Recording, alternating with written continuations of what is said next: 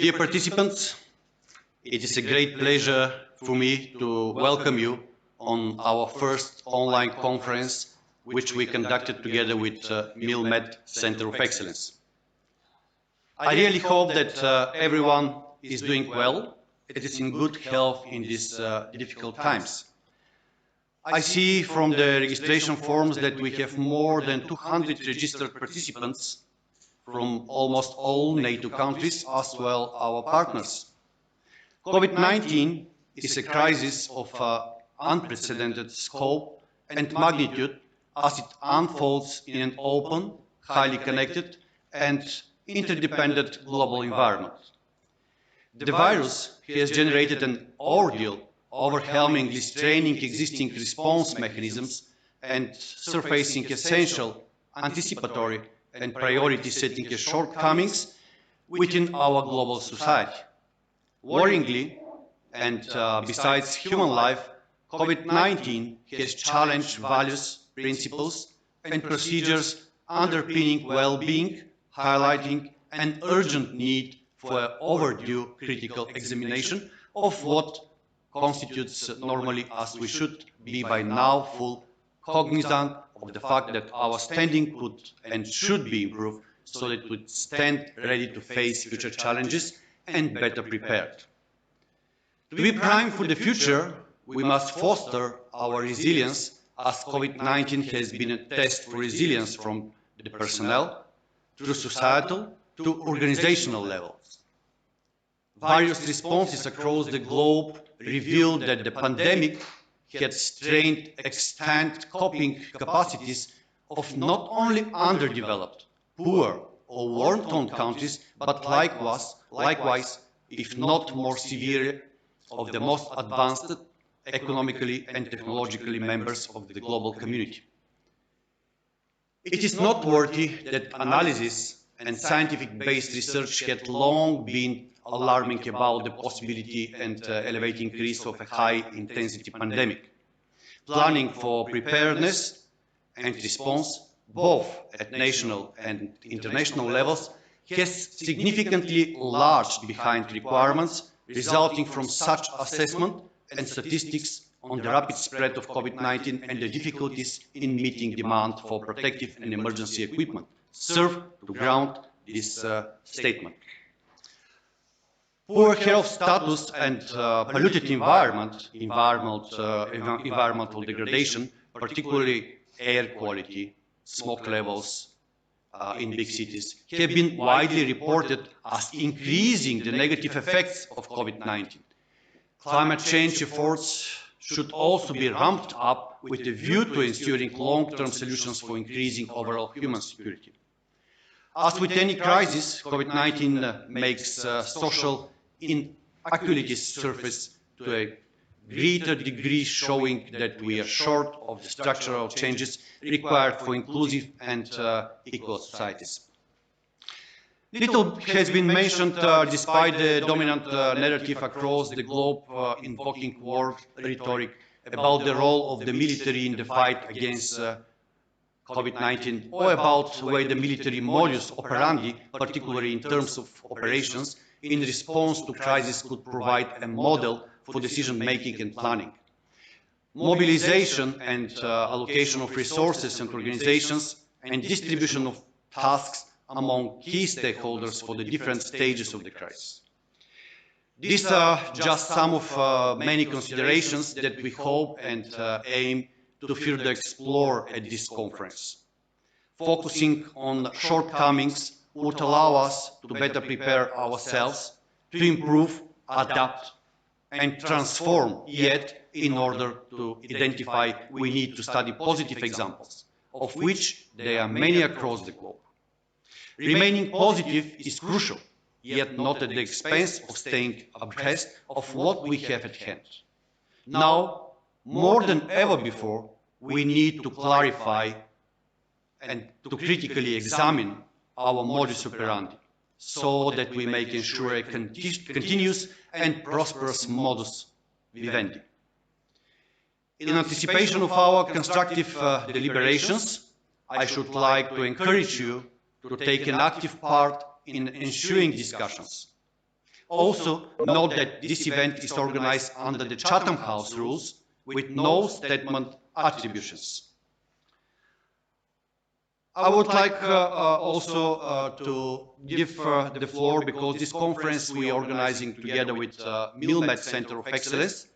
I would like to give the floor to Dr. Colonel Attila Lengyel, who is Deputy Director of Military Medical Center of Excellence, and he also to give the floor for the opening remark. Dr. Lengyel, it's your turn, please.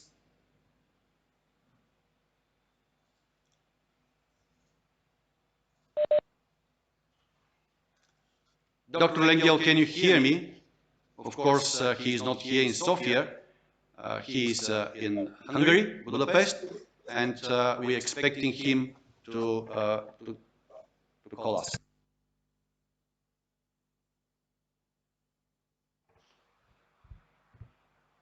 Dr. Attila?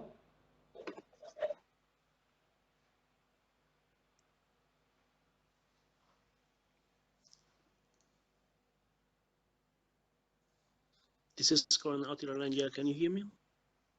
Unfortunately, we will expect these technical requirements to be done. Okay.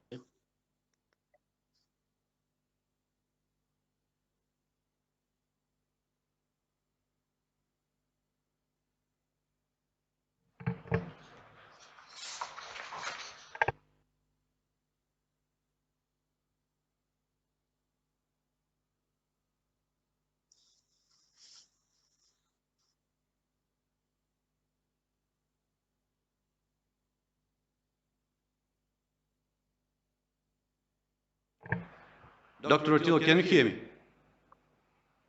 Yes, I can hear you. Yes. Can you hear me?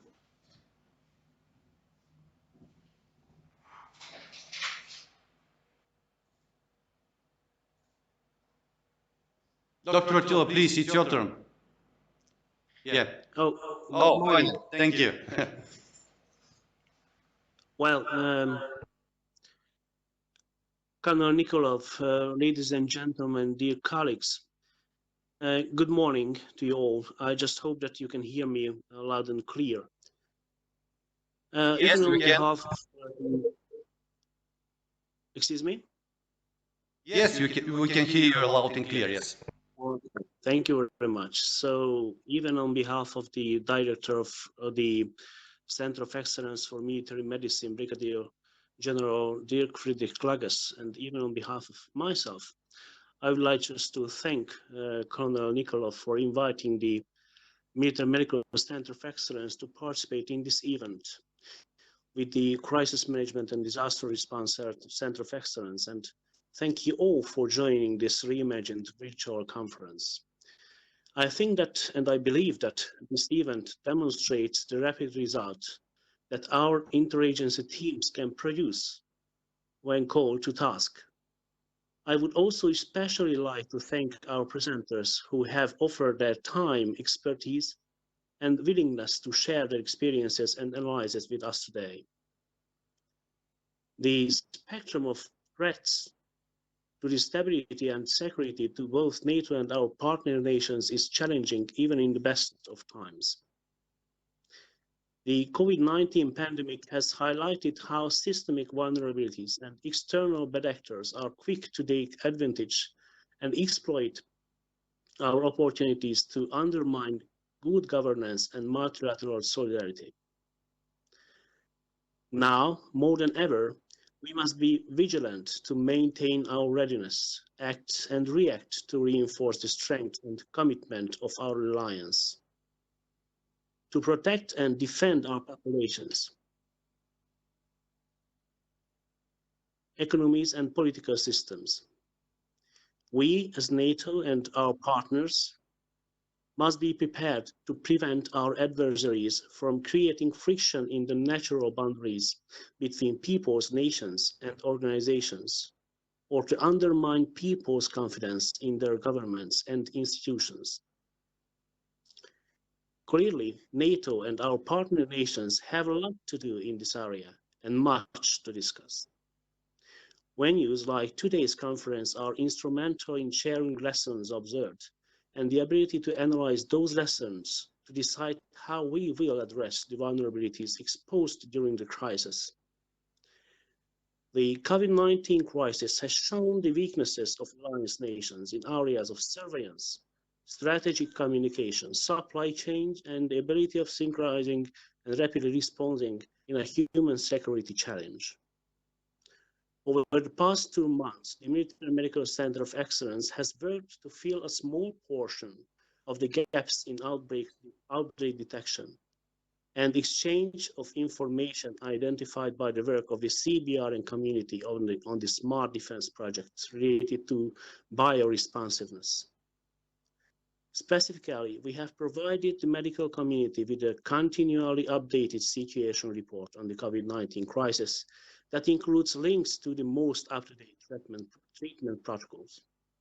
We have set up a dedicated area on the MILMED COE knowledge management page for information sharing, and we are actively collecting observations and best practices from the nations and through frequent literature reviews.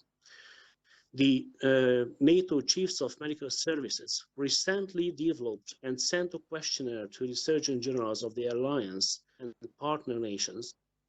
In the questionnaire, they requested information on how the nations have dealt with the crisis, what challenges they have faced, and what role they would like to see NATO play in future bio threats. The Surgeon Generals, the COMETs, have asked for information sharing to include epidemiologic data, real-time health surveillance, and medical intelligence. They have asked for a force health protection strategy that includes a common approach to mitigation and treatment and greater assistance with international cooperation. At the Military Medical Center of Excellence, we feel that these are reasonable requests and are exploring options to expand and refocus our plan of work in 3 specific areas at least. First is to increase the capability. First is to increase the capability of our Force Health Protection branch to improve real-time surveillance, response, and mitigation capability. The second line of effort will be to develop a database of national resources to include planning guidance for sharing critical response resources. And lastly, to develop a curriculum nations can use to train non-medical personnel to assist disease tracing and mitigation efforts. So at last, I look forward to the presentations and discussion ahead of us today, and I'm very happy to be able to engage with all of you today. Thank you. Thank you very much, Dr. Zengel. It was really good starting of our conference and good questions which you gave to us for this conference. I encourage you to stay online and to participate in the discussion. Just before to start with the first panel, I would like to remind you for the possibility to be active and to ask questions for all participants on our YouTube channel, Facebooks, and inside the building. You can use YouTube chat room or use a special applet called Ask Your Lecturer. From the CMDR COE website, I see that we already have some questions for our lecturers, but when you hear their lectures, just ask what you want, typing password first specified for respective panel, which you can find below in agenda. Yeah, you can see on the screen also. Type your question in the box Add Question, mark box attached to name of the briefer you would like to ask question, and don't forget to click the button Submit. You can also, what is very important, just not to repeat, to make any repetition of the questions, you can also vote for questions which are already asked. To switch for the next panel, click button Change Conference and type password assigned to respective panel. Of course, you can use directly to ask your questions or comments through YouTube, but because of the big amount of the guests, your question could be hid from the comments. Anyway, we are following also this chat room and we will transfer your question.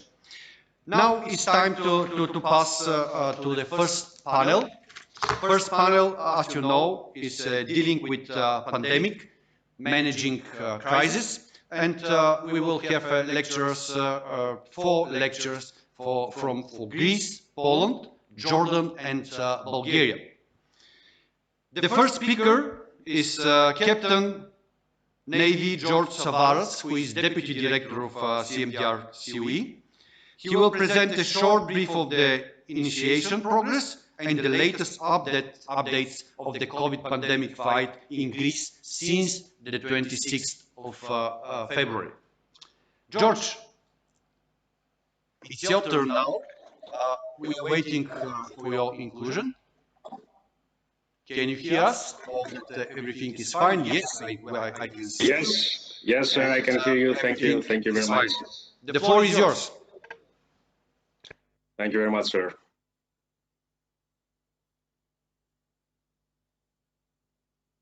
Okay, honorable guests, ladies and gentlemen, dear colleagues, as you heard, I am the Deputy Director, Captain George Savaras from Hellenic Navy. I will brief you about the initiation progress and the latest updates of the COVID pandemic fight in Greece since the 26th of February.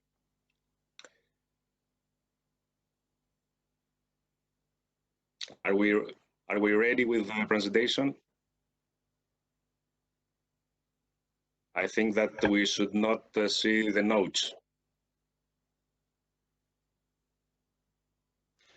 Please start the presentation. We will manage this one. Okay.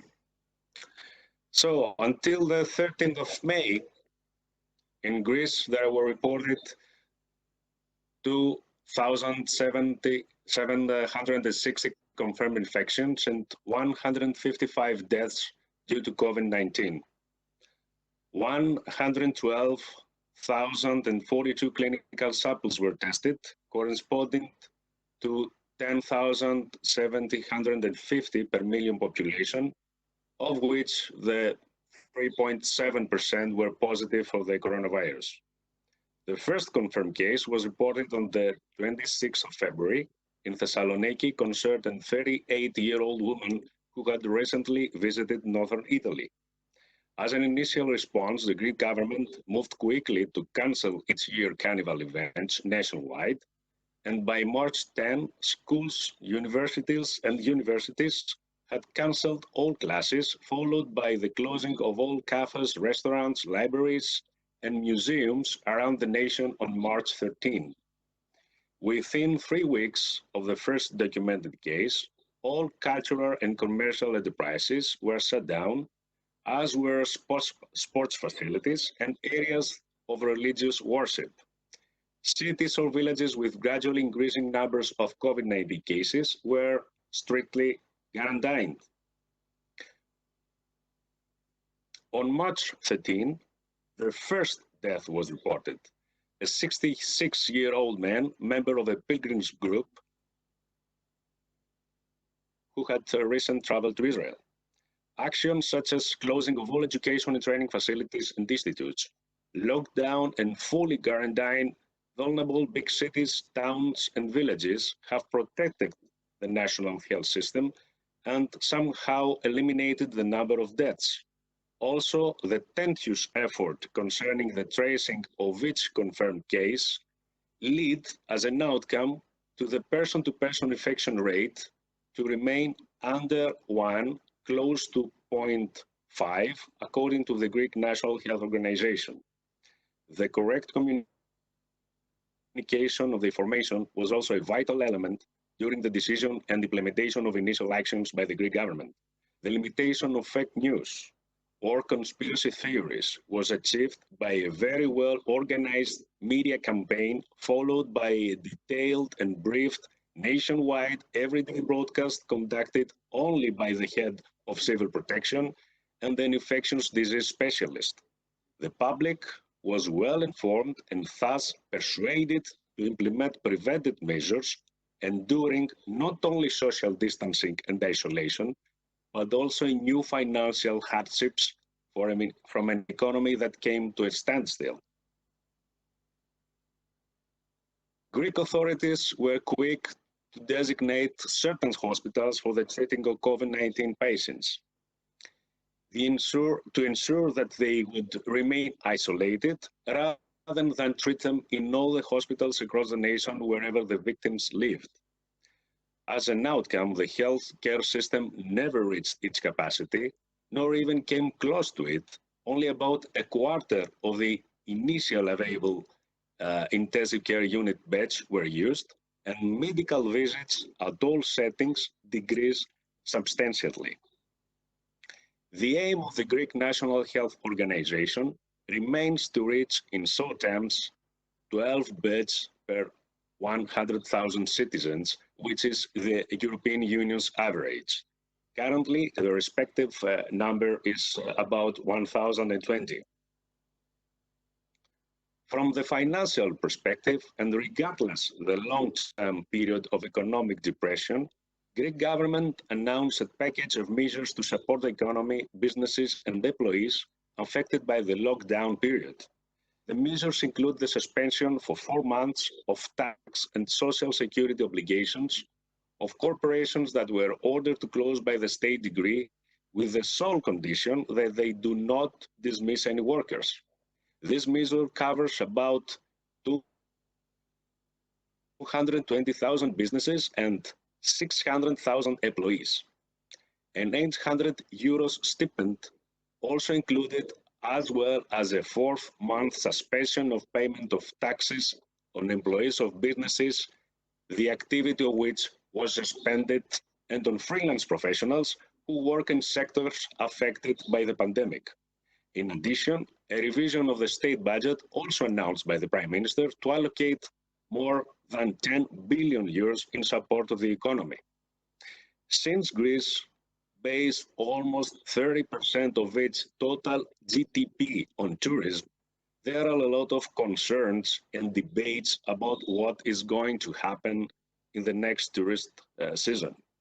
It is believed that travelers, and hoped that travelers arriving from overland of neighbor countries may mitigate the consequences to tourism this season, as traditional markets remain closed due to restrictions.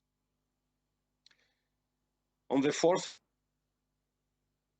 of May, signaled the transition from quarantine phase 1 to loosened restrictions, and we enter a new stage from stay-home containment policy to stay safe.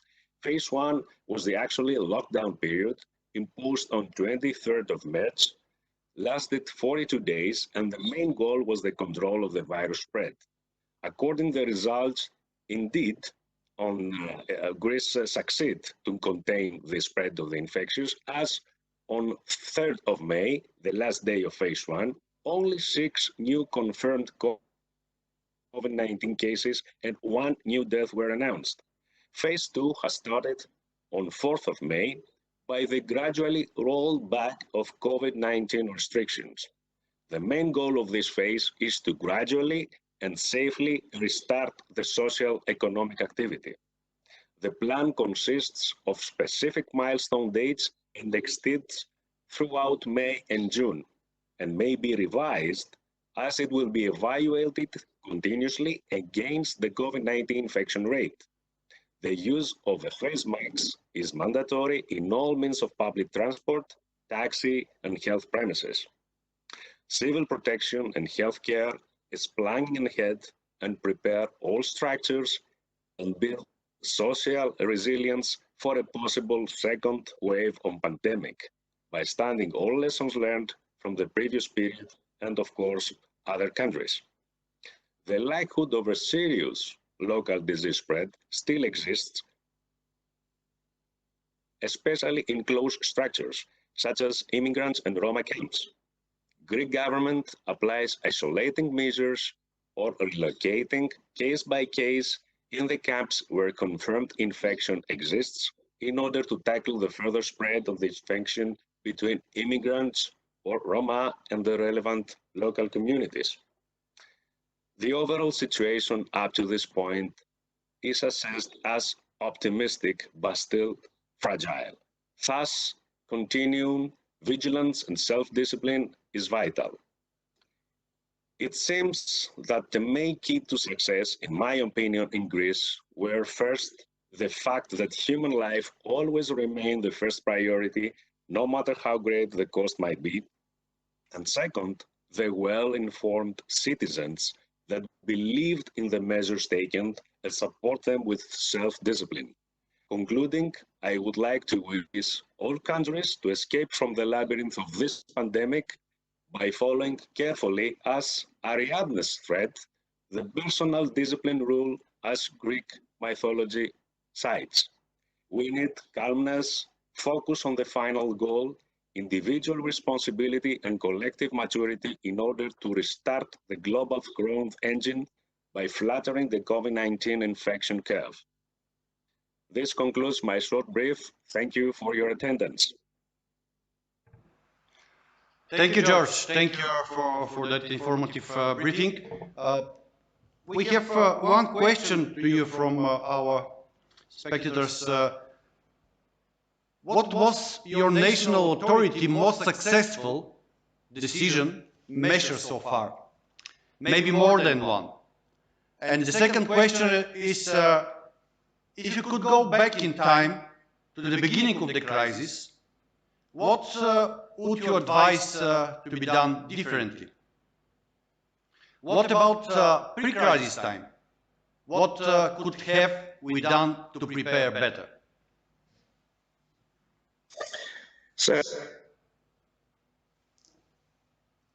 Okay, sir, thank you. But if you please, can you repeat the first question? I only hear the second one. The first question was, what was your national authority most successful decision measure so far? What is most successful you can estimate it now? Okay?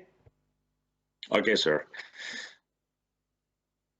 As I already told in my closing points, I think that the most important decision that was taken by the government, it was the lockdown, because the political and the social cost is very big, and also the financial cost. But as I told you, human life comes first. So I think the most important decision was the lockdown, the early lockdown, and of course, social distancing. And the other one was the correct flow of the information. That was the two major elements of, let's say, the success in the Greece situation regarding COVID-19. So about the second question, if I could turn back time, I think that I would probably take even faster the lockdown measures, in my opinion. Yes, thank you very much. Actually, it's interesting also for me because yesterday in Bulgaria we finished the emergency situation. And now the society is separated on to continue or not to continue, to blame the government that we have that emergency situation or not. And that is interesting. Do you think that, for example, in Greece, we know that even the more harder measures than in Bulgaria, do you think that this should continue? And when should stop all these measures? When, for example, tourism, because in Bulgaria and Greece, both countries very struggled from this from the tourism. What do you think?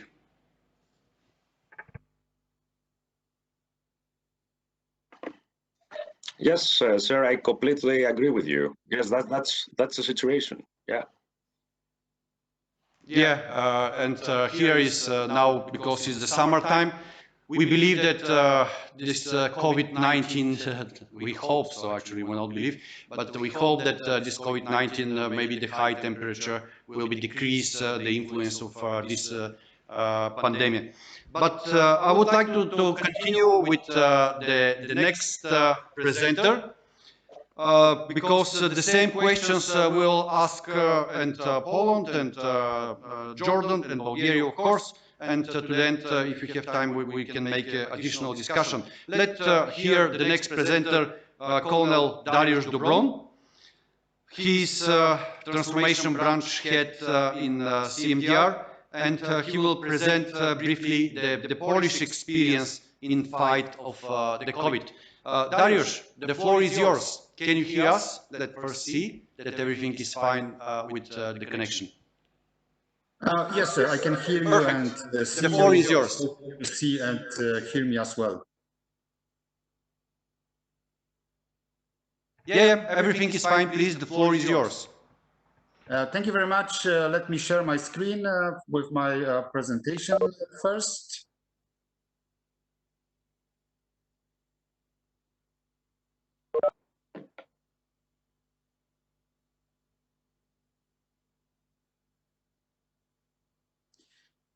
Okay, once again, it's great to be with you and have opportunity to share information how Poland is dealing with pandemic. So let's start from the beginning. First officially recorded infection was reported on 4th March. And this was 66 years old man who came back to Poland from Germany. What is interesting, he traveled by bus and it took almost 2 weeks to identify all passengers of this bus, trying to figure out potential source of infection.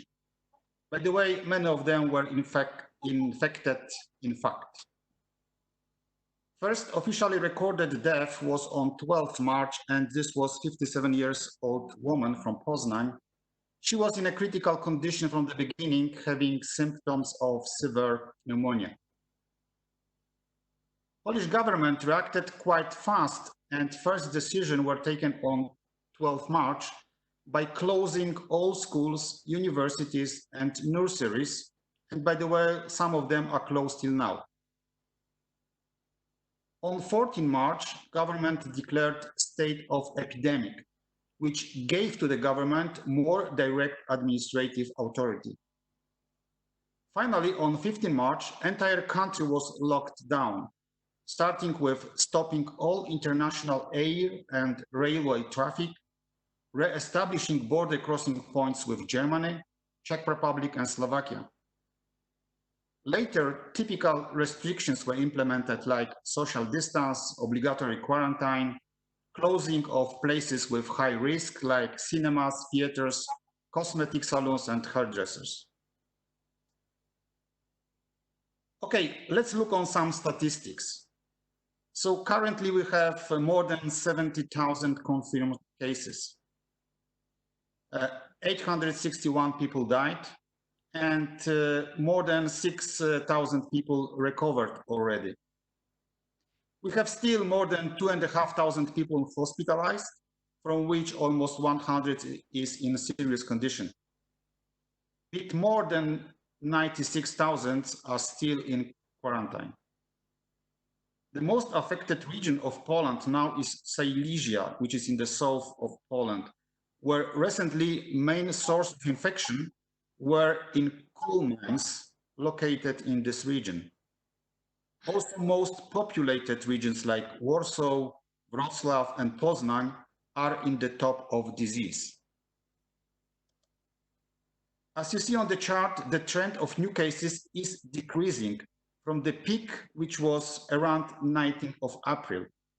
However, average number of new cases is still on the level around 300 per day. Age of people who died is mostly located above 70 years old. As you see, it's around 71%. And average age is around 75 years old. person.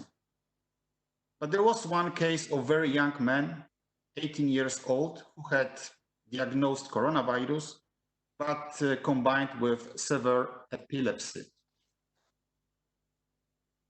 The gender structure of people who died is almost equal, as you see, 49% for women and 51% for men. The Polish armed forces are engaged in the fight with coronavirus from the very beginning. Initially, there was just medical evacuation mission done by our Air Force. Also, some Poles were evacuated from Wuhan, China. Now, around 10,000 soldiers are engaged every day, mostly supporting border police on the borders and the police in public places. 19 military medical facilities are in standby to receive sick people, so they are a kind of backup reserve, and in fact were not used so far because the public health system is sufficient. Military biological laboratories conducting tests 24/7, and the CBRN battalions established 10 separate disinfection teams, which were used already several times. The Polish government announced that reopening will be divided into 4 stages. First one started on 20 April and included ability to practice sport or recreation outside, I mean biking, walking or running. And people can use municipality parks or forests for that. All kinds of stores can be opened. However, number of people who can do shopping in the same time must be calculated, pending space capacity of the store. It must be calculated like 1 person per 15 square meters. The same rule applies to the religious places. And then finally, teenagers over 13 years can go outside without being overwatched by adults. Second stage is in force from 4th May and includes opening of sport and recreation facilities like stadiums, open facilities for motorsports, golf, shooting ranges, etc. However, also with limited number of people in the same time. Shopping malls can operate, but not all infrastructures which is inside the shopping mall. Hotels can work, but indoor restaurant or swimming pool must be closed. Food can be delivered via room service. Healthcare service, especially for the therapy reasons, can operate, but not massage salons. Also, libraries, museums, and art galleries can be opened, but with sanitary regime. From 6 May, nurseries and kindergartens can be worked, but final decision was transferred to the local authorities, which needs to take this decision in coordination with parents.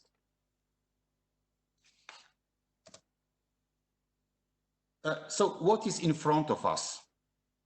First, the introducing of 3rd and 2nd stage of easing. By the way, just yesterday, our Prime Minister said that from Monday, 18th of May, the 3rd stage will be implemented. So finally we could go to hairdresser. According to business analytics, the Polish GDP will drop from expected for this year plus 1.8% to minus 0.6%.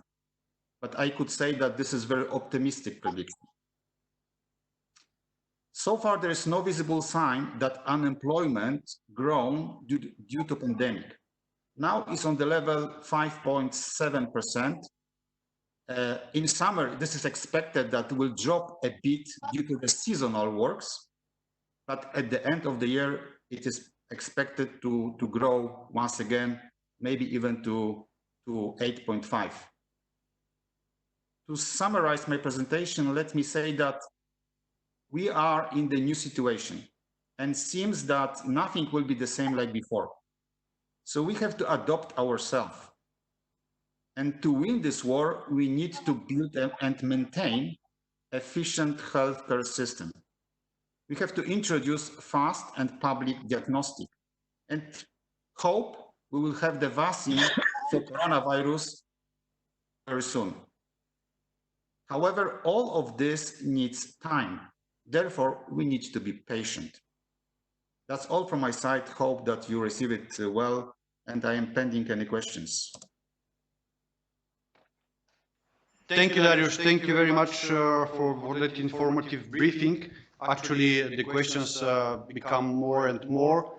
I would like first of all to stress on the questions which George make it, and actually this question is made for all presenters for the first lecture dealing with pandemic from point of view of national point of view, and maybe you also to share with us what was your national authority most successful decision measure so far. What would you advise to be done differently?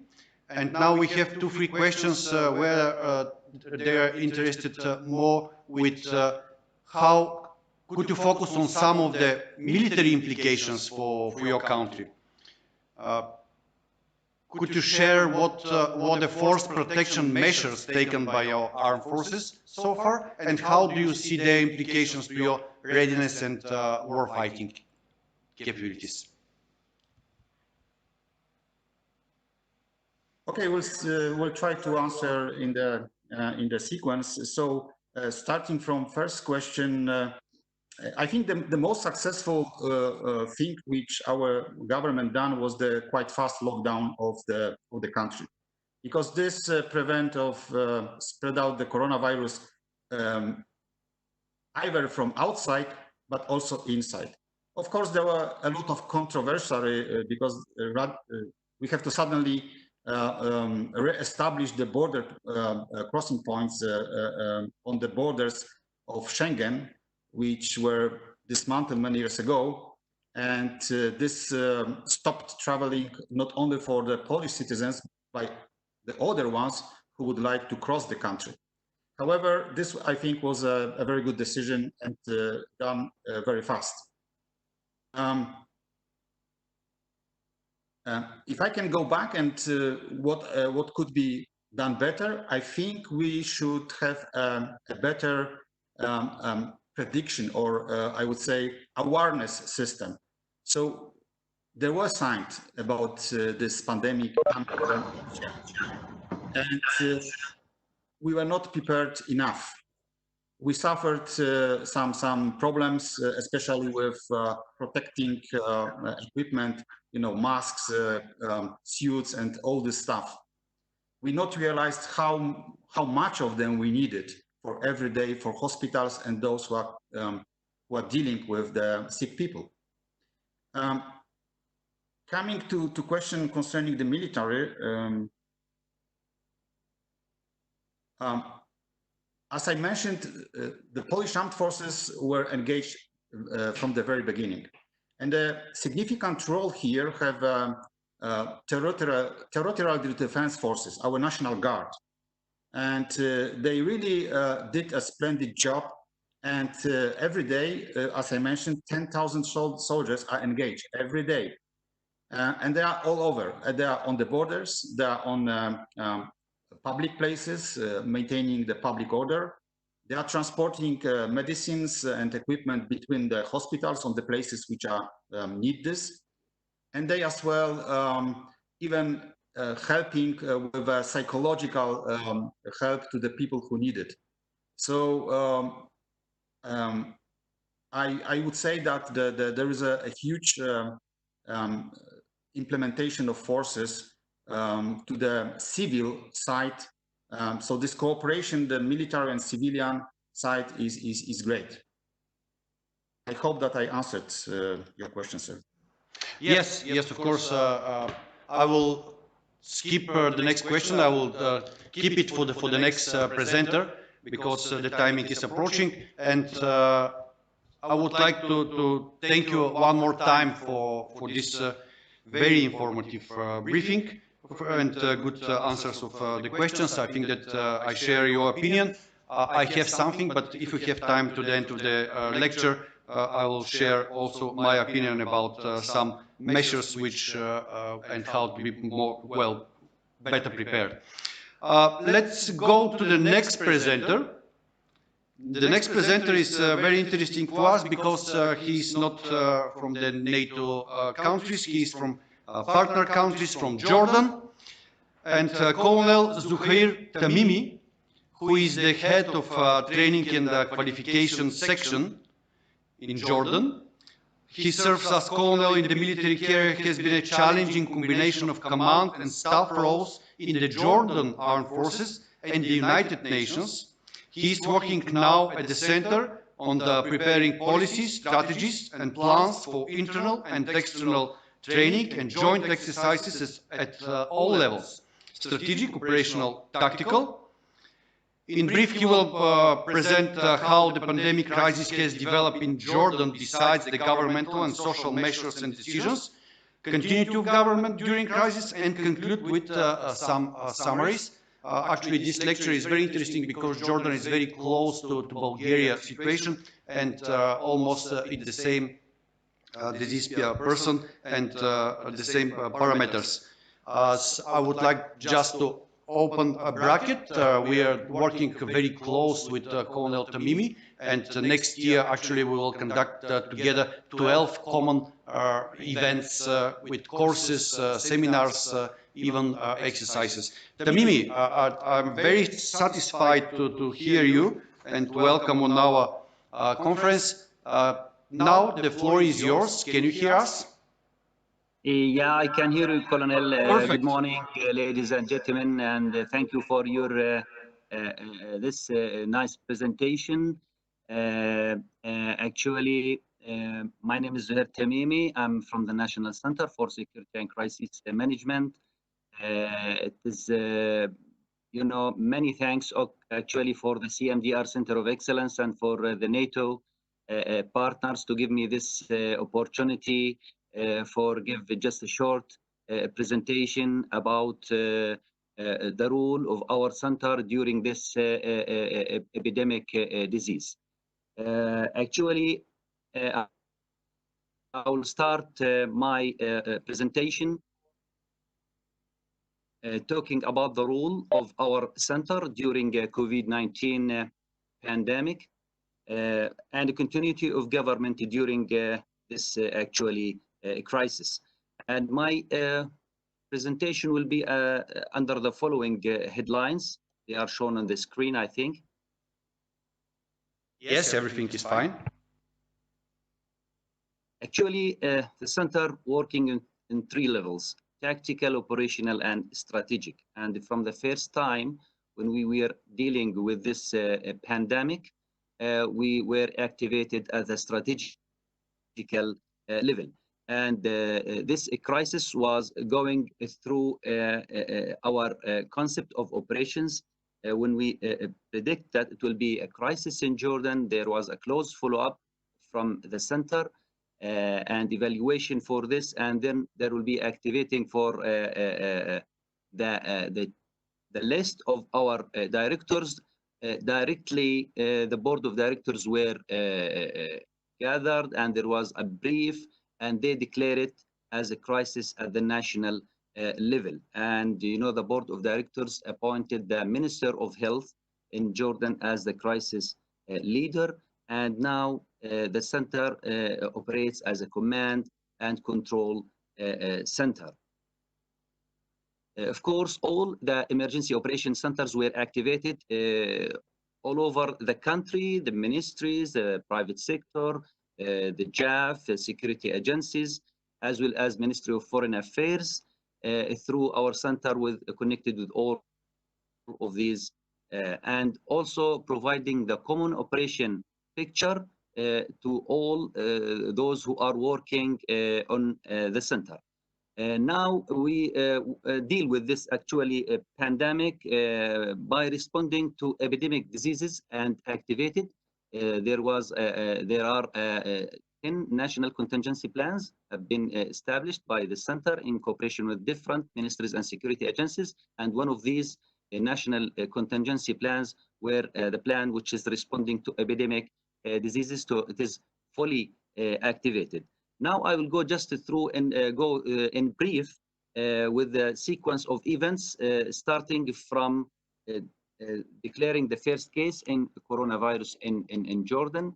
Actually, on the 2nd of March, the Prime Ministry of Jordan reported the first case of coronavirus in Jordan for a 30 years old Jordanian male who showed symptoms of the virus 16 days after returning from Italy.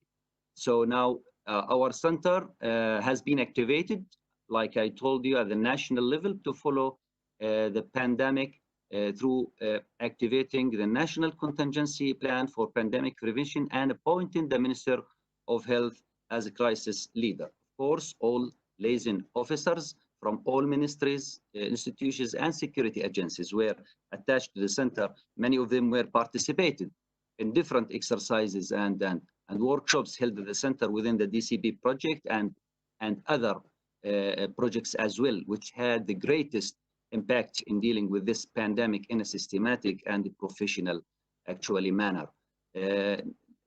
Now on 15th of March, His Majesty actually, His Majesty King Abdullah II chaired the meeting of the National Policy Council at the National Center to discuss the implications of the corona crisis and to determine the extent of the kingdom's preparations to confront this epidemic. Then the Jordan government declared a state of emergency on 19th of March and imposed a curfew on 21st of March. Therefore, a crisis cell was formed at the center from the Jordan Armed Forces, also working in coordination with our staff at the center in managing this crisis in order to set the restrictions and the controls, the necessity for public life in order to contain the virus. Of course, from the first day, regarding the media coverage of the crisis, the media coverage for this epidemic were done from the center in regular basis, like I told you from the first day, by the Minister of State for Media Affairs and Government Spokesman, and the Minister of Health and the Director of the Crisis Cell from JAF, Jordan Armed Forces, in addition to the competent minister when he is needed in order to prevent any fertile environment for roamers. Actually, there are many efforts and many decisions taken by the government during this situation, and we can say that, first of all, halting all air travel from and to the kingdom starting from 17th of March until further notice, except for the commercial cargo, and also all land, sea border crossing were shut to the passengers movement, and only commercial cargo was allowed. The Ministry of Education also commenced the distance remote learning plan through the ministry's site and through television stations. Also, the crisis cell within the center working 24 hours, 7 days to follow up the developments related to COVID-19, and a lot of task force were established. For example, medical care task force, border control, crossing and airport task force, social protection task force, strategic reserve task force regarding food and drugs, and media follow-up task force. Talking about the digital platforms, regarding launching all those platforms, the government also, through the National Center for Security and Crisis Management, has started from the first day to plan to activate digital platforms so that the lives of the citizens are not disrupted with the continued social divergence and quarantine. As a private sector and the Ministry of Digital Economy were used in this matter. The digital platforms are numerous in the fields of such as health, education, and delivery. Also, a lot of advertisement and a lot of the brochures and videos were distributed to all social and in the media by the media response unit in the center to give clear information about this coronavirus and how to deal with it. Now just let me talk in brief about the current situation. The cumulative number actually of tests that have been conducted throughout our country until yesterday evening, Wednesday, 13th of May, has reached 127,307.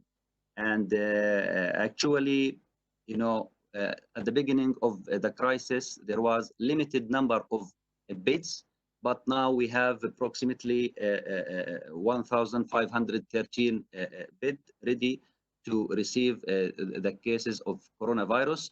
And I remember from the first day, we just have maybe 20 to 25 epidemiological investigation teams. Now we have 160 teams cover all the kingdom, and they are working 24 hours. Actually, we have now 582 confirmed cases by coronavirus in the kingdom, 92 now recovery cases, and we have 128 cases under treatment. We have 9 deaths. The first death actually was for a lady who was 70 years old. In 28th of March was the first death. Let me just summarize my presentation, since we have just a short limited time. Actually, this is a new situation, and we conducted a lot of exercises, but this is a real situation and hard, and we have to deal with it. Actually, it is impossible for our country, let's say Jordan, to remain empty of this epidemic in light of its spread widely in the whole region and in the world. And the zero situation that passed through the past few days did not mean the end of the epidemic, but rather broke the chain of its infection and control its spread internally temporarily. And it is not possible for the kingdom to continue closing on itself for unknown period. So coexistence and adaptation to this epidemic and its consequences is the invariable way until the emergence of a global remedy. And adherence to the protocols of social distancing and the public safety procedures are the only solution. Therefore, I have to deal with people as I am infected and to treat them as they are infected too. Otherwise, things remain in the circle of wishes. With this, actually, I conclude my presentation. Thank you for your kind attention, and I'll be glad to answer any questions you may have. Thank you very much, Tamimi, Colonel Tamimi. It was very informative. Actually, I was wrong. We started with the equal situation, but I see that the situation in Jordan is much better than Bulgaria. We have almost the same question. Very shortly, could you say maybe some in addition, because in your presentation we saw that you answered already on the first three questions, but for me, is interesting the question how you deal with this one. Do you hear me? No, wait just a moment. How you deal with this one and how you manage to keep this low level of disease and low level of deaths, actually. It's a very good positive case for Jordan for us. Colonel Tamimi? Did you hear the question?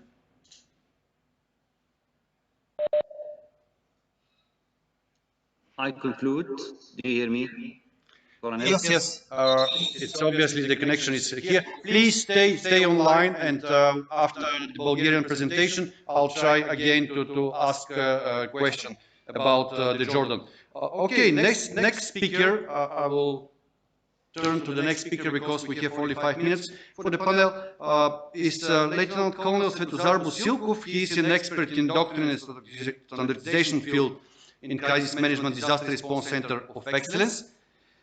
He has also some paper work concerning climate change and future security implications. Shortly, he will present the development of the COVID crisis in Bulgaria. Svetlo, it's your turn.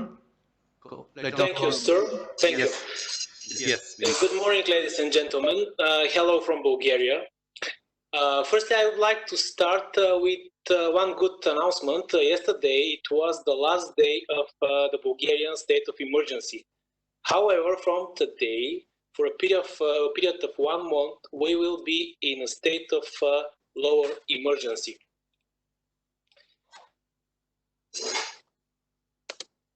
So, how the crisis developed in Bulgaria? On the diagram, you can see the trend of the new cases found. I will stress to some of the events. National operational body for coordination of the measures against the virus was appointed 2 weeks before the first case were detected. As a military officer, I would like to emphasize that this body was chaired by a military general, the chief of Military Medical Academy. Unfortunately, with that almost concluded military presence in the fight against the virus. I mean, despite the regulation in the new law, the military wasn't allowed or wasn't requested to have more active role in the manner as Colonel Dubron previously mentioned for the Polish experience. First 4 cases were diagnosed on 8th of March. As a response, all activities connected to public gathering of people and park visiting were suspended. We announced 2 months of emergency, the state of emergency, with acceptance of a new law of measures and activities during this state. The restaurant, bars, cinemas, shopping center were hit the most because they were closed.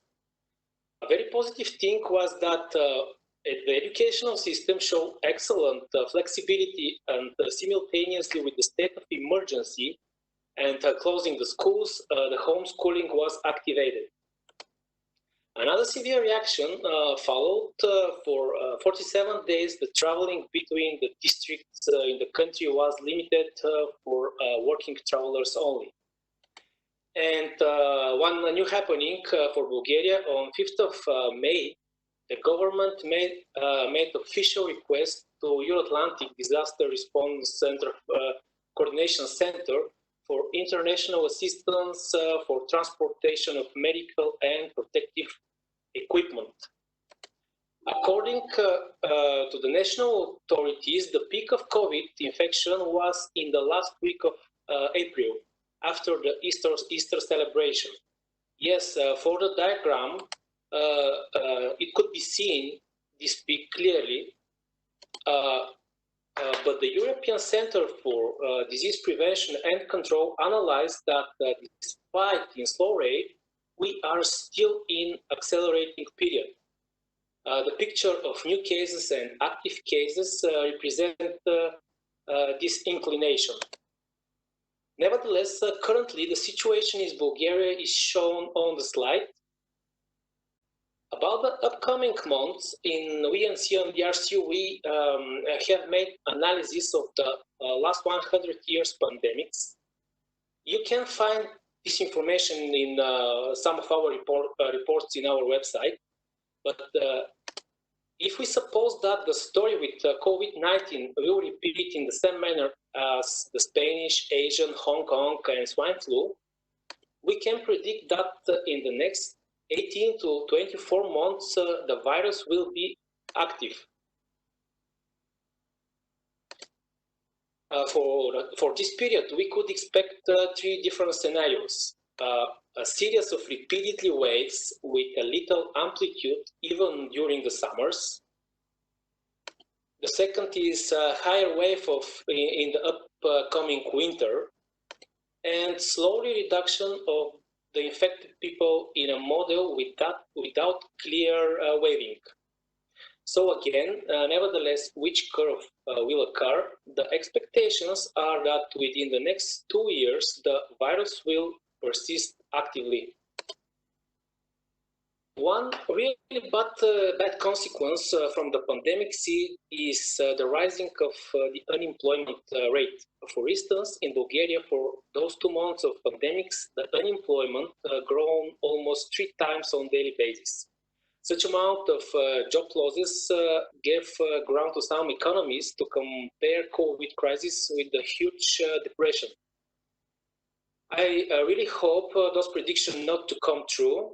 We know for sure that the world cannot afford to remain in some kind of emergency state for 2 years. That's why we will have to learn to live with the virus as we did it with malaria and HIV, for instance.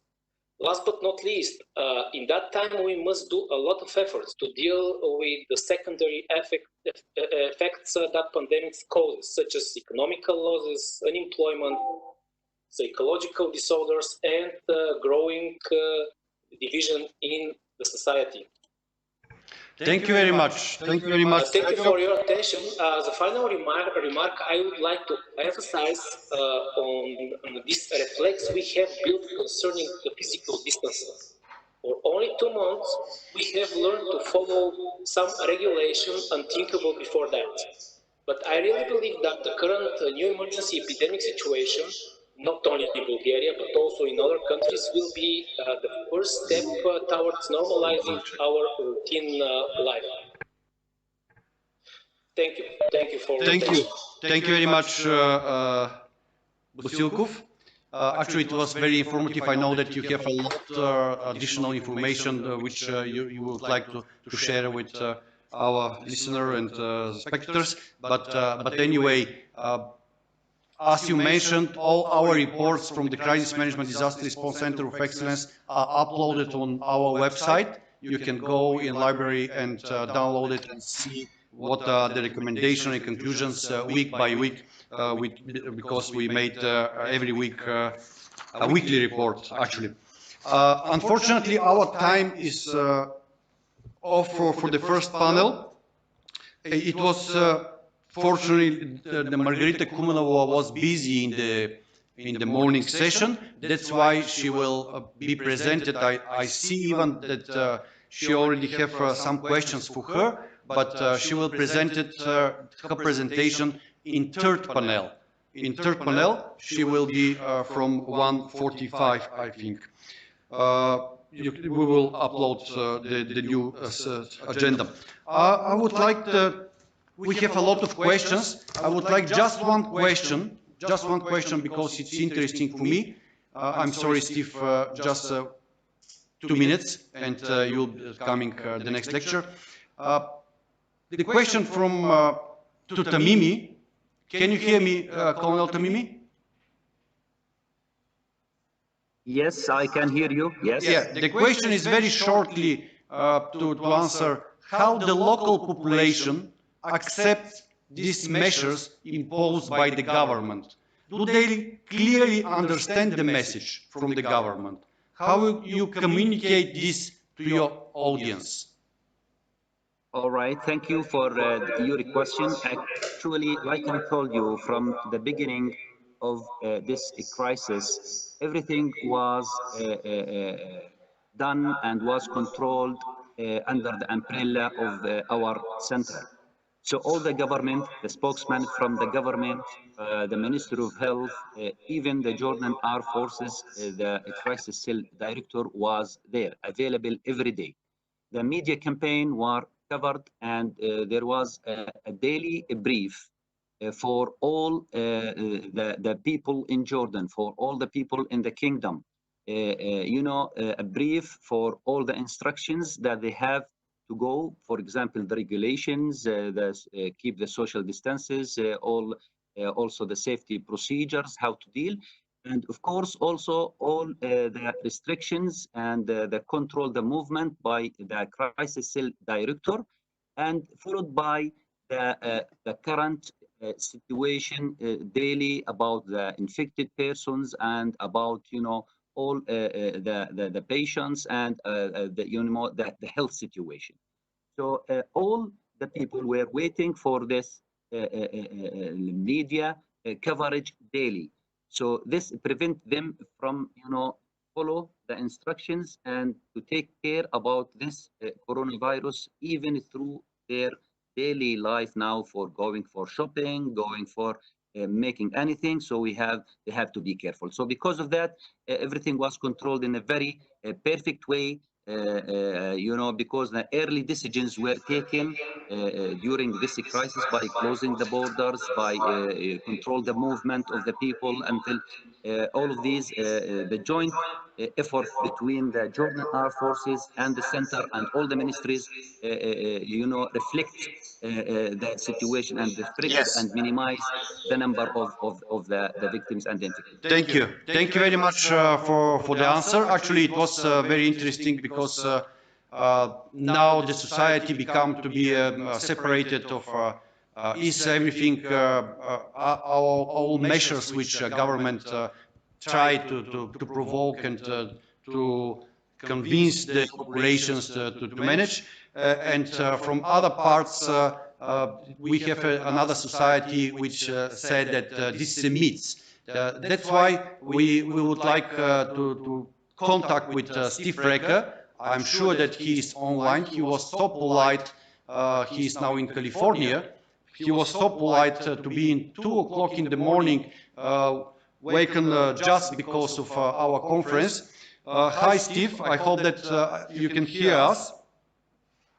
Thank you. Yes, he is from the Pacific Disaster Center Humanitarian Assistance programs. He is experienced in crisis management operation and civil military engagements. The most important, he will discuss COVID-19, what we know, what we don't know, and what we got wrong. The brief will share how to analyze, visualize, and operationalize validated information. Thank you, Steve, one more time, and the floor is yours. Thank you, and good morning, everyone. Thank you, Colonel, for the introduction. I'll get right to the brief here in the few minutes that we have, and I look forward to any questions we have at the end. So as the Colonel mentioned, this is the layout of the presentation this morning. I'd like to talk a little bit about what we do know, so the facts, if you will, of COVID-19 and the coronavirus, what we don't know, some of the information gaps, what we are now starting to understand is either false or fake information or just pure myths regarding the virus, and how we operationalize that and where we go from here. So just for a bit of background and situational awareness, two quotes here, and I've highlighted some sections in red. First, from the UN Secretary General, that facts might be different between different entities. So his statement here again that perhaps we can agree to disagree on some of the details, but my comment back is that there clearly are some facts associated with the virus and our response.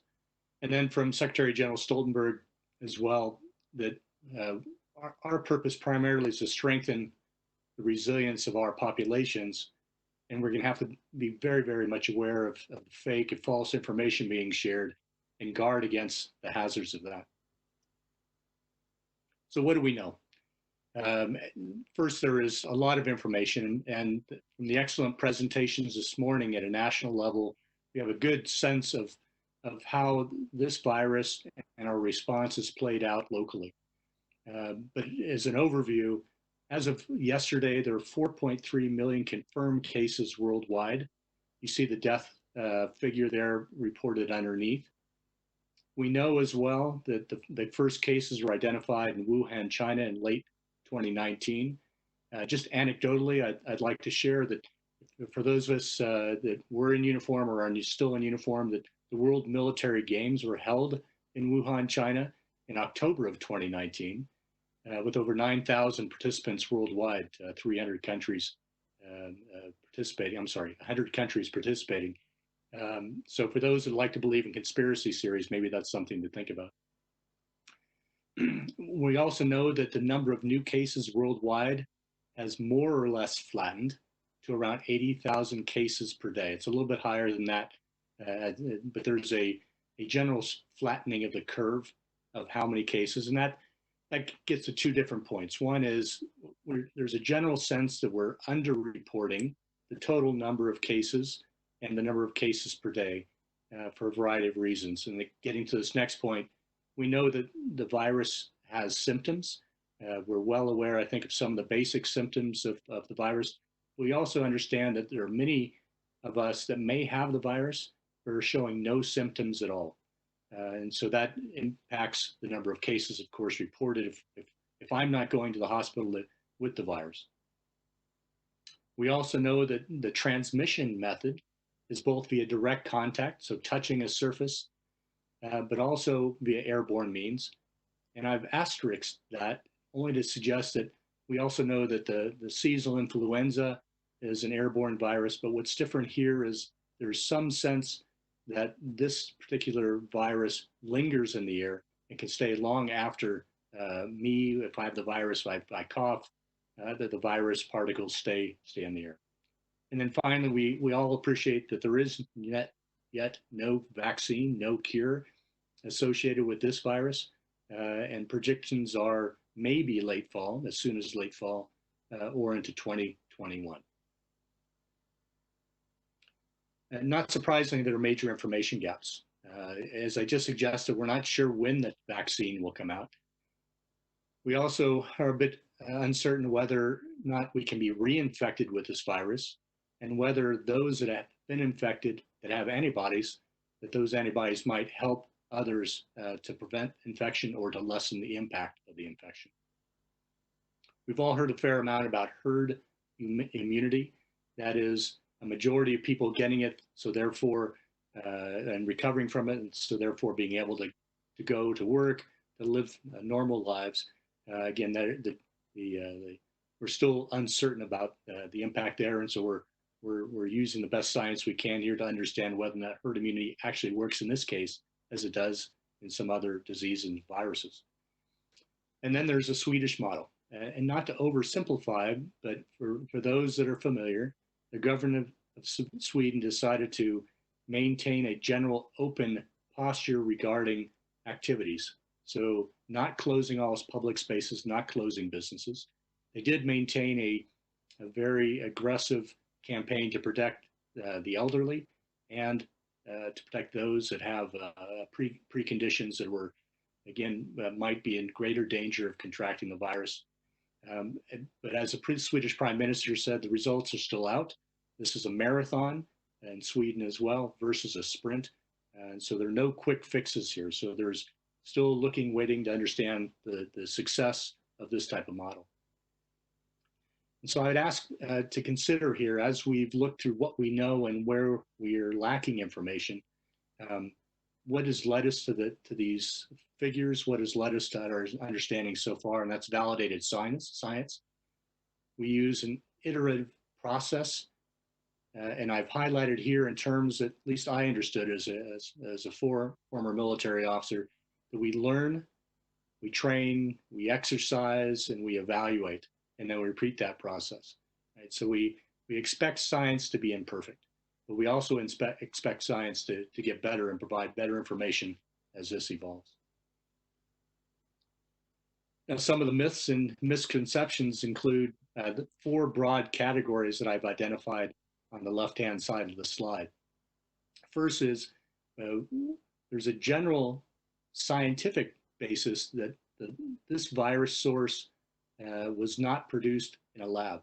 However, we've read about, we've come up with a wide variety of news suggesting that this virus source either was created in a lab in Wuhan, so their infectious disease lab is based there. I would say that's part of an information gap. I won't call it completely a myth, but there's still information out that suggests that we just don't know enough information about this at this point. And then the relative danger, early on in particular, but we're still seeing a lot of news reporting that this is no more dangerous than the flu, the average seasonal flu. Why would we shut down our economies when we have the flu anyway? And again, a fairly dangerous misconception when we look at the rate of transmission and the deadliness of this virus. Next is how the virus spreads. So the wide variety of thinking on it and news reporting on it, information sources through social media, how you can get the virus.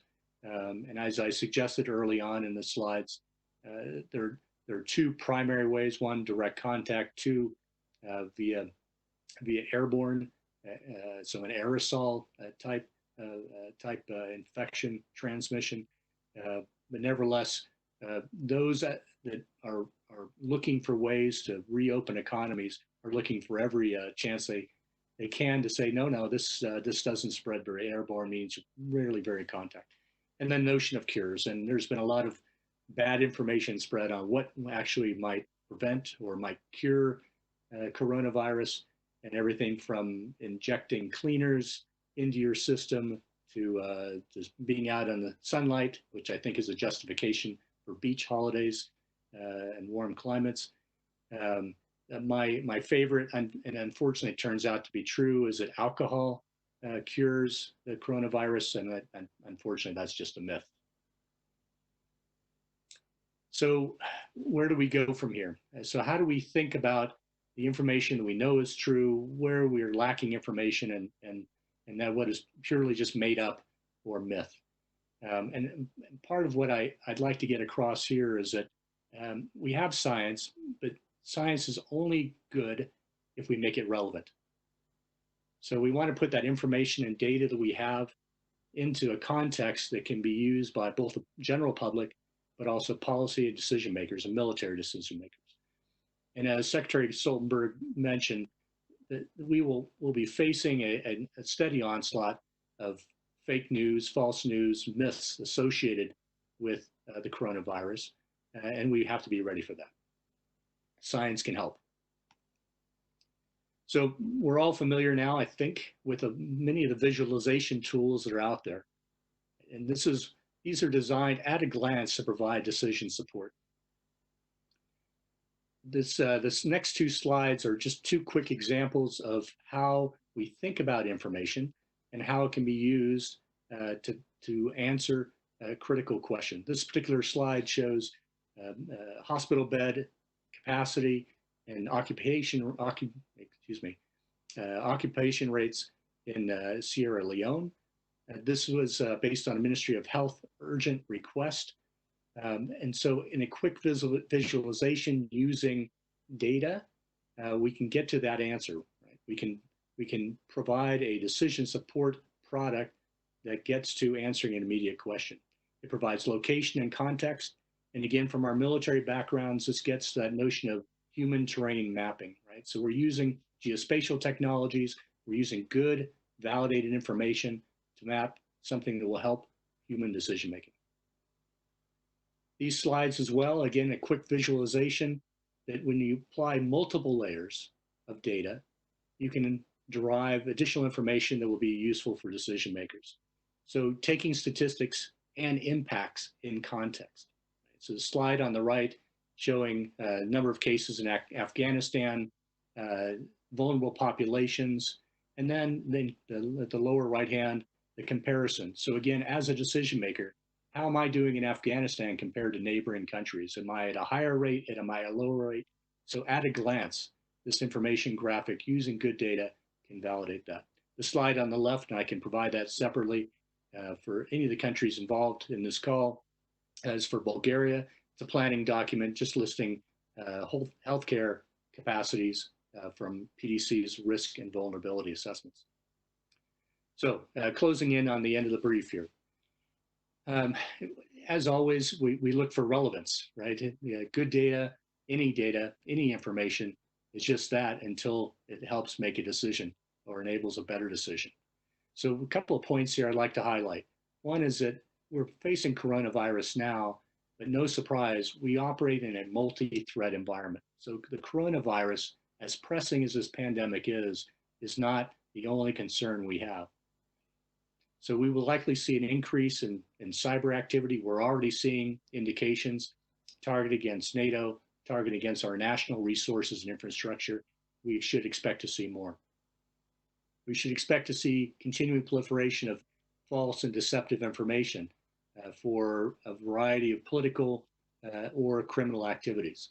So not a surprise that we will see more of that, and especially as pressure mounts from Sveto's last presentation, the idea is we can't live in a state of emergency for 2 years.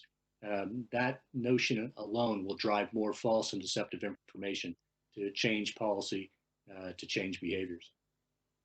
The last note I have here is on personal protective equipment.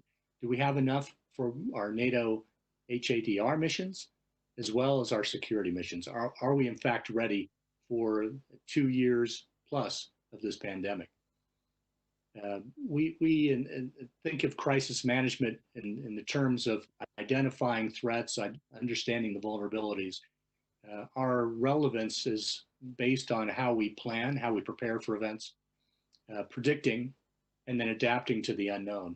The best plans we have, as we appreciate, generally go out the window when we have a new or a novel event like the coronavirus. But the planning process has gotten us to think through situations and be able to adapt once we get into new situations.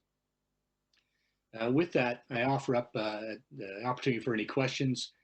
Glad to follow up if you see my contact information there, as well as PDC's contact information. And to the lower left-hand part of the screen, if useful, to request an account via our decision support tool, the account access is available there. Pending your questions, I'll stop my brief here. Thank you very much, Steve, for your very good, informative presentation. Actually, we have 1 minute just for one question. I would like to assure you, all our spectators, that we will provide all your questions, very interesting questions actually, to the speakers. They will answer, and to the last panel, we will summarize the information what you need. For the last panel from 1600, please be online to hear the answer of this question. Steve, one very short, actually it's not short, but very interesting question for me, if you would like to answer very shortly. Thank you for waking up, actually, I'm reading, in the middle of the night in order to speak to us today. Would you agree that the vulnerabilities of democratic societies have been furthermore utilized to the advantage of authoritarian states or their non-state proxies and allies? What could we, the military, do in post-pandemic circumstances to strengthen awareness of new vulnerabilities of our societies and to help prepare for the next challenge? This is a long answer, but if you could answer in short, please. Very good. I understand we have a short amount of time. Colonel, thank you for your question. Unfortunately, you cut in and out a little bit.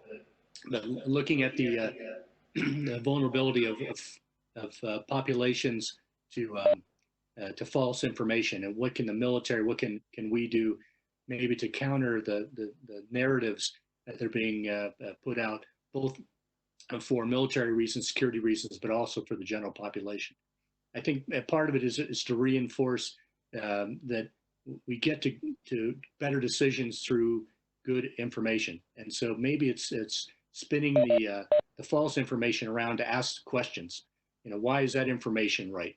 And then again, turning to trusted sources, and then try to understand how do we convince populations to believe in trusted sources. That's going to be a challenge when every social media actor has a voice.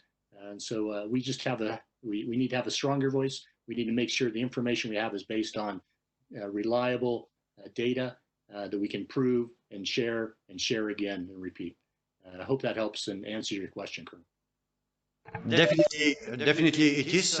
If you just stop sharing your screen just to see your face online. And thank you very much for that great presentation and what you provided and answer. I would like again to repeat that all will try to provide answers of all your questions which we have on our website. And to the last panel from 1600, we will try to summarize the questions. With this, we finished the first panel. I would like again to thank you to all our speakers. We will continue after 2 minutes after short technical break, and we'll continue with the second panel. I'll give the floor to the next moderator, Colonel Dariusz Dubron. Thank you. Stay online, please.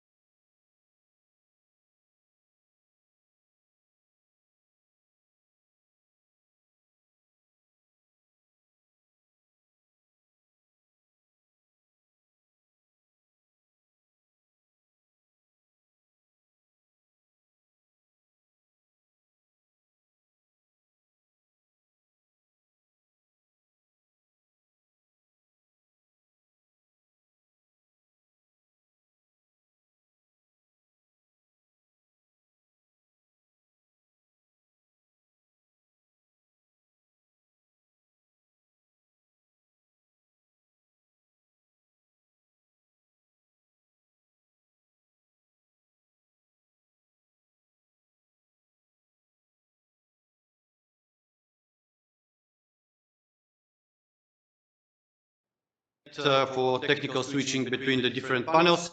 Now I would like to give the floor to our next moderator, Colonel Dariusz Dubron. Just would like to mention that we had some technical mistake from the Bulgarian speaker, and this presentation will not be recorded and will not be uploaded on the web page and website.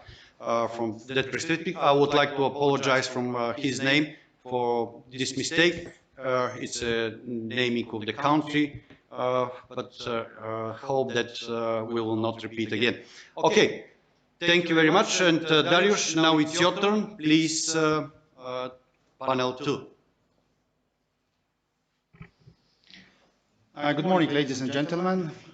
Let me introduce myself once again. I am Colonel Dariusz Dubron, and I am Chief of Transformation Branch in our Center of Excellence. But today I have a pleasure to moderate a couple of panels which are in front of us, starting with the current one. The repercussions from the COVID-19 pandemic are far-ranging and affecting as well single individuals as whole society. Important role in fighting with this crisis are on our shoulders or shoulders of national and international institutions. One of them is, of course, NATO. So we are going to discuss how COVID-19 could influence the way we think about future international missions. Our first briefer is one of the best in that field. So let me present Mr. Kyle King, the founder and managing director of Capacity Building International. He spent 28 years in the emergency services and international security field, which 8 of those years being with NATO. He has worked in missions includes Bosnia, Afghanistan and Kosovo. And now, if I am not mistaken, he is in the Ukraine. So Kyle, nice to have you here, and over to you. Hi, thank you very much. It's a pleasure to be here. Good morning to everybody, and I hope you're doing well in this quarantine environment. I really appreciate the time to be here with the CMDR COE, and we'll just go ahead and get started on the presentation.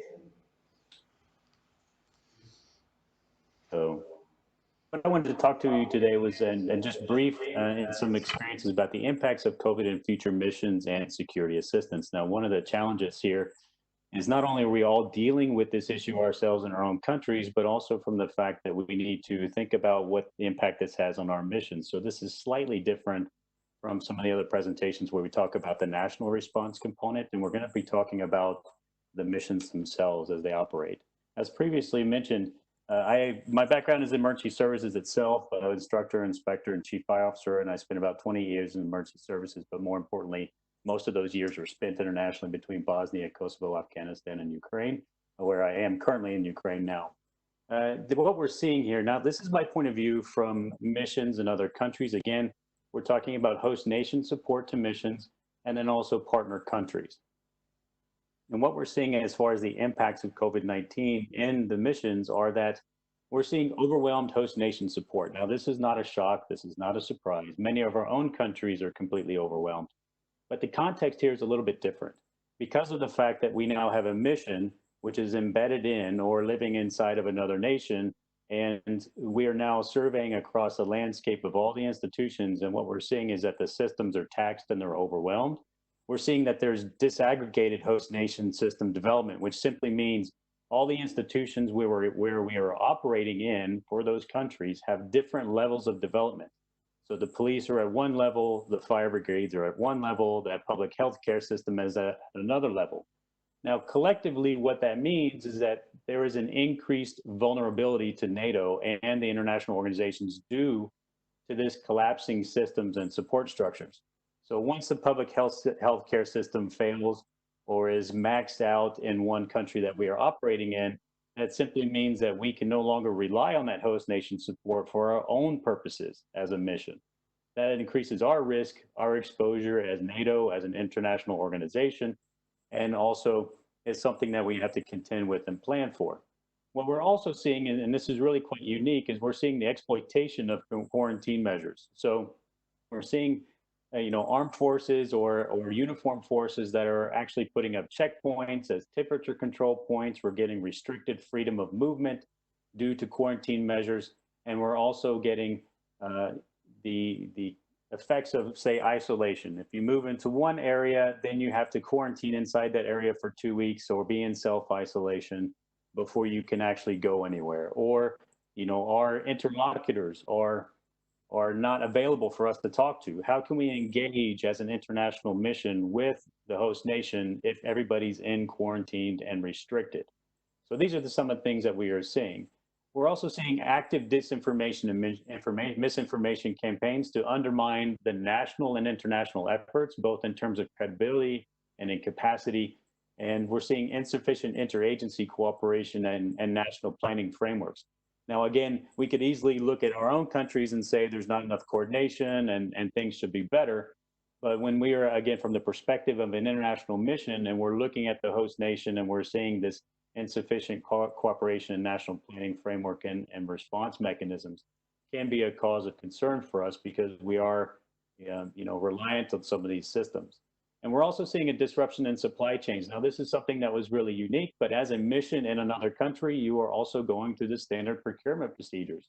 You are reliant upon the host nation that you're in for, logistics and materials and supply chains, just like everybody else. And so now the international mission themselves as an entity is becoming a competitor in the market for things as simple as masks. And that's driving some complications in our procurement procedures as well. So looking forward, how can we actually increase our partner or host nation capacity after this kind of COVID-19 experience.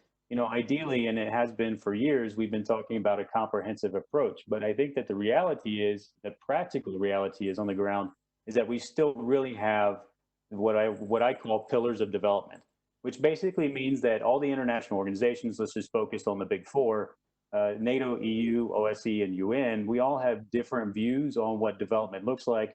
We all have different resources and different assistance mechanisms and packages that we can deliver to a host nation or partner nation in order to increase their security and their stability. That might be focused on education, that might be focused on the security forces, or that might be focused on rule of law, governance, elections, whatever the case is. But how often are these actually synchronized? How often are they actually integrated? And how often are they actually working together to achieve stability? Now, what we often say is that resilience is a national responsibility. But who actually helps build resilience? Now, in the future, we should, after this experience, we should really become an advocate for resilience. As international organizations, we need to promote things like interagency cooperation, which, yes, it is a national responsibility, but we need to really begin having that discussion about what that means, as well as crisis management, emergency management, disaster response planning very early on into our security assistance efforts. And the early integration of these lessons learned, what we're learning now for our own nations from this experience, we need to move that into the future security assistance programs and help address some of the shortfalls that we already know and we already have evidence of happening. And what we need to do to improve that process is we need to recognize that civil preparedness, emergency management, is a key component of stable societies. It is something that needs to occur to be able to respond to and effectively deal with a crisis. We need to acknowledge the missions eventually evolve into this discussion about resiliency. And I'll provide an example later on in another slide. But this occurs as a natural progression of stability. We build the institutions, they become functional, we train, we equip, we mentor, we advise, and then we start discussing the whole of government response. Now, if we call it that or not, that's a different discussion, but we do focus on interoperability. We need to take stock of existing means and capabilities. What are we currently doing? Because this is not going to be something that requires a resource-intensive program, but it is something that we have a lot of time and effort spent on, especially in NATO over the years. In Sub-Emergency Planning Committee, EADRCC, or colleagues I'll be briefing later, CivPrep, and especially the CMDR COE and EU civil protection mechanisms and Science for Peace programs. All these tools and mechanisms exist out there and can be leveraged to improve our security assistance and our ability to promote emergency management or crisis management as a tool for stability. I would also argue that we need to have early integration of emergency management and crisis management into our operations, into our security sector reform. And again, it will happen anyway. We need to acknowledge that. So why not start early on? When we start the reform programs and we start building capacity in other countries, we should have a discussion from the very beginning about how you function and work together collectively with the other security sector actors.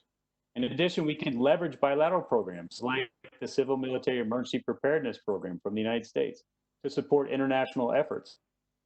We can coordinate our security assistance programs to include bilateral partner programs and other initiatives, because just because we can do it doesn't mean we should, and doesn't mean that we have to. There are other agencies, there's other bilateral partners and other security assistance programs that may be better resourced and capable of delivering the type of tools and advice that we need. So all of that together, here's an example that I like to highlight, which is that there's a Silver Saber exercise that's occurred in KFOR every year, and it's part of the headquarters KFOR and the overall KFOR mission element. And the history of this exercise was that it was specifically focused on crowd and riot control in the initial beginning and host nation police capacity. And it focused on the interoperability between NATO forces on the ground and host nation police. And now this eventually evolved to include security forces. And every year it's been an expansion upon the existing program to where it includes disaster management, topics like emergency preparedness and interagency coordination, or what they're calling interoperability. The key point here is that this is becoming an end state. And resiliency and emergency management and crisis management is becoming an end state for many of our missions, to have effective and stable societies so that we may be able to leave those nations and basically have, quote unquote, a mission complete status. So the key point here is, with that end state in mind, let's go ahead and start integrating this into our missions and our security assistance programs as a direct way and method to promote resiliency from the beginning. And that's my key message for today, is that, you know, taking all these wonderful lessons learned that we're hearing about and everything from the conference today, and really start forward thinking and recognizing that this needs to be an active program that we need to promote. And so with that, I just thank you for your time today, and especially to the COE for allowing me to share my thoughts and my views, and I remain available for any questions that you might have. Thank you very much, Kyle, for your comprehensive presentation and good information. Let me ask you one question. You said that resilience is a national responsibility, which is, of course, is true. But sometimes this resilience pending the international assistance. How restrictions implemented by some countries can prevent this assistance? Could you elaborate this? Could you repeat the second part of that question? Okay, once again, how restrictions implemented by countries could prevent the international assistance? Oh, definitely. So one example I'll just use from the exact experience that we're seeing today is that the restrictions on flights and the border restrictions are affecting international assistance greatly. It's affecting the ability of personnel, international personnel, to be able to get in and out of countries, to travel without restrictions. And this is largely worldwide. But for the missions themselves, it's affecting the logistics and procurement supply chains. It's affecting the ability to move personnel in and out of countries, just logistically speaking, because of flights, because of border controls and things like that.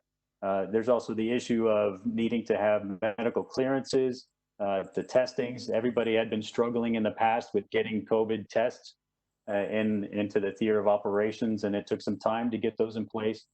And then also, I would add that the medical evacuation piece, you know, that's also another component. If we're doing an international medical evacuation, how can we get our personnel outside of a country under these current restrictions where there may be no pilots, there may be no aircraft, and these kind of situations. As far as the delivery of security assistance into the country, that's all essentially been largely shut down. Everything has gone virtual, and the restrictions are impacting all of the operations to a great extent. I hope that answers your question. Certainly, yes. Thank you very much, Kyle, for your intervention. Keep safe in Ukraine. And another question which we'll receive for you, we will pass it to you and try to then answer at the end of the today's conference when we will do the summary. Before we move to our next speakers, let me make a short reminder for all who are watching us on YouTube. You can populate your question using the chat on the right side, or use our application on our website, our applet called Ask Your Lecture, but change the room, change the conference for panel 2, putting a password 4 times 2, 2222. We are waiting for your questions. During this hard time, the NATO leadership must rely heavily on the rapid and continuous flow of accurate data to allow them to make factual and informed decisions. Geospatial Department and Euro-Atlantic Disaster Response Coordination Center from NATO HQ are the key enablers which can offer valuable insights for management of the crisis. So we have a guest speakers representing NATO HQ. And let me start with the first one, who is Mr. Wim Wanami. Wim is working as a staff officer in the operational division of the Euro-Atlantic Disaster Response Coordination Center. Wim is a permanent OPR for the IDRIC disaster response exercises, however now fully engaged with the coordination of requests for assistance received in the regards to the pandemic from respective countries. Wim, nice to have you here, and the floor is yours. Thank you, sir. Good morning, everybody, and thank you for the opportunity to represent NATO headquarters here. As said by Dimitri, we are the Euro-Atlantic Disaster Response Coordination Center, and believe me, it's a long title for what we do. Let me change screens here. This is our statement, and I'm not going to spend too much time on it, but it's important that you notice that we do civil and military support in response to natural and man-made disasters. So not only do we help the military and coordinate for the military, but also when one of the 70 nations or UN OCHA, which we have for which we are mandated, reaches out to us, we can act immediately, and both for the civil, like the Ministry of Interior, Ministry of Crisis Management Services, we can act immediately for those entities. Daily tasks, we have about 4. First and foremost, coordinate requests and offers for international assistance. What I would like to stress here is that we coordinate. We do not command and control. The command and control of accepting assistance is always with the stricken nation, never with NATO, and not even with UN OCHA. We also exchange information with international organizations, and part of my presentation will be focusing on that today, as we rely and interact with a lot of other international organizations in order to be complementary to each other rather than in competition with each other. Humanitarian assistance is not an area for competition. It's an area where you as an international organization try to complement the others and try to reach as many people in the population as possible. We also maintain an inventory of national chemical, biological and radiological capabilities, which is not an address of in the presentation today, but one of our tasks. And we promote interoperability through joint training and exercises. And again, that is an area where interoperability and communication with other international organizations is key. Now, here you see on this slide what the main international organizations we interact with. And I've put kind of a separation between the ones that are important to us during COVID-19 and the others. Not that they are less important, of course, but they are lesser focused these days, this crisis, than the ones on the left-hand side of the screen. For your information, we've also interacted with the ICRC, the International Committee for the Red Cross and Red Crescent. That being said, ICRC is very focused on maintaining their independency and not be linked to any military nation-wise or organization-wise. So working together with them is very difficult, and it's walking on eggs. I'll get more into detail on what we do with these international organizations as I proceed through my presentation. Now, what does NATO and what does EDRCC in particular do in the fight against COVID-19? There are a couple of initiatives undertaken at the NATO level to cope with COVID-19. Some, like what the EDRCC does, are immediate response, whilst others focus on the second wave or even the longer term response to a pandemic crisis not specifically related to COVID-19. So there is such a thing like a revolving fund. It's basically a pot of money that is available to the NATO Support and Procurement Agency to reach out and do like a goodbye when something, I would not say when there is an advertisement for your masks at 50%, no, not such thing, but to have money immediately available to purchase something for another country or for one of the NATO allies, make it available to that NATO ally and then be refunded. The key fundament of this revolving fund is that the money is not belonging to NATO. It stays with the nation. It's just like a deposit for an immediate procurement when needed, not to have to go through the whole procedure of allocating money and going through the budgetary processes. We also are working, and that has not yet been approved, on a pandemic trust fund. A trust fund is a pot of money to which nations contribute, but is then NATO's money. And we would use that money to create and maintain a stockpile of medical supplies. That stockpile, there can be donations in kind by nations, like for example, one nation wants to provide respirators to the stockpile. We take that, we store it in the stockpile, and NSPA will then be responsible for maintaining those stockpiles and managing those stockpiles. To maintain and manage, you need money, so we also accept financial donations to that trust fund. The trust fund will also be used to buy items for the stockpile which NATO deems necessary but have not yet been provided by the nations. A third action we are undertaking is to develop a COVID operations plan. And this COVID operations plan is actually prepared the alliance for the second wave of COVID, which is expected in the fall.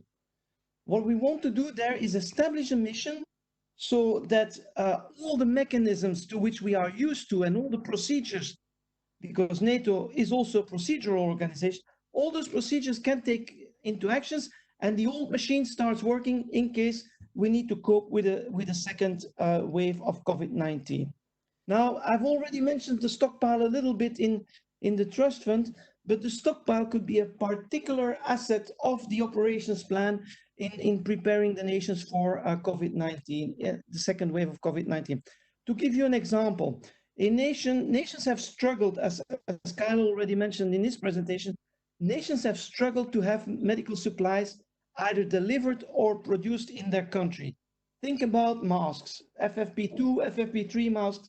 Nations have had difficulties with that.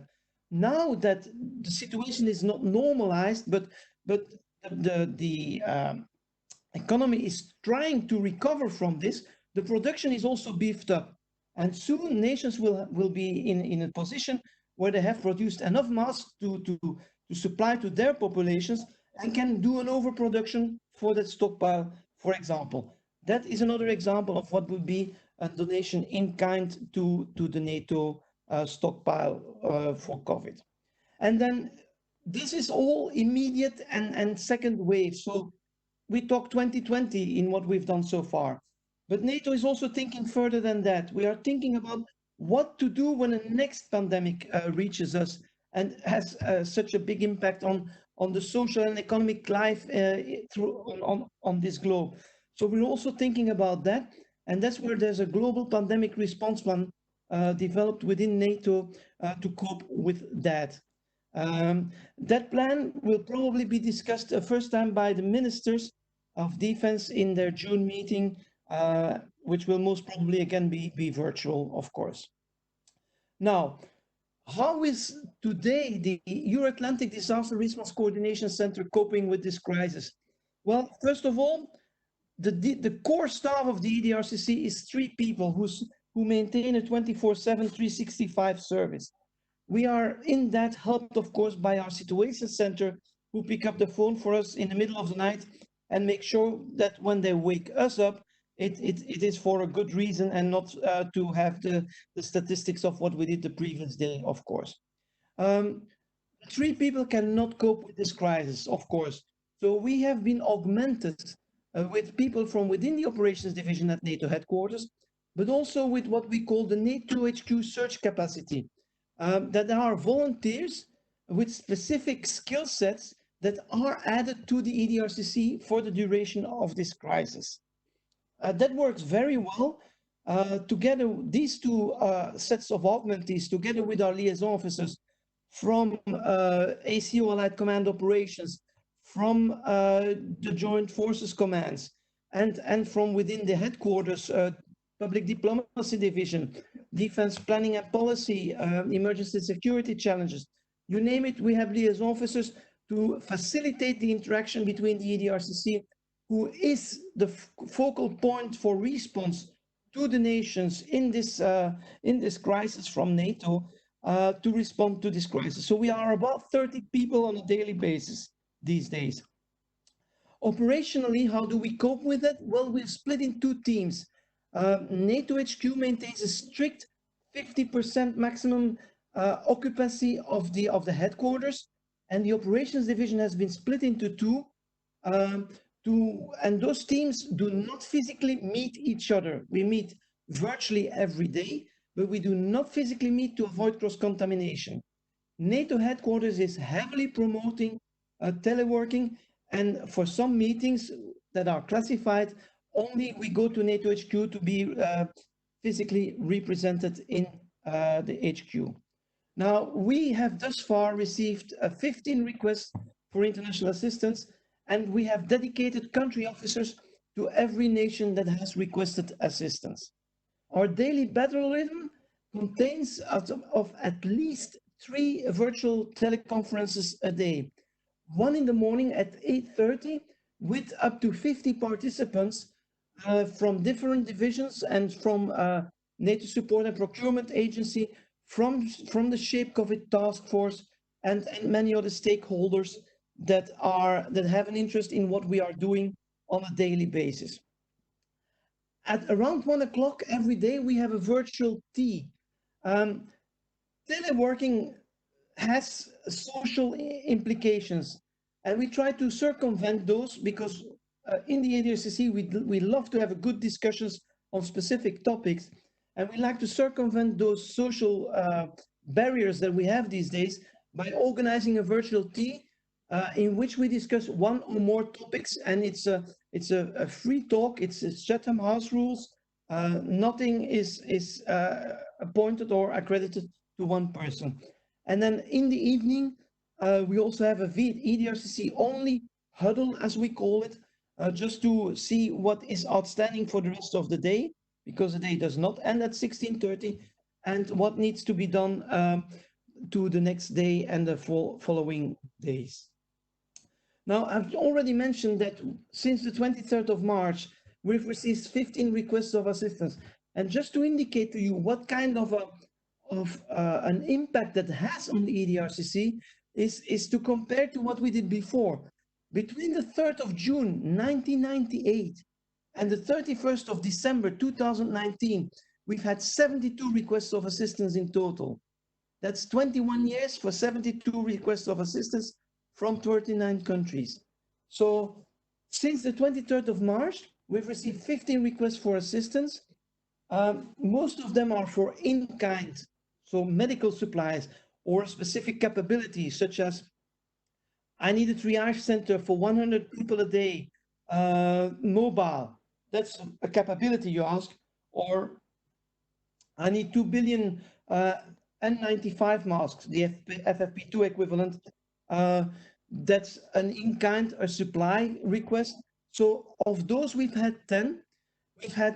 We've also received 2 requests for airlift, and that is strategic airlift, that is, because as already mentioned in the previous presentation, less cargo, but the transport of personnel is very much restricted these days. And we've also received 3 requests that are considered in-kind assistance, but also we're looking for financial assistance. The timeline at the bottom shows you the kind of the in-time difference between those 72 and those 15 requests for international assistance. One of the products that we produce and one of our tasks in this crisis is to make sure that people have sufficient information of what is ongoing, and we produce a matrix for that. You see blue dots and green rectangles. Well, the definition is very simple. An offer that impacts the request of assistance issued by the EDRCC is blue, is what we call an offer related to an EDRCC request for assistance. A bilateral offer, but by definition, every offer is bilateral. It goes from one nation or international organization to another nation or international organization. The EDRCC, as I said, has no command, no control, is when it does not affect a request that has been issued by the EDRCC. Another tool, to go back to this slide, other tools that we use and which are much more spectacular than what I'm presenting here will be introduced by my colleague Giuseppe Nobile following my presentation. I'd like to spend a minute on the UN OCHA, the Office of the Coordination of Humanitarian Affairs, military and civil defense asset request that they issued last week, and for which they are expecting an answer by nations and international organizations by COB close of business tomorrow. First and foremost, NATO has also received this request. When UNOCHA reaches out to the military, they're desperate. So they need a kind of right now and immediate response to that. So by sending us this, that's a strong signal from UNOCHA that they would like to have our assets and our response, our coordination mechanism to support them. So immediately upon the reception of this request, we informed the Supreme Headquarters Allied Powers in Europe COVID-19 Task Force, which has been stood up under upon the request of the Secretary General and the nations of the North Atlantic Council in March already, and who takes into account all the military coordination that needs to be done in response to COVID-19. So we informed them immediately. Then we asked, you see there today, but that was last week Friday, we installed our very first EDRCC webinar in which we answered questions to the nations from the Civil Emergency Planning Committee, already mentioned by Kyle, and those are the people who are also dealing with resilience, for example. We answered their questions regarding this UN OCHA request. We then issued a subsea notice to request the allies to respond to this UN OCHA request. Now it may look a little bit contradictory, because I said that UN OCHA and the nations can request assistance through the EDRCC, but since this request for UN OCHA is outside of the Euro-Atlantic Partnership Council area, that's why we need the consent of the nations to proceed with it. This process is still going on. We're right now in step 4, notation by the North Atlantic Council, and there is a silence procedure. So until 17:30 today, that is 18:30 Bulgarian time, then we will know by the nations formally that we can proceed. Once we know that formally at 17:01, we will reach out to UN OCHA, and we will reach out to SHAPE to start up the practical cooperation and hopefully be able to support the United Nations World Food Programme, because UN OCHA was requesting this on behalf of the World Food Programme and the World Health Organization. So we hope that we can support them both with cargo coordination and with medevac. We do more than that. One of the topics I mentioned already is interoperability and training. But that interoperability and training is not only between the NATO allies, it's between 70 nations, all NATO allies and all partner nations, and a number of international organizations. The international organizations I mentioned up front, and most and foremost, UNOCHA, WHO, and the European European Emergency Response Coordination Center, those are key players in our exercises. Our exercises are field exercises, practical exercises that cover a lot of issues. You may see in the left bottom corner, there's a virus outbreak. We started planning this exercise in 2019, continued in 2020. And the virus outbreak was there immediately. We had no clue that we would have practical implications and a real operation in 2020. Now, that being said, we have 18 international organizations. I'm not going to read them all aloud here. You will have the slides available to you afterwards. But these 18 organizations will be invited to participate in our exercise. And that is both in planning, in conduct, and in evaluation of the exercise. How can we do better? How can we better complement each other in the future when we have any of the scenario elements touched upon during the exercise? Unfortunately, the pandemic has also impacted our exercise. We had to postpone it, at least the conduct, the physical exercise, till May 2021. But I hope to see many nations there, and the postponement is not the cancellation, but just gives us more time to better prepare for that. And I would like now to turn over to Pino, who has quite some impressive tools that we also use in the EDRCC, but they're not just strictly developed for the EDRCC.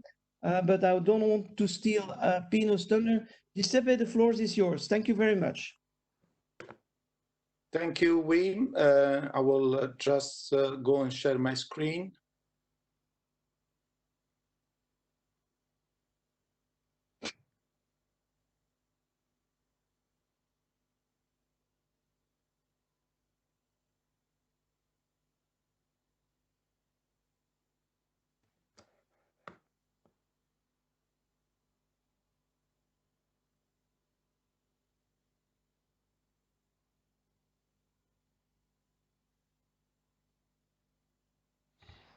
Pino, we see your slides, but we can't hear you now. Can you check your microphone?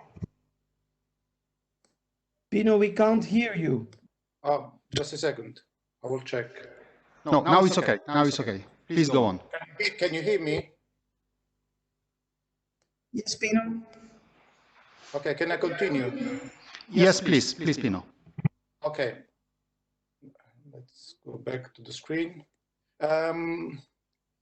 So what we've been talking about is about emergency management. And like Wim said in one of his last slides, a key point is mitigation. So mitigation, he was showing a slide about an exercise. So how do we achieve mitigation?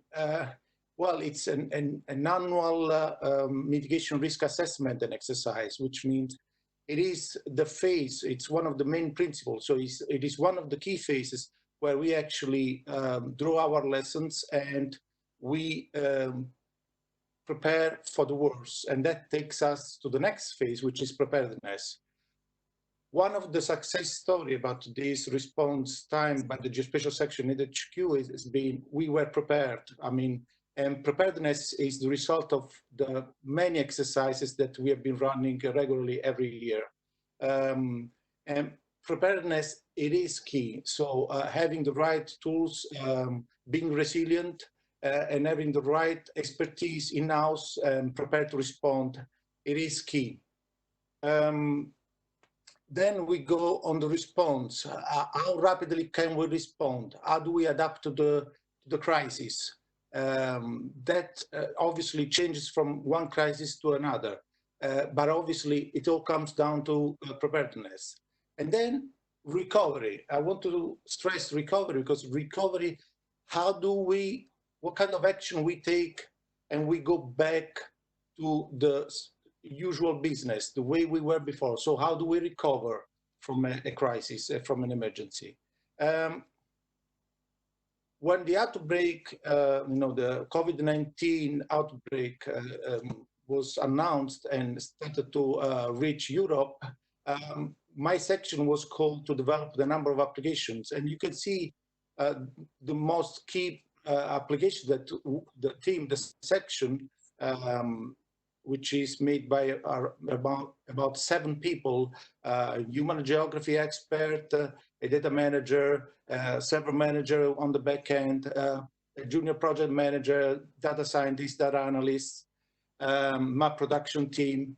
So this team responded rapidly and based on the situation, because we should actually stress that this pandemic was a threat also for all those that were operating. So we were operating in a crisis environment, but we could have also been not available to respond, because some of us could have been fallen sick.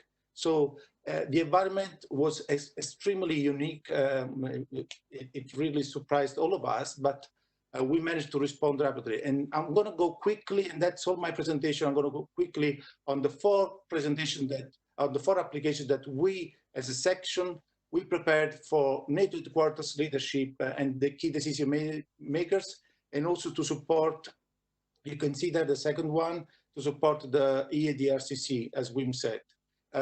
So quickly, first application was about monitoring the current situation live every day, and also what impact would have on travel exposure. So this was also an issue, because we have staff deployed around the world, and we have operations. So it was important to assess what kind of risk this would impact on our staff and our troops. So this, you can see a screenshot of the very first application deployed rapidly in the very beginning, or as early as the third week of February. Then as the EADRCC started to operate, we immediately worked on a specific application that would help the EADRCC coordinate all the requests for offers and assistance. So basically, this is the screenshot from the application you can see. So the style is pretty much always a dashboard that operates across all the data live, and it provides insights, and it's automatically updating all the charts when the user selects a specific country, specific topic. I was then asked by management in HQ to work on a risk model application, so on a forecast. That has, I would say, has been one of the most challenging tasks I have ever had, because the environment was so different, and the measures applied by each nation were different. So finding a proper way to make a forecast model was not that easy. Luckily, the Imperial College came out with a 35-page document on the 28th of March, and we look at the specific study that they published, and we look at their formulas, basically, and we translated all that into an application, which would provide a 7-day forecast based on all the information that the application was collecting. Let me just say something about quickly also on the forecast analysis. I did not exclude, as we are in the digital age, the use of AI systems and machine learning to assess how would the pandemic spread, how would be the epidemic spread across the globe, in particular for the 30 NATO members.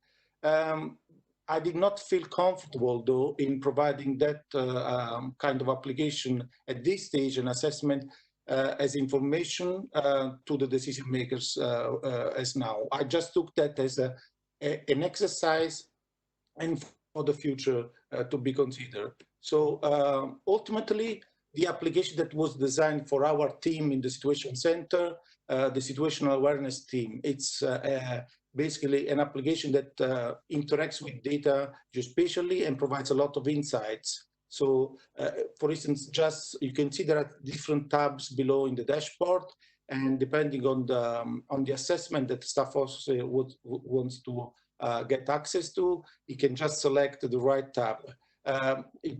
You can see that the application is designed in such a way that can be an eye catcher for certain areas. So as you can see, how United States is colored in deep red by the application automatically based on the query of that moment or based on the data. Another screenshot is about mapping the active cases. Another technique that normally geospatial experts use is the bubble or the cluster, how big that bubble is. And also you can see how we try to organize the information based also on the percentage of population above the age of 65. Another screenshot, you can see cases by country, and you can see number of cases over time, the top 10. Obviously, all these charts are live and really live and update automatically as the user interacts with them. And the evolution of cases with the focus, obviously, on the 30 NATO members. And I was extremely fast with that. I just give you the floor back, concludes my presentation. Thank you for your time, and thank you for the invitation.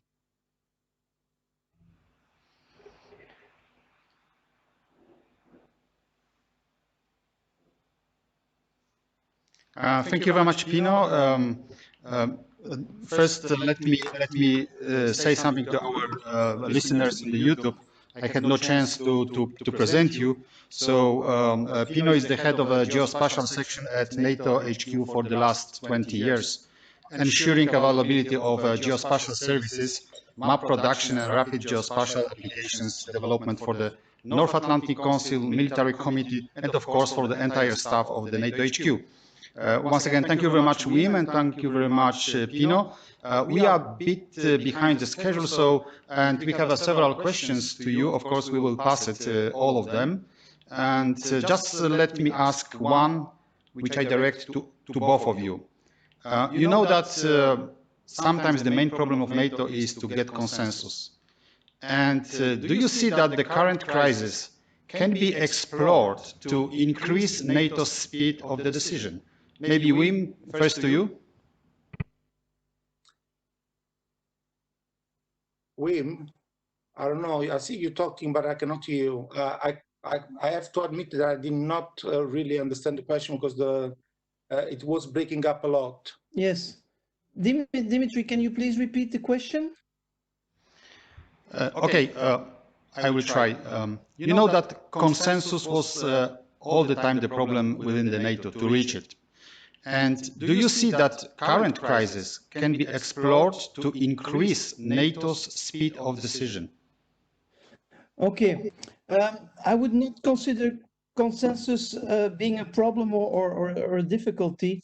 It's an element of democracy and a very good element within NATO, and we're used to it. So as we in the international staff said, it's not having everybody say yes.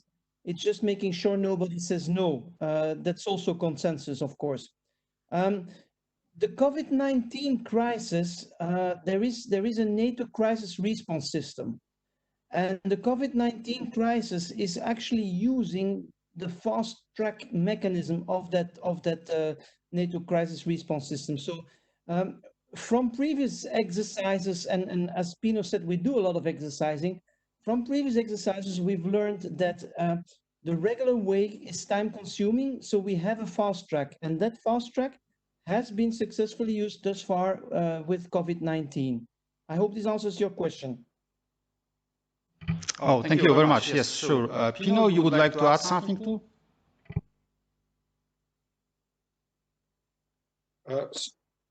Sorry? Would you like to add something, Pino? No, I'm pretty much agree with everything that you said, Wim. I'm in line. I was following your answer. So honestly, we should not forget in a crisis situation, we need to get, one of the 4 phases that I showed in the slide, the response, that is the phase that is made of men, women, facilities, hardware, software, and everything. How we have all those available and ready to respond. So I would see, as we supporting the leadership and the key decision makers, I don't see that much of finding consensus or gathering information and allow them to make informed decisions. So we need to take what is factual and provide it to the management, to the key decision makers. So I think we should stick and focus on the emergency and provide the accurate and reliable information at all times. Thank you. Thank you very much to both of you. I am 100% in line with what you said. It was a pleasure to have you with us during our WebEx. Let me go further. The institution, which is the focal point for NATO's medical response, is a military medicine center of excellence from Budapest. So now we will discuss steps they have taken in the response to the current crisis, as well as the lessons they have learned and recommendations for the future. Our guest speaker is Jack Taylor. Jack is a Navy surgeon currently stationed at the NATO Center of Excellence for Military Medicine in Budapest, Hungary. He is board certified in both general and plastic surgery. He was deployed as the executive officer for the NATO Role 3 multinational medical unit in Kandahar, Afghanistan. It's a pleasure to have you, Jack, here with us. So the floor is yours. Thank you. Good morning. I would like to, as you noted, I would like to discuss what the MILMED COE has done so far, but I'd like to do that in the context of the crisis itself. So I'm going to give a little background and a little timeline as to the COVID crisis. In December, the World Health Organization detected a cluster of pneumonia cases in Wuhan, China through its epidemic intelligence system. 3 days later, in face-to-face meetings in China, the reports of a new virus were confirmed. The World Health Organization monitored the situation, and as the number of cases grew, it met frequently to discuss the public health significance. On January 30th, 2020, a public health emergency of international concern was declared. A PHEC is declared when the World Health Organization determines that a public health event constitutes a public health risk to other states through international spread of disease and will potentially require a coordinated international response. Temporary recommendations, including health measures, are made to the state party experiencing the PHEC to prevent or reduce the international spread of disease and to avoid unnecessary interference with international traffic. While some states undertook measures to limit the spread of disease, it was not until, and we've heard this often today, March of 2020, that most countries declared a state of emergency. The MILMED COE, and specifically the Forest Health Protection Branch under the guidance of Lieutenant Colonel Silka Rule, recognized the potential for a serious health emergency prior to the World Health Organization declaration and began publishing updates on the COVID virus.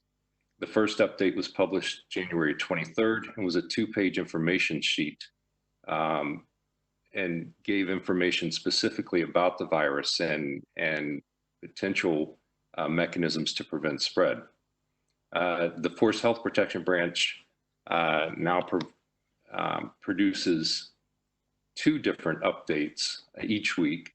One is a shorter update and the second is a longer, approximately 26 pages, that includes many of the national policies, including mitigation of disease spread and roadmaps for de-escalation of social isolation policies.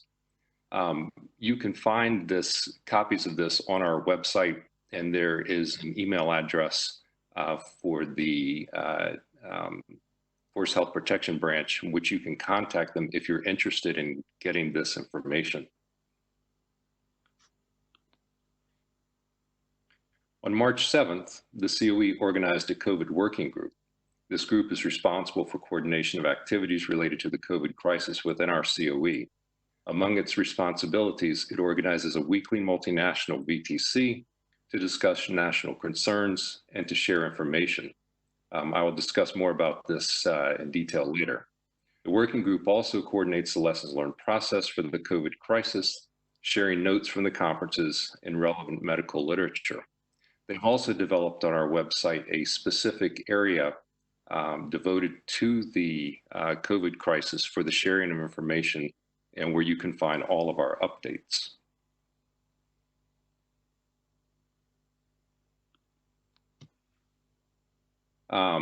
On April 7th, the COE began assisting the Committee of the Chairman of Medical Services, or COMEDS, with the development of a questionnaire to be sent to the Surgeon Generals of the Alliance and partner nations.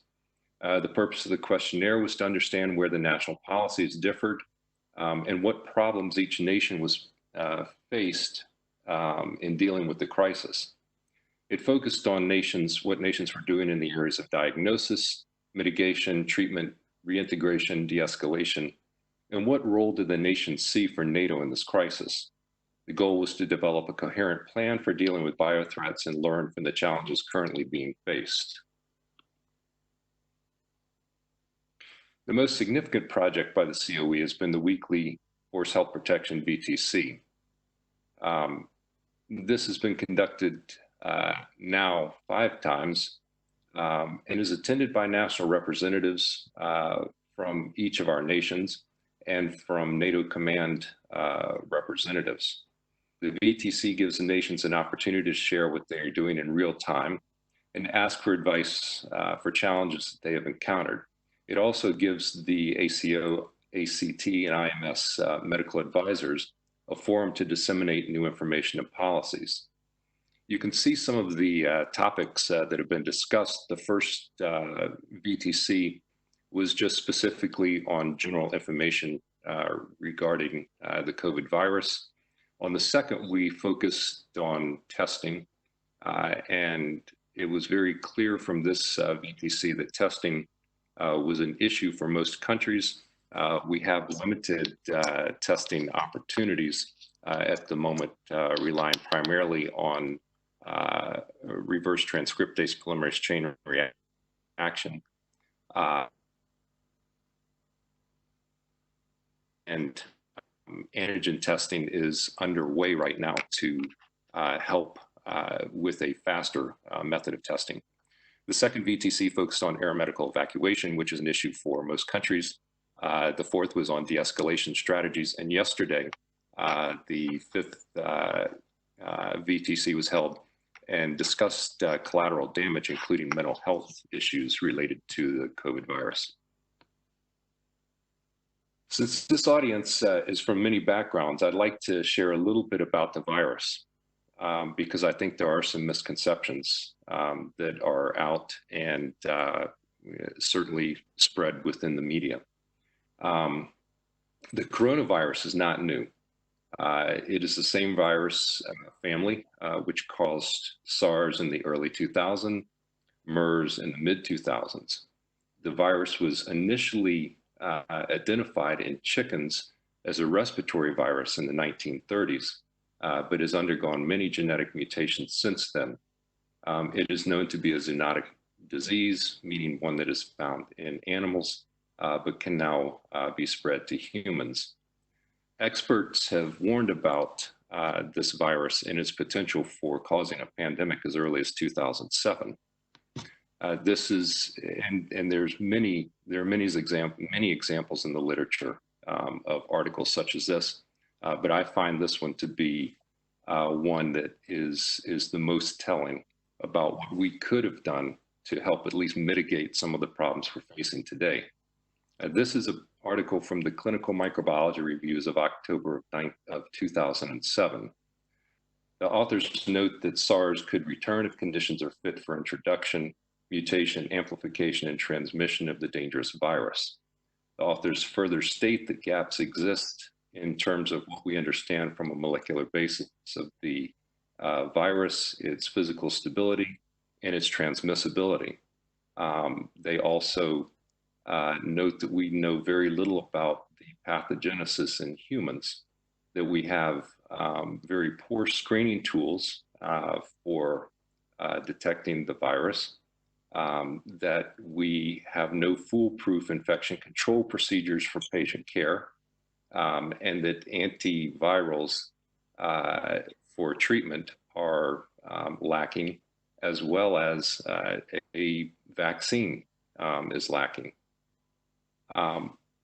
Specifically, the last part of this article, should we be ready for the reemergence of SARS? And they note that coronaviruses are well known to undergo genetic recombination, leading to new genotypes and outbreaks. They have a reservoir in bats, which are consumed in China. And as they point out, the possibility of reemergence of SARS is a time bomb, and we should not ignore the need for preparedness. So what do we know now? After 4 months, we have shown that we are unprepared for a pandemic of this type. Our levels of personal protective equipment for a pandemic are insufficient. We do not have the stockpiles necessary of masks, gowns, and gloves. Our supply chains for the production of this equipment is vulnerable. With a limited number of suppliers, we're at risk if the suppliers are unable to continue production due to their own fight against a biothreat, or scaling back of production to gain a strategic advantage. We also have a shortage of medical equipment such as ventilators and certain medications. Again, with a limited number of companies producing these items, we remain vulnerable if there is a dramatic increase in need. Due either to a lack of planning or disregard from the advice of our experts, we are unable to accomplish the most basic epidemiologic control measures, including testing and contact tracing. This one measure may have significantly limited the spread of disease, or at least limited the extent of social distancing necessary. We have not identified any effective treatment for this virus, nor has there been any work done on vaccine development prior to the recent outbreak. Currently, the best estimates are that a vaccine will take 12 to 18 months for development. The questionnaire that I mentioned earlier that was distributed by COMEDS has also revealed several areas in which there are no standardized protocols between nations. Social distancing and mask use has been implemented with different requirements at different times. Testing and quarantine protocols differ between nations. Nations have differed in their approach to testing medications and clinical trials for the treatment of COVID. Nations are still developing plans for de-escalation and of de-escalation measures. Most significantly, nations have varied in how they have used the military to support civilian efforts. To date, NATO's role in the current crisis remains unclear. Several implications for these findings can be seen. Article 3 of the NATO Treaty requires parties to the treaty to maintain and develop their individual and collective capacity to resist armed attack. NATO has further defined this requirement as a need to be resilient, to resist and to recover from a major shock, such as a natural disaster, failure of critical infrastructure, or a hybrid or armed attack. In 2016, at the Warsaw Summit, 7 baseline requirements for national resilience against which nations can measure their level of preparedness were identified. These included continuity of government and critical government services, resilient energy supplies, ability to deal with uncontrolled movement of people, resilient food and water resources, resilient civil communication systems, resilient transportation systems, and ability to deal with mass casualties, ensuring that civilian healthcare systems can cope and that sufficient medical supplies are stocked and secure. It is this last item that we must address as we recover and learn from the COVID crisis. The COE, in response to the information gathered from our VTCs through literature review and through the aforementioned questionnaire from COMEDS, has developed several areas in which we will progress with development of new projects for the COE. One is development of a more robust medical intelligence capability. We need a faster and better mechanism for biosurveillance, mitigation, and recovery.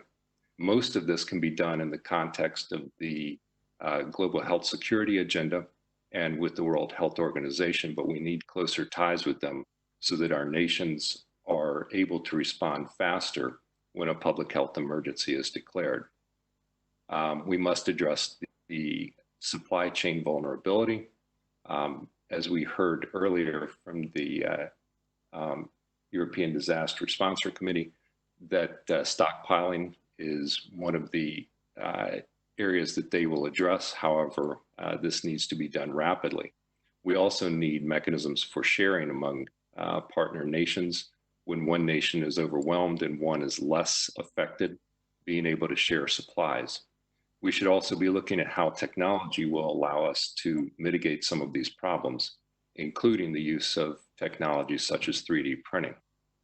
We should be training now non-medical military personnel to do certain things such as testing, contact tracing, and medical administration.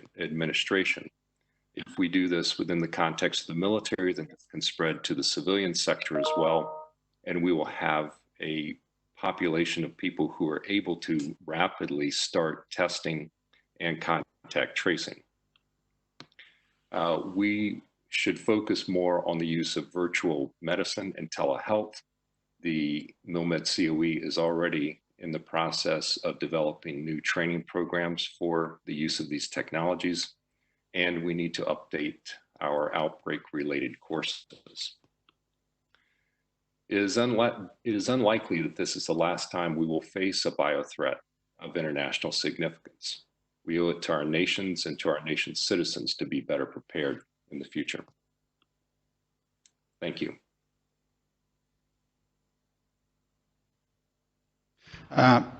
Jack, thank you very much for this very comprehensive presentation. It's put a light on us from the specific medical point of view. Let me ask you maybe just one question. Yes. Do you think that we can get quite soon a reliable test which we can done at our home? I mean, we can test ourselves. Do you think that is possible? So there are several hundred companies right now that are in the process of developing tests, including what I assume you're referring to, antibody tests, so we can tell if we have been infected or not. I think that those are coming, but they are still several months away. Whether we can do that at home or not, I'm not sure. But I know that there are companies that are testing exactly that, self-testing options. Yeah, for sure. It seems that somebody would like to make a business on that. This is no doubt. Yes, I'm sure that some could become quite wealthy in a business like that. Okay, thank you very much, Jack, for your intervention. Thank you for all panelists of the second panel. And right now we are moving to the next stage, but before that, we all deserve for the break. And let me propose 30 minutes lunch break to you and to us, and be back 15 minutes prior 1 o'clock, 15 past 1 o'clock. Thank you very much for watching us, and see you again.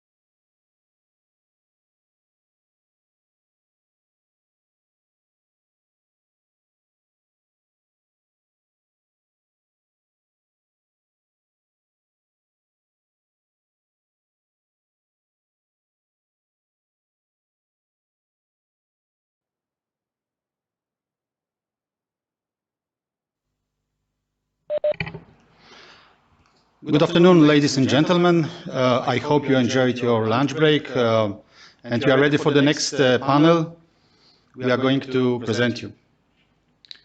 But before we start, just a short reminder, this is panel 3, so if you would like to use our Ask Your Lecture applet, please type the password 3 times 3, 3, 3, 3, 3.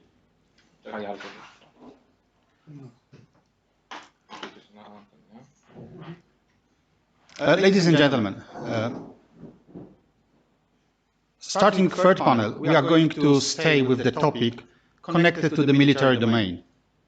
So our next guest speakers will acquaint us with the military police-related projects, research fields, especially underscoring lessons they identify. So let me present them. We have with us Lieutenant Colonel Łukasz Waga and Major Paweł Lewandowski. Both officers represent Military Police Center of Excellence located in Bydgoszcz. Major Lewandowski is a staff officer from the Lessons Learned branch, and Colonel Waga is the head of this branch. Both of them have a huge experience serving in the international military environment, for example, in the Balkans, within the International Military Police Unit, Operation Altea EUFOR. Gentlemen, nice to have you, and the floor is yours.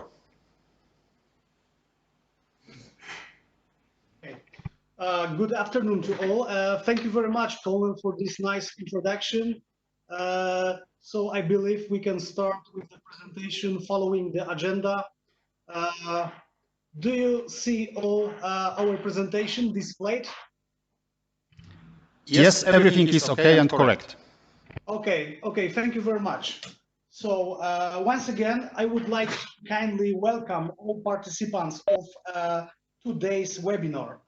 I am the Lessons Learned branch head, as I was introduced, serving with the NATO Military Police Center of Excellence located in Bydgoszcz, Poland. First of all, I wish to stress that I'm privileged to present you with the NATO MPCOE project on the MP Lessons Learned collection regarding the COVID-19 pandemic. Before I start an introductory part related to that research, I would like to inform you about the impact of the current crisis on the ongoing MPCOE activities and its daily routine. After I finish my brief, I shall give the floor to Major Lewandowski from my branch. Paweł will elaborate more on details regarding to that research. With regard to the impact of the current crisis on the MPCOE ongoing activities, we have decided to refer to it as resilience.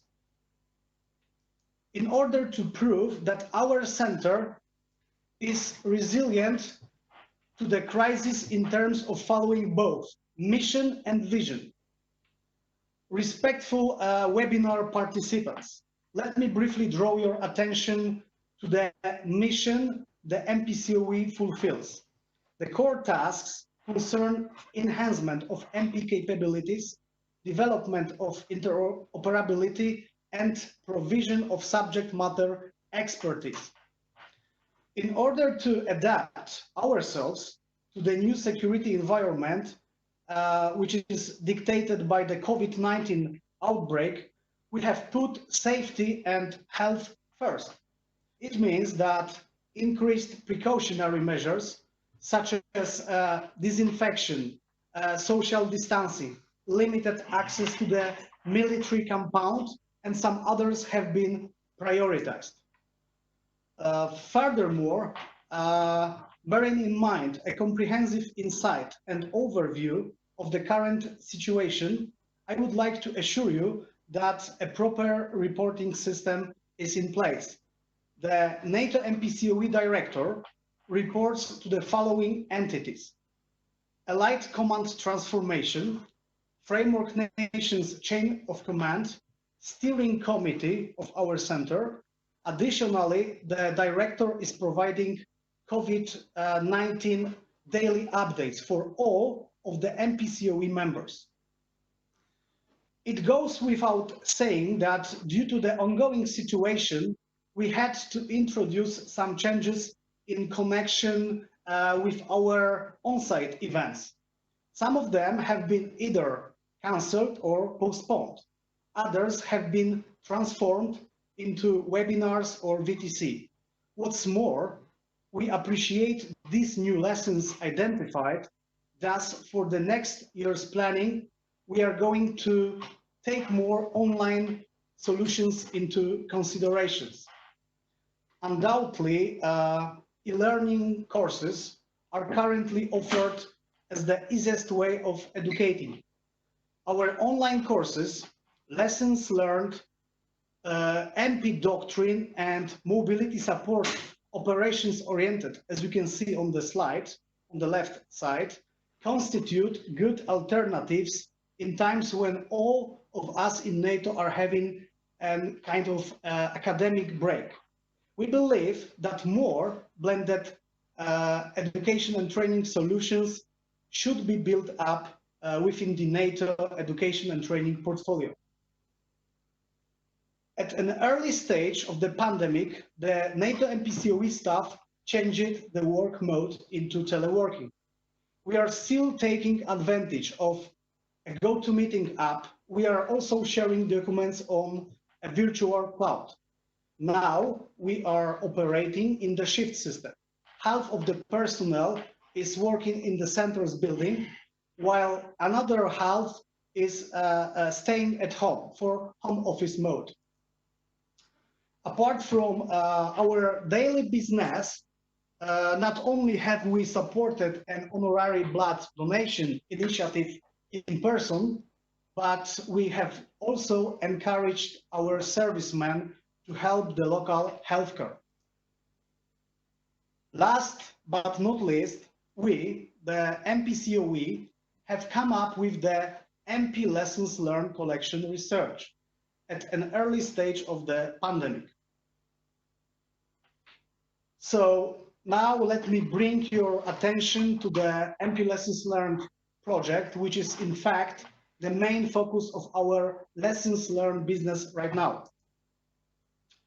What was the trigger for MP? The question. Well, the rationale is a lessons learned pursuit of answering a set of questions which pop up around the classical MP functions described in the standing doctrine. As such, being the hub for MP community of interest, we do strive to find out how MP forces operate in the new security conditions. Well, MPCOE started the military police lessons learned collection regarding the COVID-19 pandemic as the main project to support the fight against COVID-19. The center has been addressing primarily NATO and PFP national MP chiefs, as well as NATO HQ pro marshals, with a calling letter requesting feedback from operational activities within the crisis management system. That has only been a kick-off of the lessons learned campaign. As you can see on the slide, we have planned a few undertakings in order to garner complex and comprehensive lessons from our customers.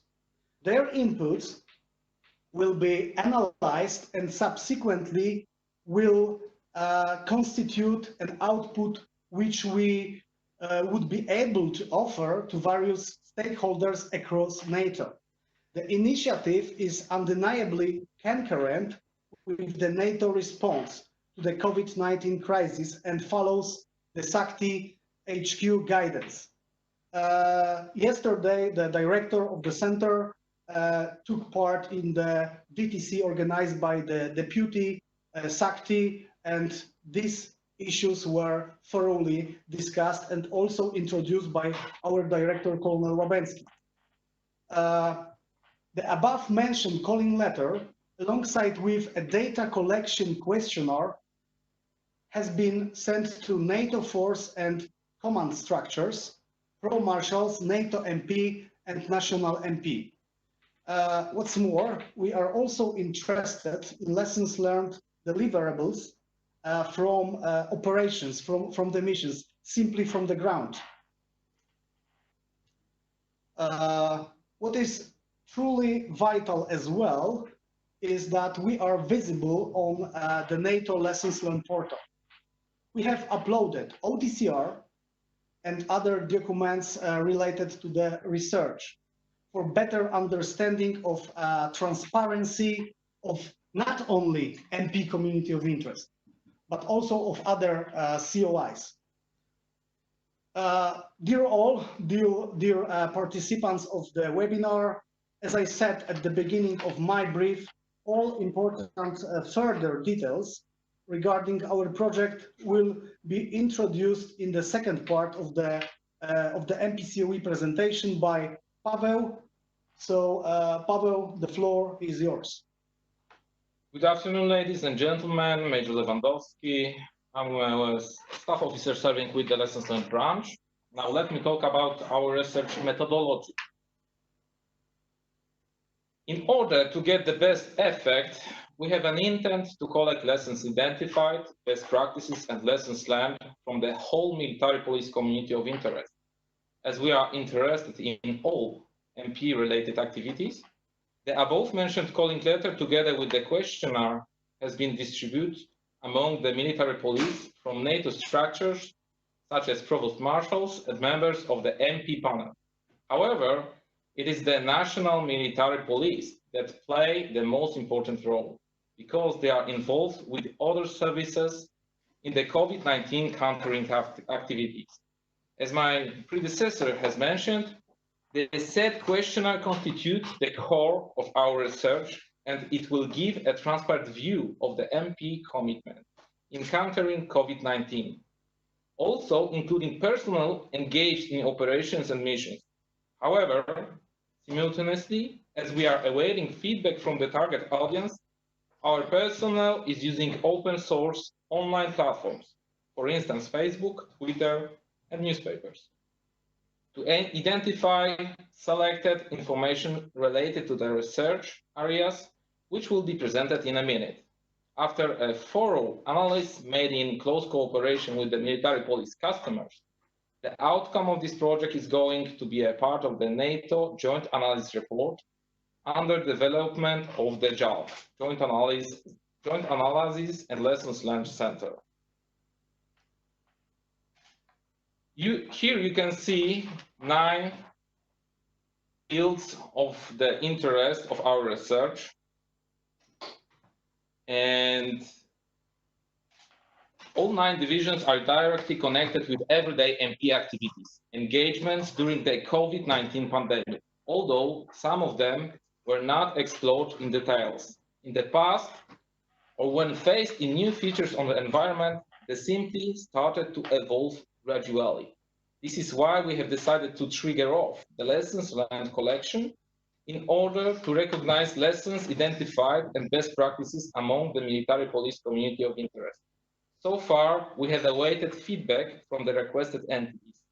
At this moment, I will not go into details regarding all fields, but instead of that, I am going to provide you with some inputs connected with the 3 of them. Individual protection. As you already know, coronavirus spreads through the air by droplets, and therefore special safety measures have to be applied in order to protect the personnel against infection. That is why the military personnel, including MP, have to follow strict rules.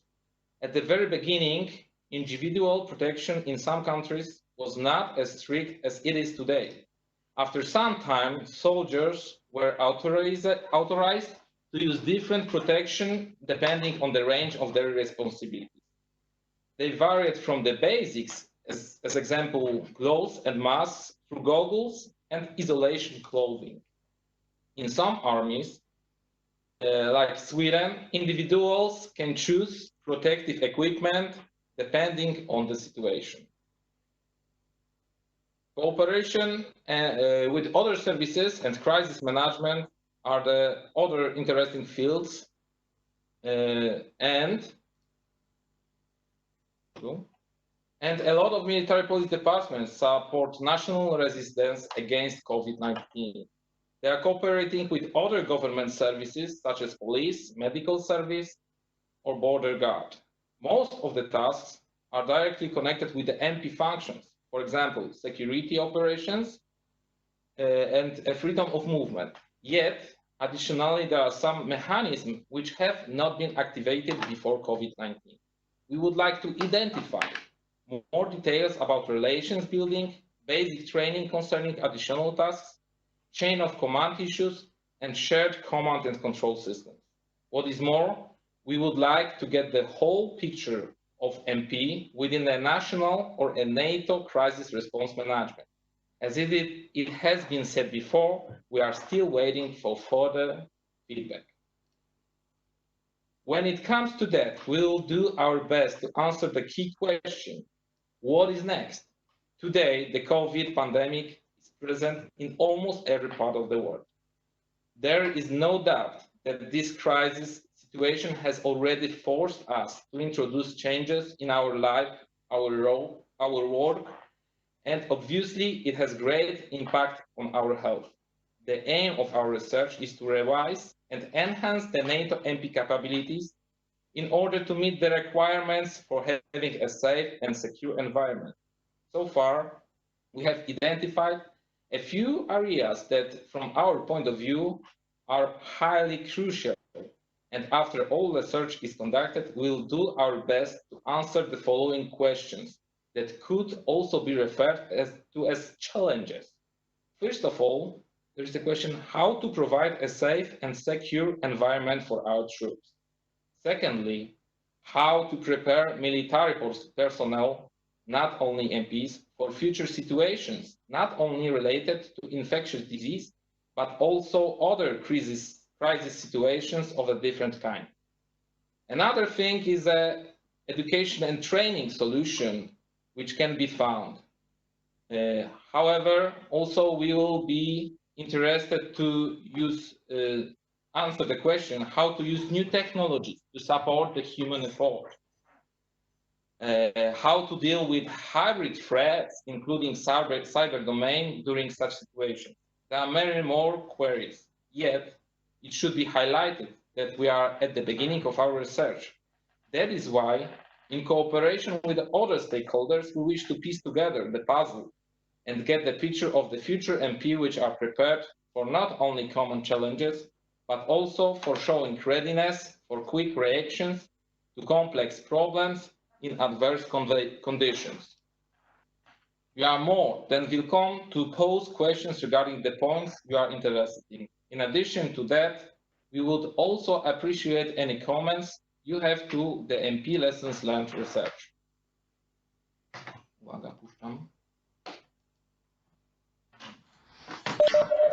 Thank you very much, Jens, for this comprehensive presentation.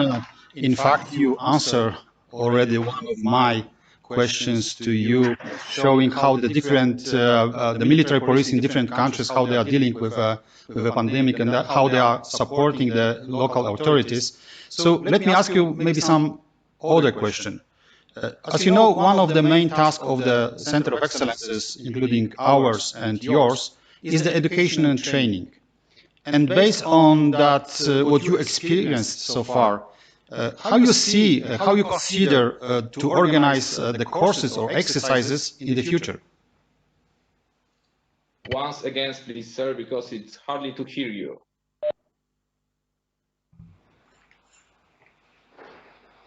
My question is, the one of the main tasks for the Center of Excellence is education and training. And based on the so far gained experience, how you consider to organize courses and exercises in the future? Okay, so do you hear me? Because, sorry, there was a kind of interference in your question, but I believe I got the point, the core of the question. So in terms of the education and training, so first of all, we as a center, we focus on individual training, which is a pillar of education and training. So as I show on the slide, we believe that a kind of more blended education and training solutions should be considered, which means practically a mix of stationary on-site courses plus e-learning courses. In terms of the exercises, so we are not the provider of the exercises. We are part of the XCOM of the other cells within the exercise scenario. Nevertheless, we also believe, and we have heard some, let's say, information so far, that also kind of online learning opportunities have been started. And we believe that NATO as a whole should look at this direction. That's my answer. Thank you very much for your inputs. Thanks a lot to join us. Now we will move to our another splendid speakers, but we are going to change the area of expertise. The COVID-19 has impacted many fields of our life. One of them is a teaching, learning system. As you know, schools and universities are closed for a long time. Students and teachers are locked at their houses. So how to keep pupils learning in such a difficult situation? So maybe e-learning is a training solution for that. But are we ready for the distributed learning? And we are going to discuss this topic having very special speakers online. So let me introduce Professor Teodora Valova. She is working as an associate professor in the Medical University of Pleven, and Professor Bojka Petkova. She is working as an assistant professor in English in the Department of Language and Sport of the Medical University in Sofia. Good afternoon, madams. The floor is yours. Good afternoon.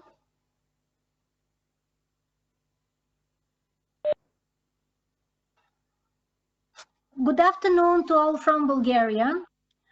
Dear organizers of the 8th Annual Conference of Interagency Interaction in Crisis Management and Disaster Response, dear colleagues and guests, first of all, I want to kindly thank to the organizers for inviting us to this conference and for giving us the opportunity to talk about e-learning as a training solution in a new situation.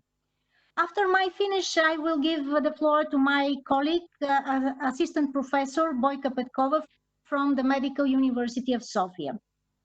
So, the focus of our presentation is the impact of COVID-19 on the distance foreign language learning for medical purposes. The following scientific topics will be discussed. In the first place, we are going to introduce teaching and learning in a situation of COVID-19 in the context of the specific of medical education. Another key point is the effective integration of the technologies in foreign language learning and teaching for medical purposes. Another key point is that we are focusing your attention on the significant advantages of e-learning. After that, we are going to discuss about the challenges of e-learning, and the final analysis we will talk about conclusions and trends of the research. Here we are presenting a few scenes from everyday life. Students are learning in the auditoriums in a traditional way. They play sports in the gym, participate in different official events as promotions and celebrations as international days. This is a normal day at universities. But what's happened one day? We have to carry out in distance because of a virus that has infected our country, because the technology was the only opinion. For this reason, we started from the next day and went online with our students. Here you can see some of them during the video conferences in the university platforms or in Zoom as app. We can do video conferences every day, and trainees are very active. They are very happily because they need to see that life goes on. Universities were closed, but learning goes on. But how can setting up distance learning? This is the challenge. Special attention is paid to the specifics of the medical foreign language education and on the opportunities for its effectiveness. With the closing of the universities due to the pandemic, the medical education and training are also confronted with dealing with various challenges and difficulties. They're caused by the specific features of the training of the higher medical schools, in which the lectures, classes, and internships in the clinical disciplines are held in specially equipped auditoriums, laboratories, training centers, cabinets, saloons, etc. Not all lectures can be presented electronically and taught a distance way. Another serious challenge is the conducting of the laboratory and practical lectures and classes, which is not possible to occur remotely. So the main factors which influence the distance educational process can be differentiated in the following directions: methodological, meaningful, communicate, technological, organizational, qualificatory. Particular attention is paid to the organizational, the communicational, and the educational content. Why? Because these are three of the main directions in foreign language remote learning in higher medical schools, which in the conduction of sudden suspension of the educational process are subject of change and improvement. The analysis of the rest three factors gives us the reason to claim that they need a longer time both for development, implementation, and real approbation. For example, to build the pedagogical design of the entirely distance course in Bulgarian and English for medical purposes. For increasing the quality of preparation and qualification of the lecturers and the optimization of the distance learning platforms. So in this point of view, we are going to observe next significant advantages of e-learning. The first direction is meaningful. As can be seen, online platforms allow quick and very flexible transformation of the educational content and its presentation in a deserved and interactive way. The second meaningful advantage is that they provide quick and easy access to specific resources and shorten the time which is necessary for the comprehension of the information. The next one. When students are working on the assignments, online platforms give the opportunity for creation of a new content. This turns the students from a consumer of information into a co-author. One of the most important advantages is that integrated tools allow to the students to learn with their own pace. Another advantage is a significant amount of the content can be delivered to a large number of learners from geographically dispersed locations. The next one is related with the contribution of online platforms for improving the effective listening and reading skills. Next main advantage is that electronic text and audiovisual learning educational resources can be stored in the platforms, which may facilitate and simulation learning of the large group of students. It's possible from their side. The next advantages are communicational advantages. In this context, the interest and the activity of the learners is provoked and their motivation for learning is increased. The next one is a positive, supportive and stimulating microclimate and permanent feedback is maintained. One of the most important advantages is that at the same time, the knowledge is acquired, the skills are formed, and attitudes are built. The independent thinking and the own language production are provoked. In addition, students are working in an inspiring and supportive learning environment. With the attention to the interaction between them, the communication between the trainees can continue after the end of the classes and they can work on the stage task at home. Another advantage, the lecturer is an equal participant in the group learning and development as he is responsible, flexible, sensitive to the others. He is able to cope equally well with the academic challenges as well as with the pedagogical and purely life aspects of the educational interaction and environment. Other advantages are organizational advantages. The first advantage is the existing complex software system for preparation and organization of the educational content. The next important advantage is availability of tools for resource creation, for assessment, and for integrated learning environments such as Blackboard, chat, forum, etc.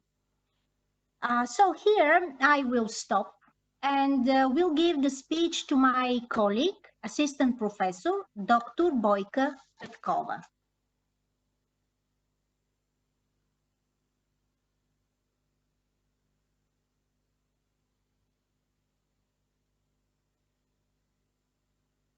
I will continue our presentation with the challenges of e-learning in the context of foreign language learning for medical purposes. Obviously, e-learning has distinct advantages over an old school approach, but does not make it a perfect solution for every situation.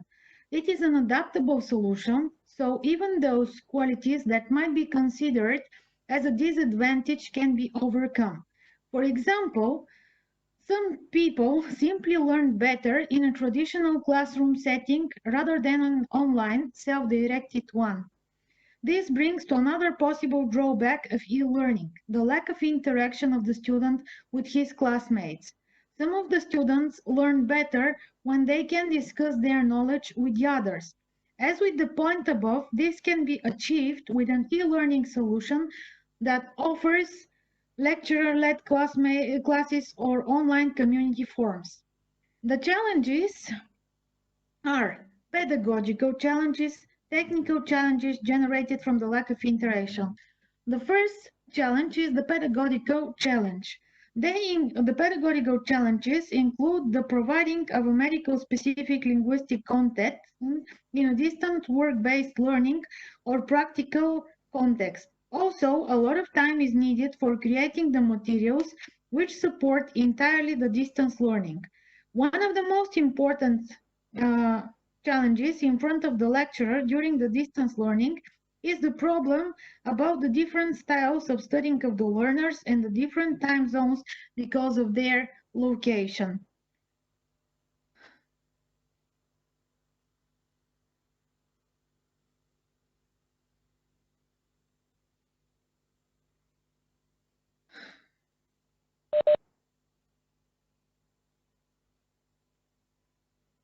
Okay, so now I will speak about the technical challenges. They include the technical problems with the connection and the loss of studying time, the unequal level of the digital competencies of the students and the academic staff, the lack of Cyrillic keyboard on computers of learners for fulfillment of the assignments and the individual task, the challenge of the regular program, which leads to problems in reporting for teachers' employment.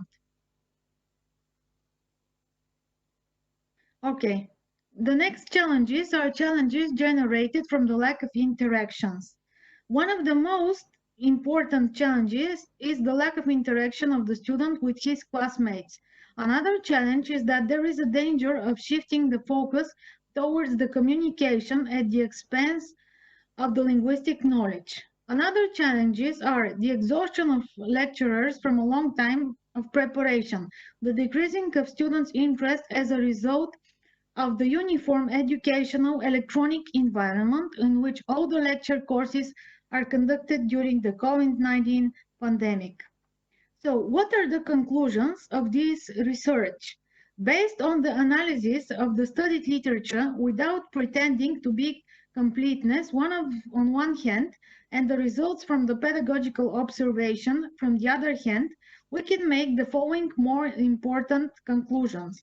The formation of the concrete knowledge, skills, and competencies in Bulgarian and English language as a second for medical purposes in a fully distanced form of training may fulfill its goals if the following conditions are fulfilled. The first one is the availability of pre-structured basic electronic interactive resources and materials in which there is a balance between the volume of the new linguistic and lexical information, the practical exercises, and the forms of control and verification. The second one is the identifying of goals, tasks, and expected results for specific training units. The third one is the preparation of additional materials, instruction for the students, and current problematic questions that are tailored with a specific group of the trainees.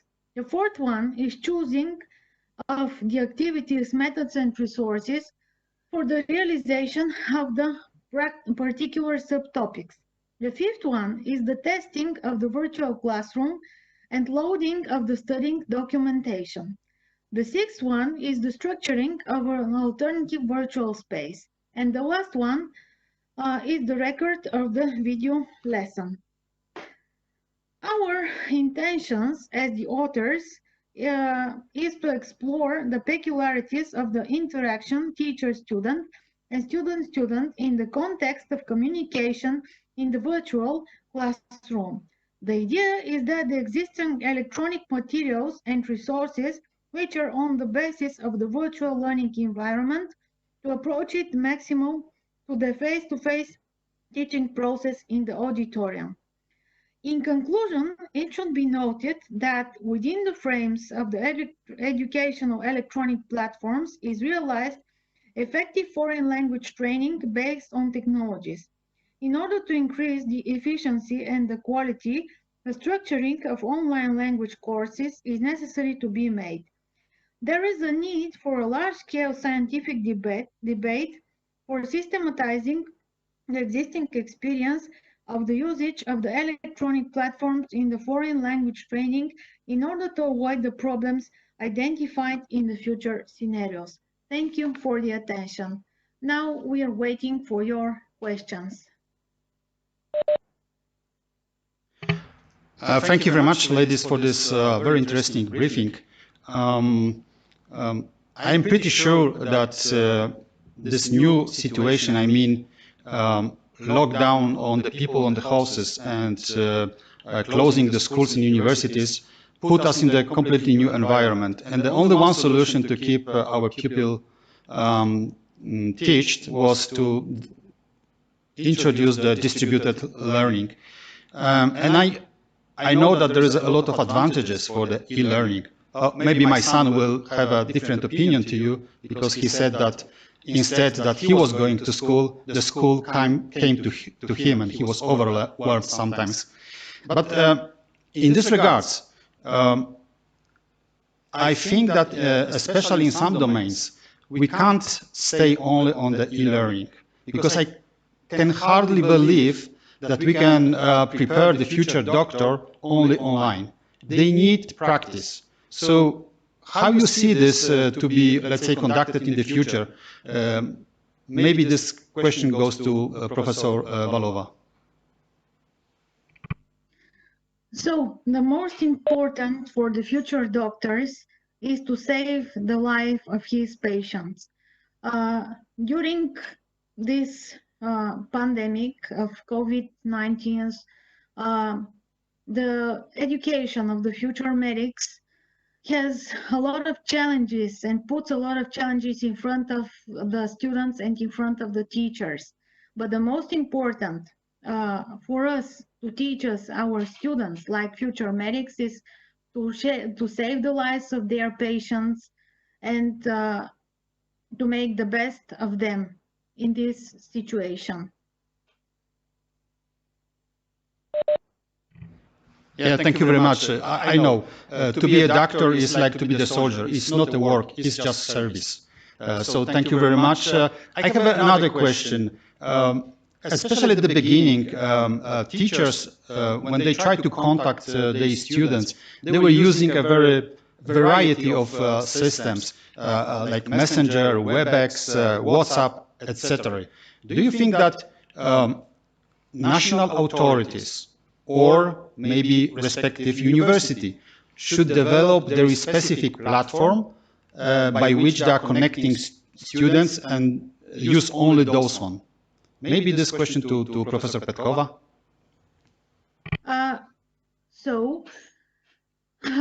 In the Medical University of Sofia and the Medical University of Pleven, we are having special platforms. We are using them for the teaching of the distance learning. So every day we're using these platforms.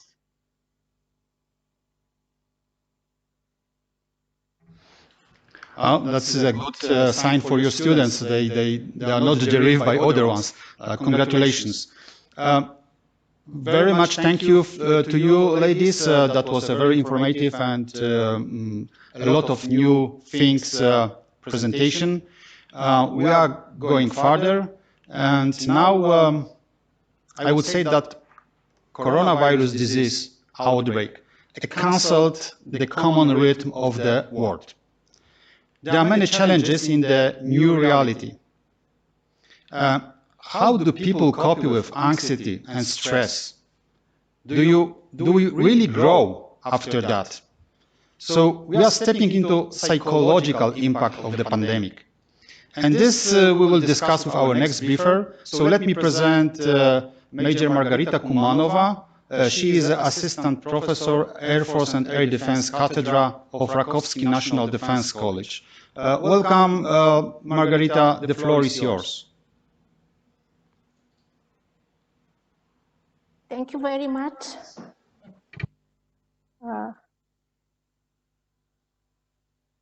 Just a second, please.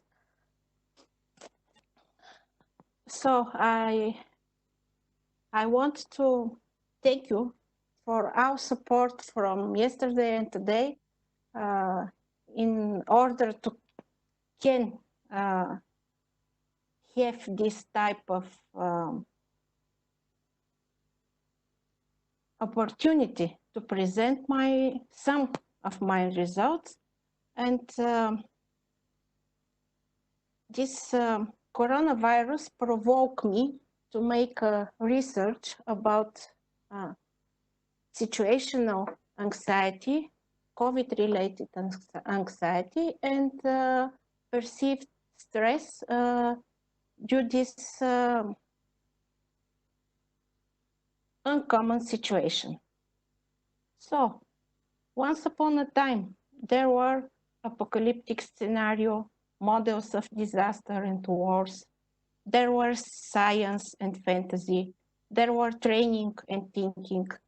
But all of these were movies, books, fictions.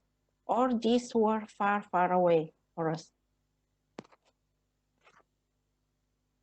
The most common pattern of human thinking is it doesn't happen to me, but it happens to all of us immediately. And it isn't an art installation like on your screen at the moment. It isn't dream or bad joke. It is real and we must survive. We must go on. How? The novel coronavirus disease treats the health and lives of millions of people. It has quickly impacted governments and public health system, and this is the top of the iceberg. The virus is everywhere, literally and figurative, and the world stops. The ongoing global lockdown impacts lives, but not lives like a live creature, So it affected cognition, emotion, behavior. How we will see. There is many recommendation from World Health Organization about medical and psychological treatment of the problem. But TVs, radio, internet news, they don't have many pictures. They don't have many films like in Libya, Syria, Iraq, or somewhere in the world.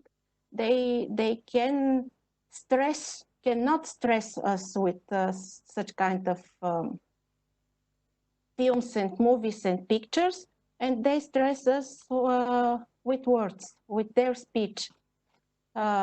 Every day we heard the word victims many times. World Health Organization recommended to replace this word victims with another one, with died people, with injured people, but they still say victims, victims, victims. We are bombarded by numbers in absolutely values. The last 3 weeks, maybe we have numbers like percent or per million population. When all this start, we just hear 60,000, 7,000, 1 million, but just in absolutely values. More of us, and today we hear many times social distancing. World Health Organization wanted to avoid this sentence, social distancing. They want to tell us they want to use physical distancing because people are social animals. So we cannot be social distance. And last but not least, there was many community phenomenon like hectic shopping, for example, for toilet papers or something. We all have watched this situation, and this state, I felt many emotion during this time when we start with our state of emergency. I saw many interesting things. I have 3 children, 5 years old, 12 years old, and 17 years old. Their activities changed too much. But like a scientist, I can not just thinking, I need evidence. So I started this COVID-related anxiety research. And I formed a battery, a questionnaire. First of all, it was 10 question disease-related anxiety questionnaire. It is from H5N1 Great Britain questionnaire. Situational anxiety in Bulgarian from Shtetinsky and Paspalanov, perceived stress from Karastoyanov and Hristova, and there were many demography and society questions. By conducting, I use online platform due Google Drive. There is placed this questionnaire, and I try to manage many volunteers. I ask for participation on the 7th, 14th, and 50th days of the state of emergency in Bulgaria. There was 263 volunteers. It is not a representative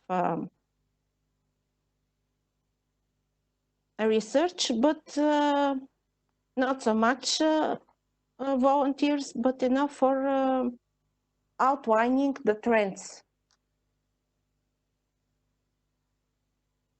So some data about the participant, 35% was male and 65% female. Age coverage from 60 to 75 years old. Education you can see on your screen. Family, about family, I asked about children, about members in family in the same house over 60 years old because of the futures of the novel coronavirus.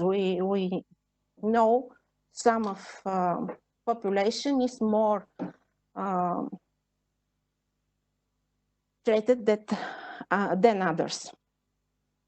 One of the questions was, where are you informed? Which are your channels of information? And we see which are the channels of information of these participants. Percent are over 100 because some of people write more than one source of information. Why was this data important? Because of if we know how the information flow, we know how to manage some psychological futures of for a crisis. And the interesting type. So here we have three charts. The first one, that's its situational anxiety. The second one on the first line, it's perceived stress.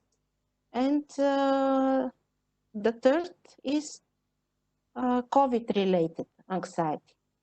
There is 3 points in time, day 7, day 14, and day 50. All of participate have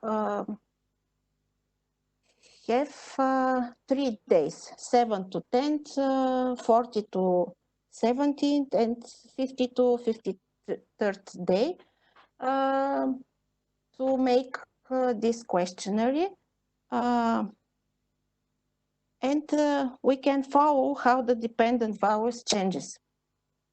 There are statistic significant differences between third point in time and the others. People are reducing tension and negative emotions in time. Maybe it is related to the mild situation with COVID-19 in Bulgaria here. Maybe they adapt. Maybe the both of them. Something more. If I try to find more behind these charts, in the first and the second moment, more participants evaluated government actions like timely and proportional to the threat. In the third moment, more of them reported that the government activities are chaotic and unpredictable. We have 1 month in epidemical state of the world. Maybe we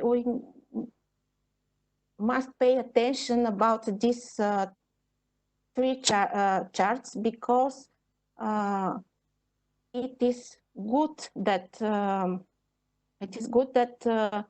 tension, that strain, psychological strain over people is decreased, but we must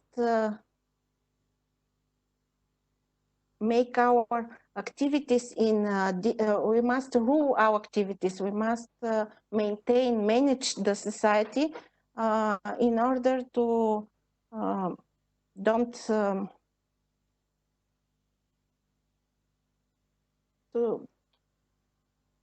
don't underestimate the situation, because these charts are a little bit confusing. The next one, that's how is this three dependent values related to the age of participant. With blue stars, that's participants from 16 to 19 years, teenagers. There is very interesting situation because levels of situational anxiety and perceived stress that was reported by teenagers are high. By perceived stress, they are highest from all of the now groups. But here we have another reason. COVID was the reason for lockdown, but sources of anxiety and stress wasn't huge threat for these teenagers. Something more, distancing, rapid changes in life. They learn in school and they must learn at home. They stopped, COVID stopped more of entertainment for these teenagers. So before this crisis, I joked and often exaggerated that teenagers do not need real communication, but the results make me happy in some extensions. Teenagers aren't satisfied just with electronic communication and relationships. They aren't afraid for their health, but they're reported the high level of stress. The orange chart presented age for 30 to 39 from the full-aged people. It's the more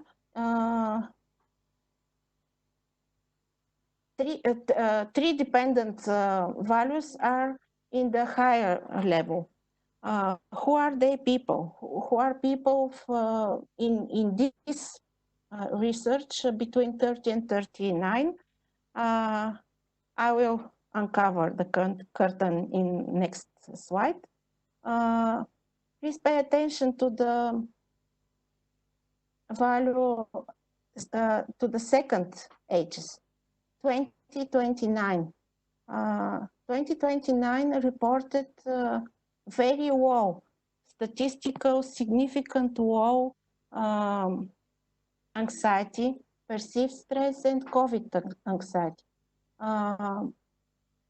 Maybe because this is the age of students, more of the university rearrange, change their programs, change their schedules, and provide online platforms to start or to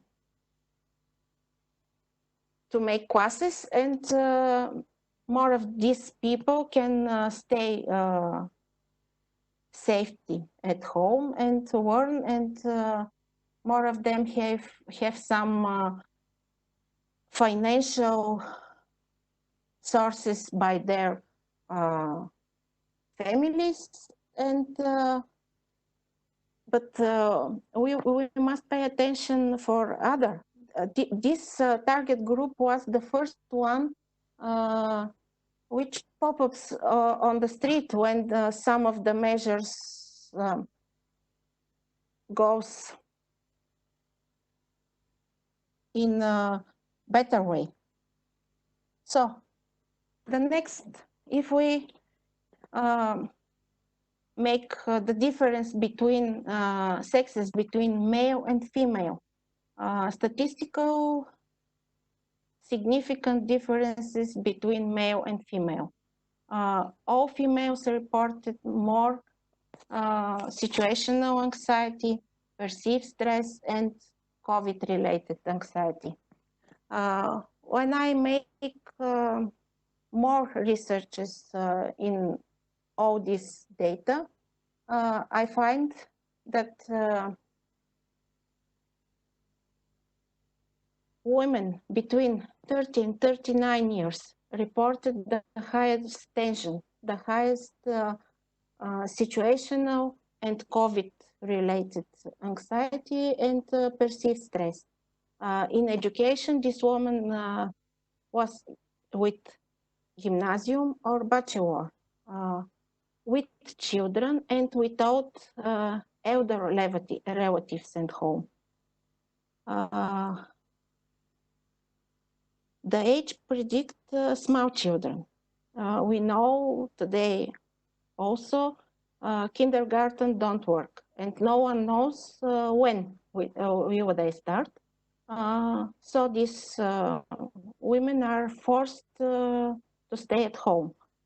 Education and reported financial anxiety by this target group predicts unemployment and reduced income.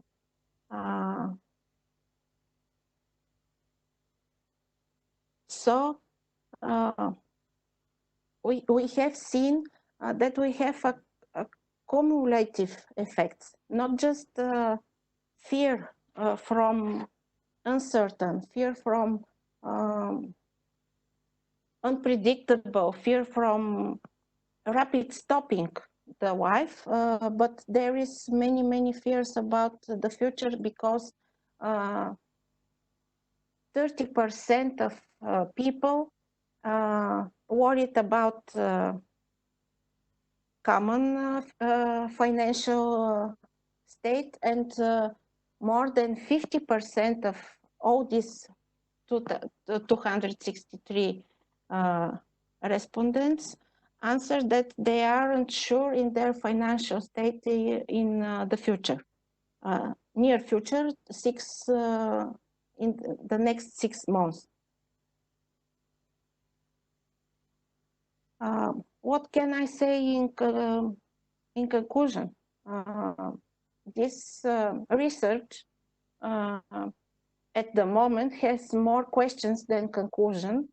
Health threat and financial tension have cumulative effects to situational anxiety and perceived stress. The rapid anxiety reaction from the first emergency week decrease during the time. The more quality information, the less stress and anxiety. We must pay attention to this third point when we build resilience, when we maintain a crisis, when we manage our societies. We must pay attention to the group in age 20-29. They can be risky group. Teenager reported highest level of stress, and we must work with teenagers in the future, and more questions. That we see is that if we want to manage the future, we need to manage the attitudes.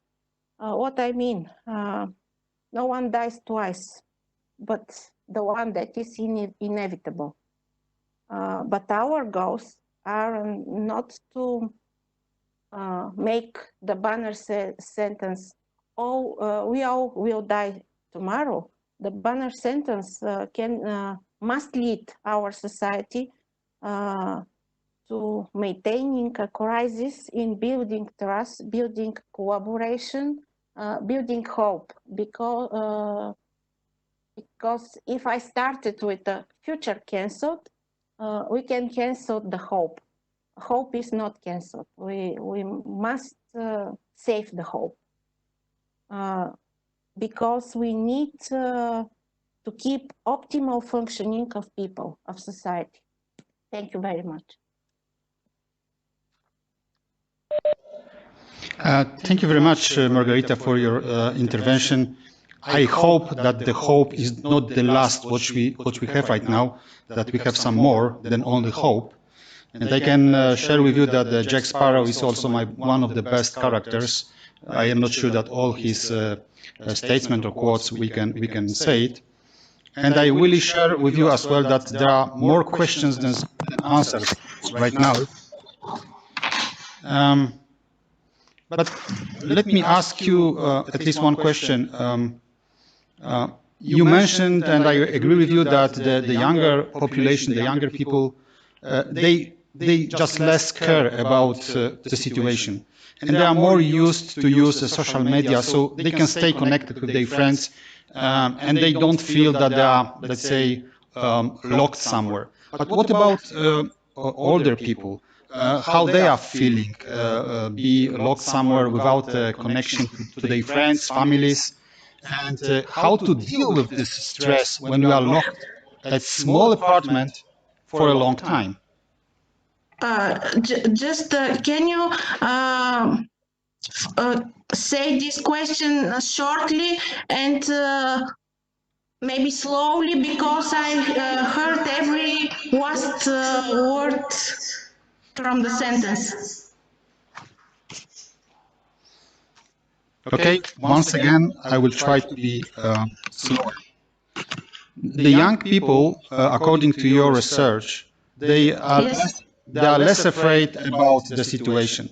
They can stay connected with their friends using social media. They are used to do it. What about older people?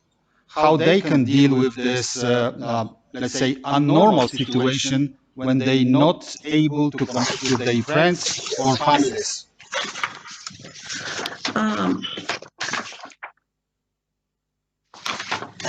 The elder people, they worried more about their health, lives and health.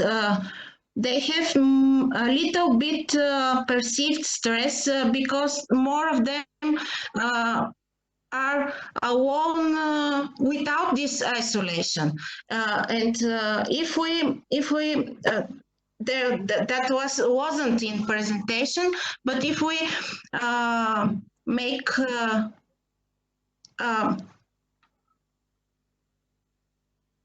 more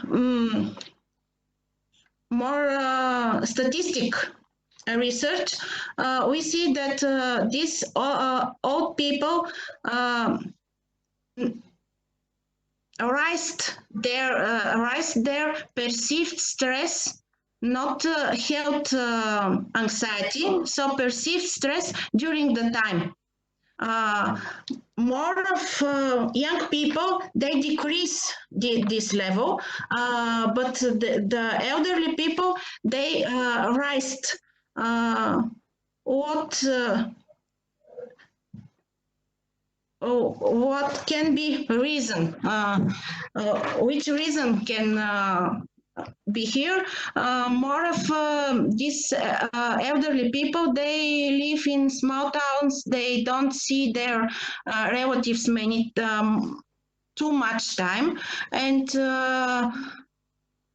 I have 3 interviews. It's too little amount to make some significant statistic results, but there was these were 3 ladies, 83, 87, and 89 years. They were in this questionnaire. I have a blank place. They can tell something. They share their phone numbers. They wanted to speak with someone, and their opinions were, we don't want starving in fear. We don't want dying in fear. They wanted to be with the people. They said, we are too much old. We have too much years after our back. No one knows where is the end in the future. They wanted to spend their life without monsters, and maybe this is some of the reasons that elderly people reported a high level of anxiety, but a little bit levels of perceived stress. They wanted to be afraid. In psychology research is many questions, and I think this 263 people, I have the idea to grow these results, because I have fourth moment in time, maybe in the second part of this month of epidemical state of our world. And I want to have 30 or 350 participants to show how we will change our attitudes, change our tension, how will this tension change during these months with a little bit measures, with Margarita, thank you. Can you hear me? With more freedom. Thank you very much, Margarita, for your answer. I am pretty sure that you will have a lot of materials to be analyzed, and there is a lot in front of you to make another researches. I would like to thank you, all the participants, for the third panel. Thank you very much for your dedication and spending the time with us. To our followers on the YouTube, please stay with us. After 5 minutes, we will go to another panel, the fourth one. Thank you very much for watching us, and see you once again.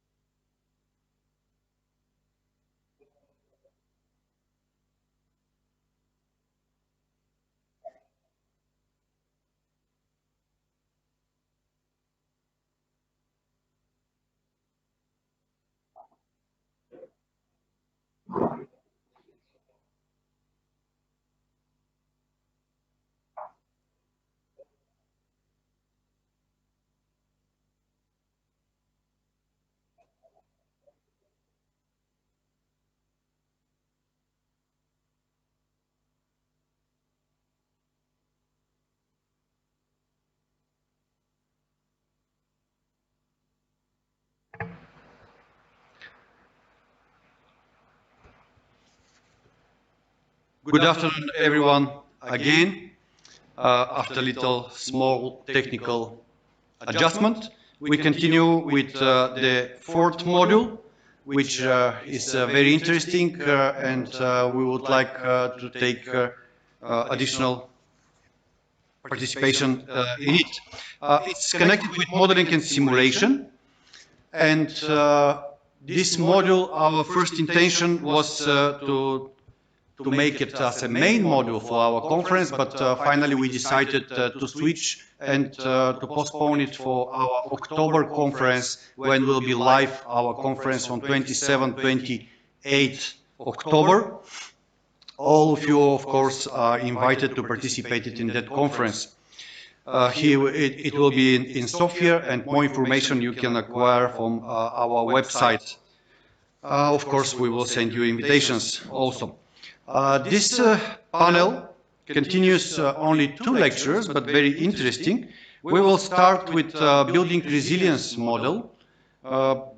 Speaker is Lieutenant Colonel Kostadin Lazarov from Crisis Management Disaster Response Center of Excellence. He is the chief of modeling and simulation laboratory here, and now this is our new project of our Center of Excellence. But first, we hear the speaker. Kostadin, are you here? Can you hear us? Yeah, I can hear you, sir. We too. Please, the floor is yours. Thank you very much.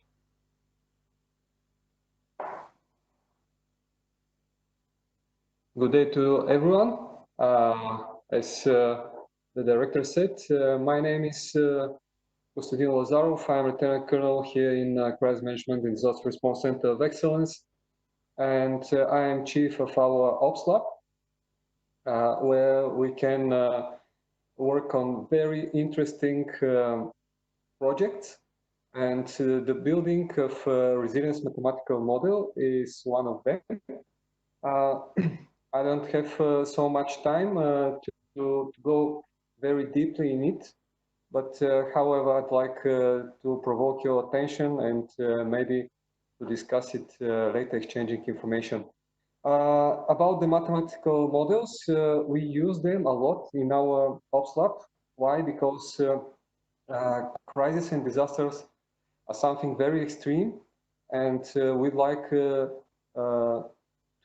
use such virtual environment in order to analyze and to make some researches and to see what is the impact of human society, what is the reaction, the possible management and adequate reaction to such events. Resilience. Resilience is another very interesting topic. I don't want to provide you a definition about it just because there are a lot of them, and it's not my aim and goal during this presentation. However, we'll talk about it, and I'd like to start with the resilience dark side. Yes, it's extremely and crucial, extremely useful for us, and crucial actually for our protection. I mean about not only the individual defense and protection, but family and society. And at the same time, the resilience consumes a lot of resources, a lot of manpower, money, time, different things.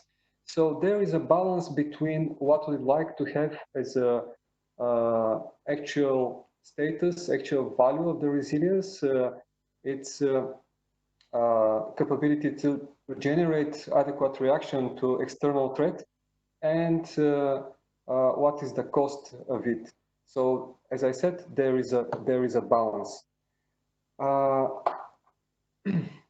What is the resilience? However, I said that I'm not going to provide you with the definition, but however, the resilience could be observed as a human body immune system. So it tries to protect the body. It tries to defend it from external impact and influence. The same is the situation with the human society. So resilience tries to protect the human society, but we went deeper in this topic in this research and actually found that the resilience tries to protect the society development vector. What does it mean? It means that we'd like to improve ourselves. It's not only a competition with other human societies, and the difference between them actually are the moral and ethical values, the moral and ethical systems. So as I said, it's not just for the competition, but we'd like to be better in future. And it should be done with specific speed, not so fast, not so slow. And this certain point in the society space, which the vector pointed, depends on moral and ethical values, of course. So this is the aim and goal of the resilience, to keep the direction and the speed of the society development vector. When we have different societies with sharing almost the same moral and ethical values, it's very easy to organize them in certain specific alliances, organizations, etc., etc. NATO is such alliance. So the members of the organizations are sharing common moral and ethical values, and their development vectors are pointing in very close to each other directions.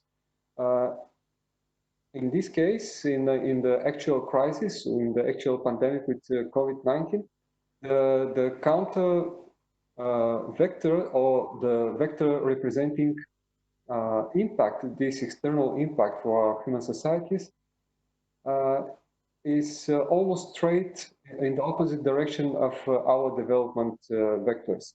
So it will not change our direction. It will only decrease for a certain amount of time. It will only decrease the speed of the development vector, but we will not change the direction. A completely different story with external impacts and influences, which could be observed as an instrument of a hybrid war. In this case,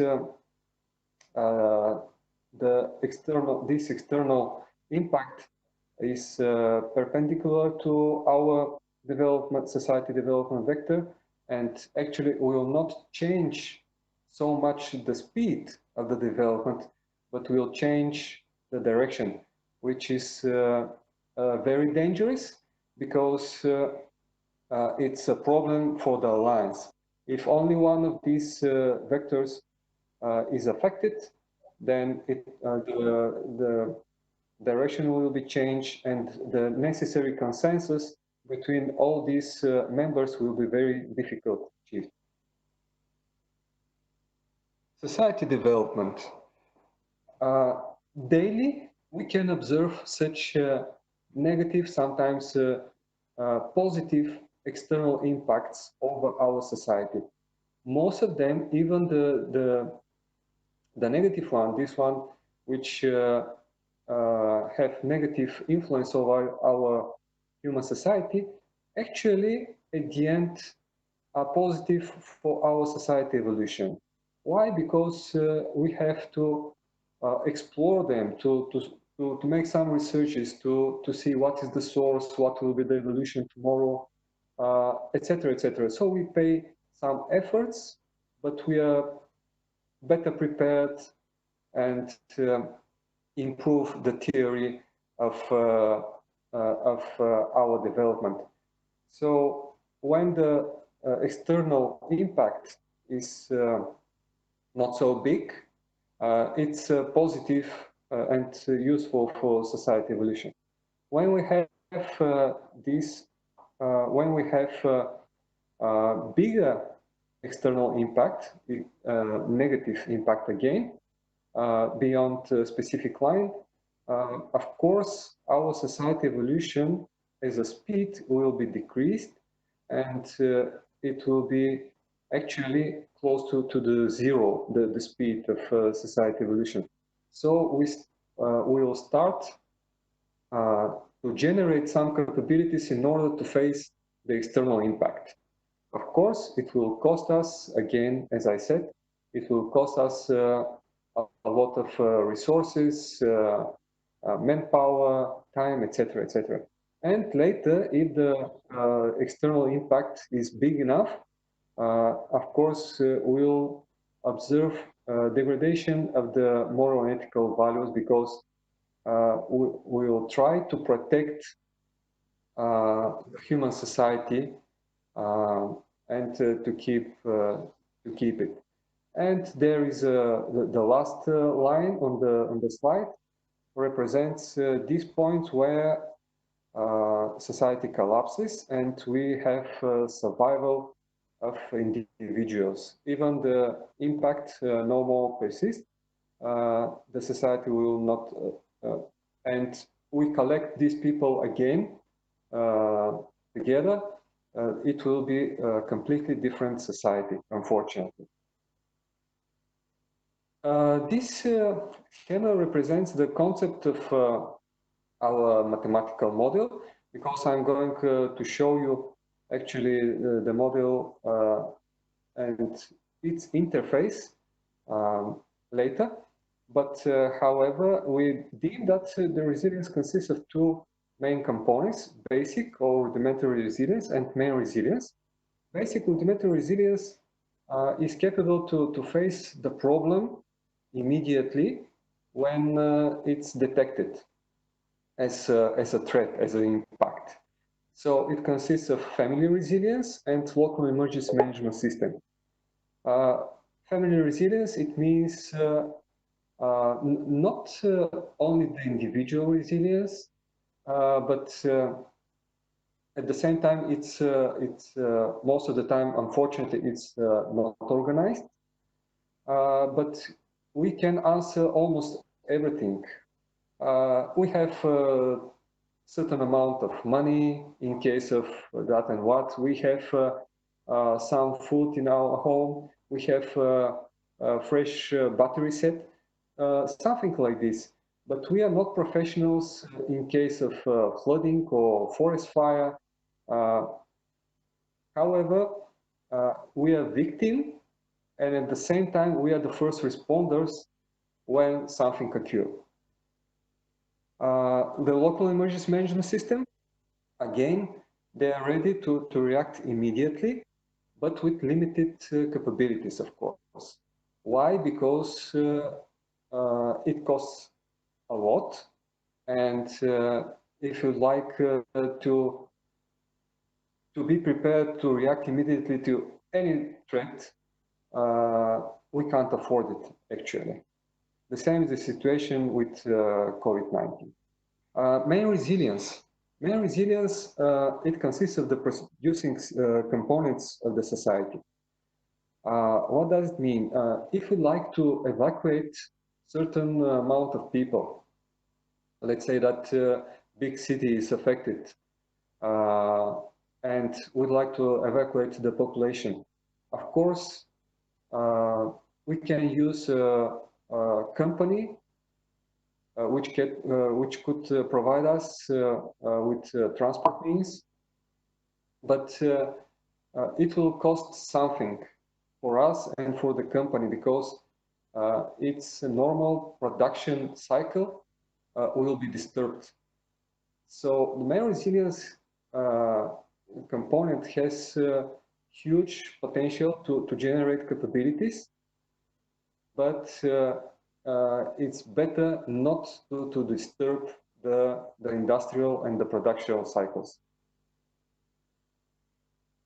Here we have 2D visualization of the mathematical model. Actually, our mathematical model is multidimensional, and it's just simple visualizations for better understanding. Here we have, in the middle of the picture, we have the society core, which we'd like to protect, to defend. Then we have one big layer of the main resilience, and we have the thin rudimentary basic resilience, which, as I said, is capable to react immediately if something occurs. In our example, we have a flooding, and this layer, green layer, will try to absorb the impact, this negative for our society impact. If it's not possible, will be activated the main resilience in order to generate adequate necessary capabilities to face the problem. We have at the bottom of the slide, we have one simple equation.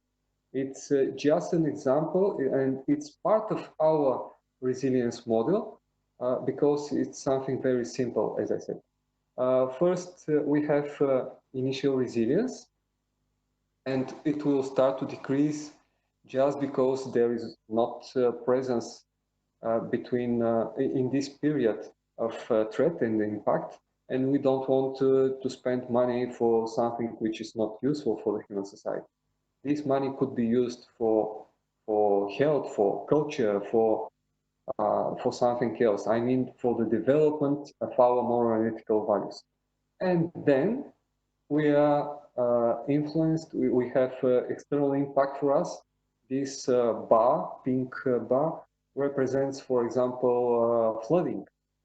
And of course, our human society will start to generate adequate response for this impact. Of course, we'll have some delays because it will need some time to receive the information about the impact, to organize the headquarters, to deliver necessary and to transport the necessary resources, to generate capabilities, etc., etc. The increasement of the resilience will continue later. When the impact is gone and no more persists, it will continue to grow. However, later we will have again a decrease of the resilience, of the value of the resilience, until we face again new impact and new disaster or crisis. This delta R depends, of course, of the time between these two impacts. Depends on the frequency, on the value of the scale of the moral ethical values again of the society, and several more parameters. Most of these parameters we try to implement. I'm going to stop for a second sharing, and I will show you the interface of the mathematical volume, of the mathematical model. Here you can see the interface. It's at the moment it's based on Excel, Microsoft Excel. It's we made this application just because a lot of calculations are made. And we found out that Excel in this case is very fast and useful.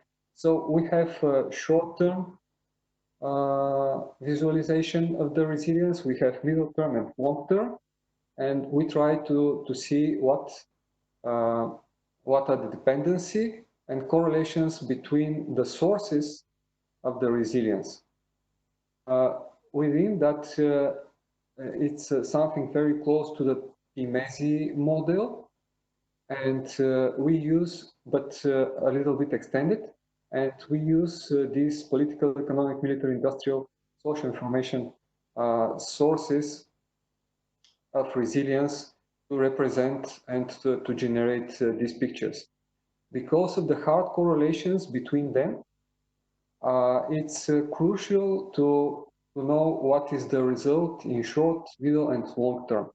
Just because if we use the infrastructure, for example, if we use the infrastructure to increase our resilience at the moment, in middle term, it will have negative result or impact over the industry and economic. In long term, it will have positive impact over industry and neutral to economic. And as I said, the correlations between all these sources, there are a lot of them, and each of these correlations should be described with some coefficients and parameters. And it was very hard in the beginning to start with. In order to do that, we explored some statistics for past disasters and crises. Let me just show you how you can play with this model. We have different coefficients here for each of these sources. So we have a lot of parameters and coefficients. I think that they are almost 100 at the moment. And when we change one of these coefficients, you can see that the picture is changed. Also here we have calculations in the back of each of these values. There are many tables representing all this happening. So at the moment, it's on strategic level, national level, and it's applicable also to such crisis situations like COVID-19. I think that maybe next year we will be ready and it will be flexible enough to be used in almost any situation, just because we are talking about strategic level. That was for me. If you have questions, I'll try to answer, or we can, as I said in the beginning, we can exchange information or perform some discussions later in the future. Thank you very much for your attention. Thank you, Kostadin. Hope that you can hear me very well, and I really appreciate for this presentation. We have two questions, but because of the time, I'll try to answer on the second question. Actually, this project we started exactly for education and training purposes, and we would like, first of all, for education and training, after that, after testing and experimentation, maybe to use as operational tool, but we'll see what will be the result, first of all. But this resilience model, definitely we will implement in our courses, which we conducted here, and also in some exercises to provide additional information. We found that it's a very interesting. Of course, we have a lot of work to provide necessary information, real-time data, and etc. We started with flooding, but when the COVID-19 crisis occurred, we decided to follow the COVID-19, and first we'll try to implement the pandemic pandemic crisis in this model, and after that to continue with different types of disasters. Kostadin, we have another question. If you can hear me well, does your model account for common identity for ensuring soft resilience against strategies that may be aimed at dividing and conquering individual members and derailing them from societal cooperation, a strategy often employed by some Eastern nations through economic incentiveness or pressure? Do you understand? Unfortunately, not. then I will leave this question to answer writing, and we will publicate on the site. Actually, all questions we'll try. We sent all questions which are not live asked to the presenters, and after that they will answer, and we will public on YouTube when the live broadcasting finished. Thank you, Christine, one more time. I will try. I will pass the floor to our guest.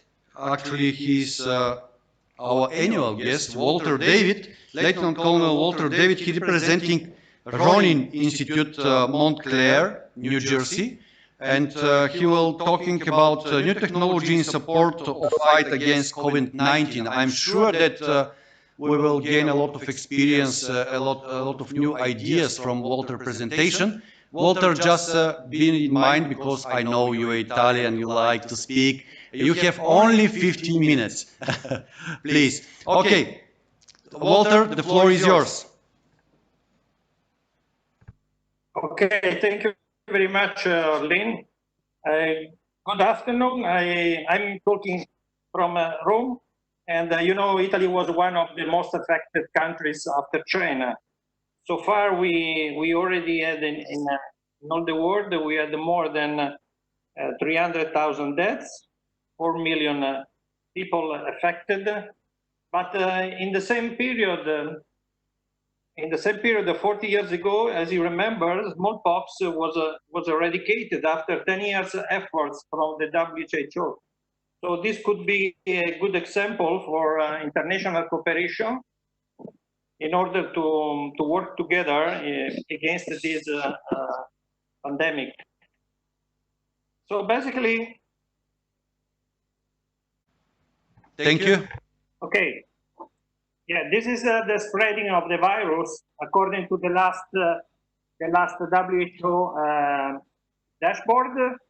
At the beginning, only the Western China and the Western Europe was affected. After, can you see me? Yes, everything is fine. Talk. After very badly, they had no procedures in place how to cope with the illness, and this is why our cases, our coronavirus cases, are mostly located in the north, especially in Lombardy. That is very industrial, very dense populated area with a lot of transportation, a lot of factories, touristic resorts. Also, the national health system, I don't agree very much with the previous speaker. Italian national health system was not overwhelmed since the beginning, but it was the regional system in Lombardy, because the national system is based on region. And in Lombardy, 40% of the health system is provided by the private. So they had no protocols in place. Even we didn't have much updating information from WHO. Anyway, what happened is that despite 2 Chinese were isolated in Rome at the end of January, and suddenly we blocked all flights from China. The first really Italian patient was located in Lombardy, in Codogno. We call it patient 1 on February 20th. After a few days, all Lombardy was locked. And we started the procedure for the emergency state. After on 4th of March, schools and universities were closed. They are still closed. And on the 9th of March, all Italy became a red zone. Despite, as I said, the south and central Italy are not affected very much. Basically, Sardinia, Sicily, they are like the Balkans, like Albania or Greece. So now we are leaving phase 2. That is, we have some more freedom of movement inside our region. Next slide is about the response measures. So we just copied what China already had done: border shutdowns, massive tests, contact tracing. Of course, the airplanes are not flying anymore. They are just in a big crisis. Quarantine, lockdown, social distancing. And as you see from the picture on the right, in China, they implemented some measure in order to have children going back to school, just respecting 1 meter distance. I don't know if this could be useful in Italy. Anyway, even the fourth industrial revolution technologies are helping very much. In fact, comparing with previous epidemics, we can now exploit applications developed and deployed by the governments, but also by academia, industry, and many startups. And for what? We have technologies for monitoring, surveillance, detection, case investigation, infection prevention, mitigation of the impact to the hospitals, to doctors. Such technologies include the Internet of Things, the 5G technologies that is working in China and other countries, the cloud computing, big data, blockchain, artificial intelligence, and robotics. Also, modeling simulation is playing a big role. So blockchain is very useful for tracking donation, for providing data transparency and validity in healthcare applications. Users can trace demand and supply chain of medical supplies, given the shortage of face masks. That was a common problem.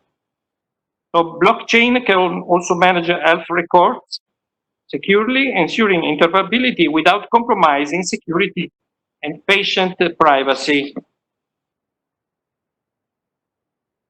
Internet of Things, 5G, cloud computing are really changing our life.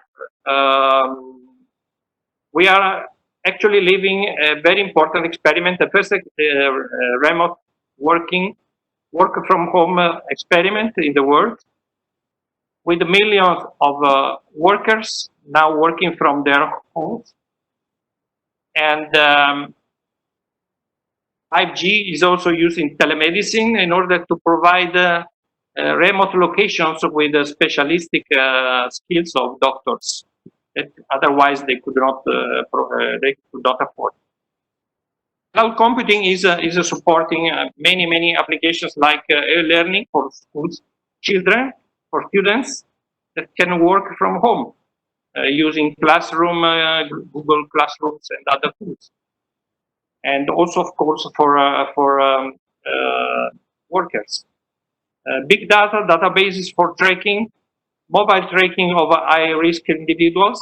We have also some very successful story with startups in Italy, asked by local hospitals to provide replicas of Venturi valves for ventilators. You see on the right there is a picture.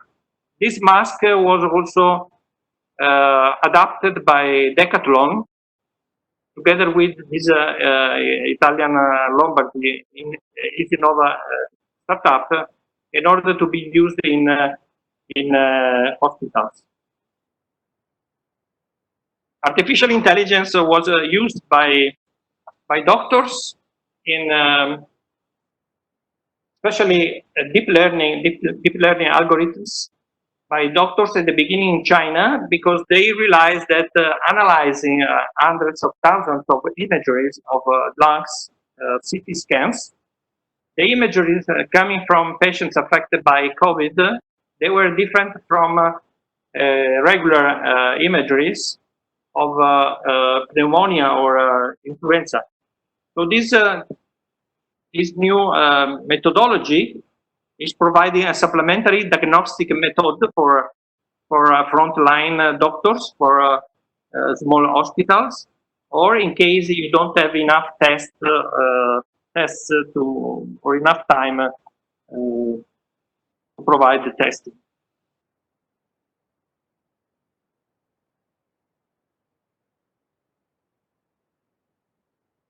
Artificial intelligence was also helping the Chinese police and airport workers, but now we are the first in Europe to have deployed the smart helmet, the smart helmet 901.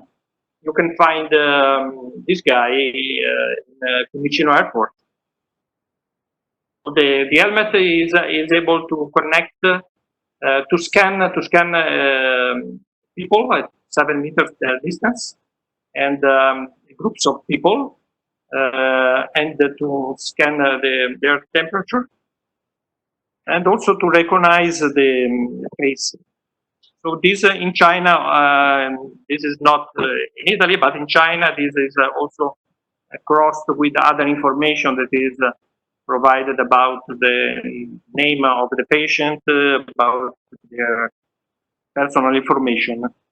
Everything is on a virtual screen of the operator. This is something that is it's going to be developed in actually it's been already developed, and it will be deployed in the next 2 weeks in Italy. It's called iMoney app. And this is from the example of successful examples in Singapore, where they deployed the trace together using Bluetooth Low Energy. Also China, they exploited the apps, but they already had some apps in their smartphones, like WeChat or Alipay.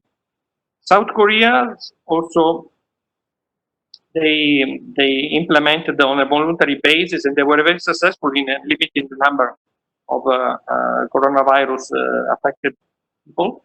Italy chose this application that was developed in North Italy by Bending Spoons.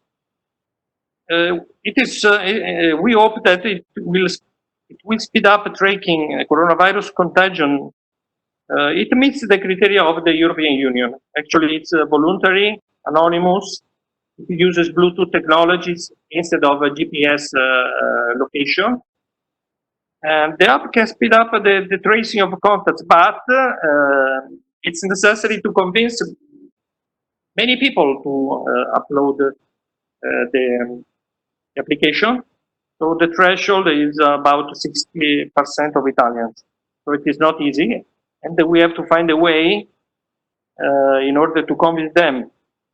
So basically, the system works that every smartphone will regularly emit an anonymous ID code that can be picked up by other smartphones using the same app in the area, let's say within a few meters distance. The system will be operational very soon.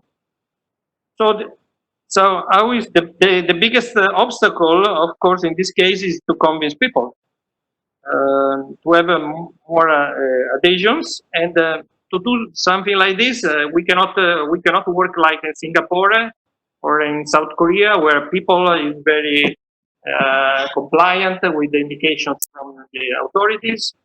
So we have to ensure that nothing negative happens in case of contact with the infected person.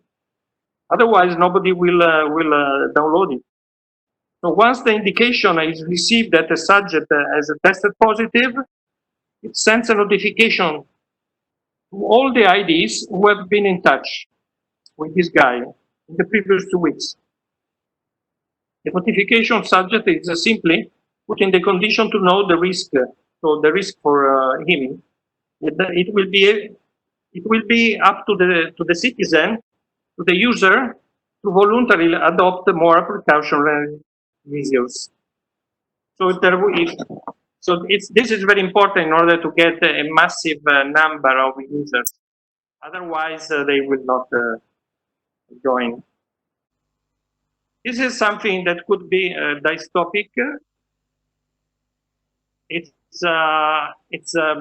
artificial intelligence matched with face recognition and built by lending a company. They are able to recognize faces even using a mask, except when you are wearing sunglasses. In that case, you can be not. You can escape. And the system, as you see, is measuring the distance of 1 meter between people. Okay, drones and robots are also very important because they started in China delivering medical supplies, food, other critical supplies, but they are also used to patrol spaces, public spaces, and to track non-compliance with the measures decided by the authority.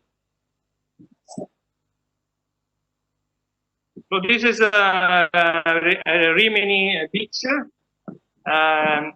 It was forbidden for everybody to go on the beach. They had to stay at home except for shopping groceries at the supermarket or to go to the pharmacy. And the local police started using drones like in China. Okay, modeling simulation is also a very powerful tool. We have open platforms like Eclipse, where we have tools provided by volunteer basis. STEM is the spatio-temporal epidemiological modeler that was contributed by IBM. But it's open to let's say updates and development by other users. Users can choose the model of the disease. They can choose. It has been used actually for Ebola, for Salmonella, for many other outbreaks, and it's able to compute the epidemic trend for analysis, for response, for preparedness, for training. It uses data from aircraft routes, from geographic information systems, and other information. So predictive models like this, like STEM, could be also linked to systems that are more familiar for military, like constructive simulations, like, for example, the artificial intelligence powered simulation work, to enable creation of highly realistic scenarios in the context of a biological emergency or warfare.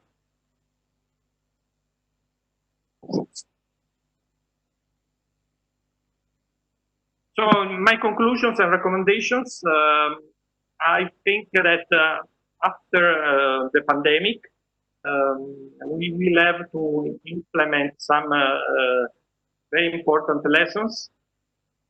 Also the military has been affected very heavily. So we have to think about the vulnerability of humans and our social habits. We have to think about smart agile work compared with the usual paperwork or let's say traditional work that we have in our staff. What about the open spaces that were very trendy during the last decades in order to have people collaborating and exchange ideas, but they are very crowded. Also the economy, we have to think about a new model of a sustainable economy. Learning was a very, very, very powerful technology to support the students compared with the traditional education. Also, we had some lessons about the production of strategic products like face masks, protection devices. We relied very much on transportation of from China, from India, from other countries, but we this situation put us in a very big trouble, especially prepositioning, and many countries, they started acting one by one. So customs started blocking imports and exports of this kind of stuff. So also we have, from the military point of view, to think about the doctrines. If our doctrines are still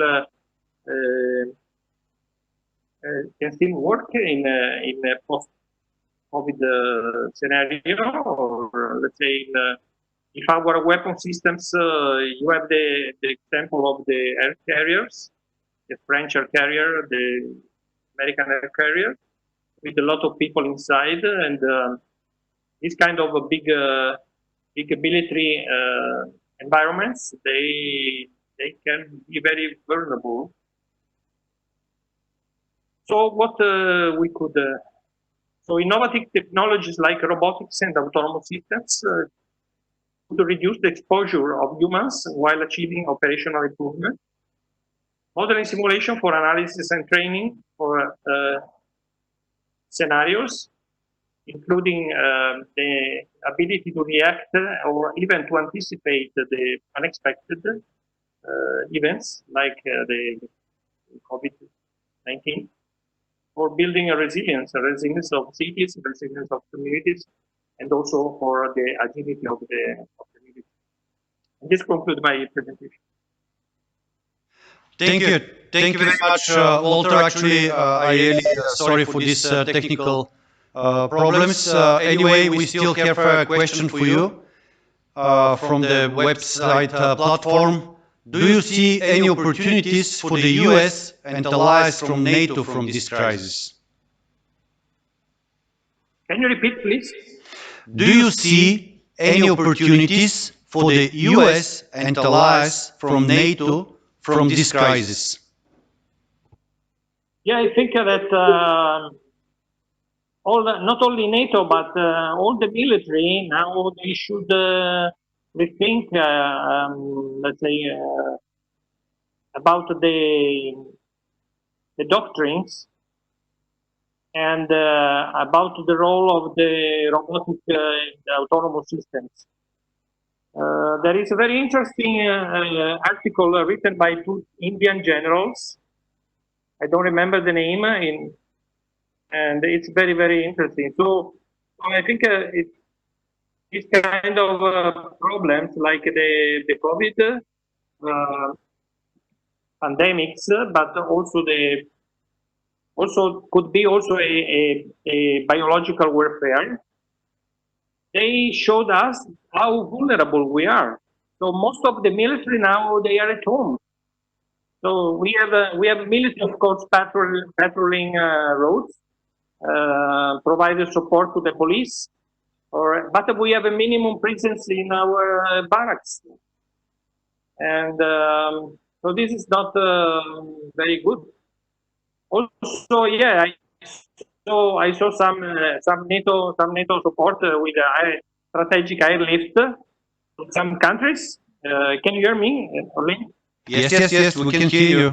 But mostly, you know what they did? They transported masks built in China. So they sent Antonov to China to load masks to bring to NATO. So I think for some, and the same is a big trouble for air flight companies. I think that some assets should be strategic. We should have at least some, like in the United Nations. So they give a lot of importance to the prepositioning. So we should have some depots somewhere, where in case of necessity we can trust. Okay, thank you very much, Walter, for this is really impressive. I really apologize again for these technical problems, but it's caused by the internet bandwidth. It doesn't matter. We finish very well. Thank you very much. Now we are going to the next presenter. Okay.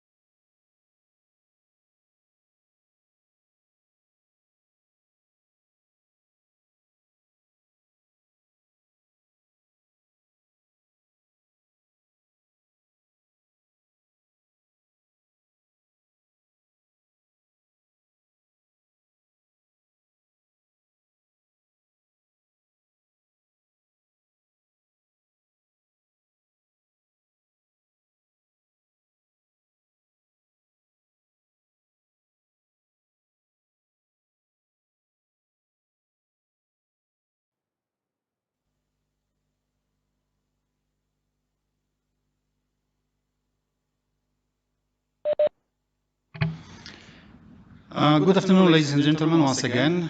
We are jumping to our panel 5, and we will start with the topic that relates to the pandemic. The pandemic surprised us by enormous speed of spreading.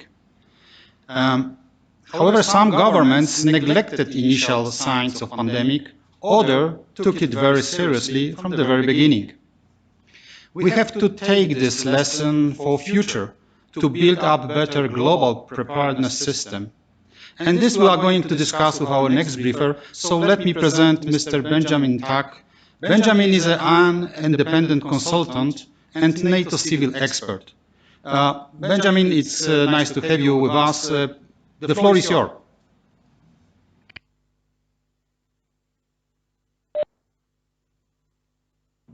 Hey, good morning, everybody, and thank you for that introduction. Can you hear me and see me okay?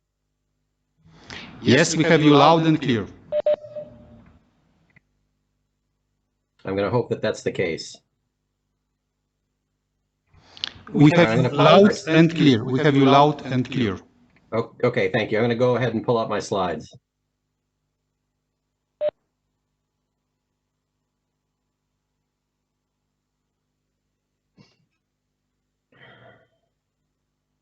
All right, good morning, good afternoon to everyone. And my thanks to the Crisis Management and Disaster Response Center of Excellence for holding this event, despite the circumstances, to everyone who has helped make it happen, and for the invitation to participate today. I do regret that circumstances do not permit another visit to Sofia, and hope that that will be possible next year to attend the conference.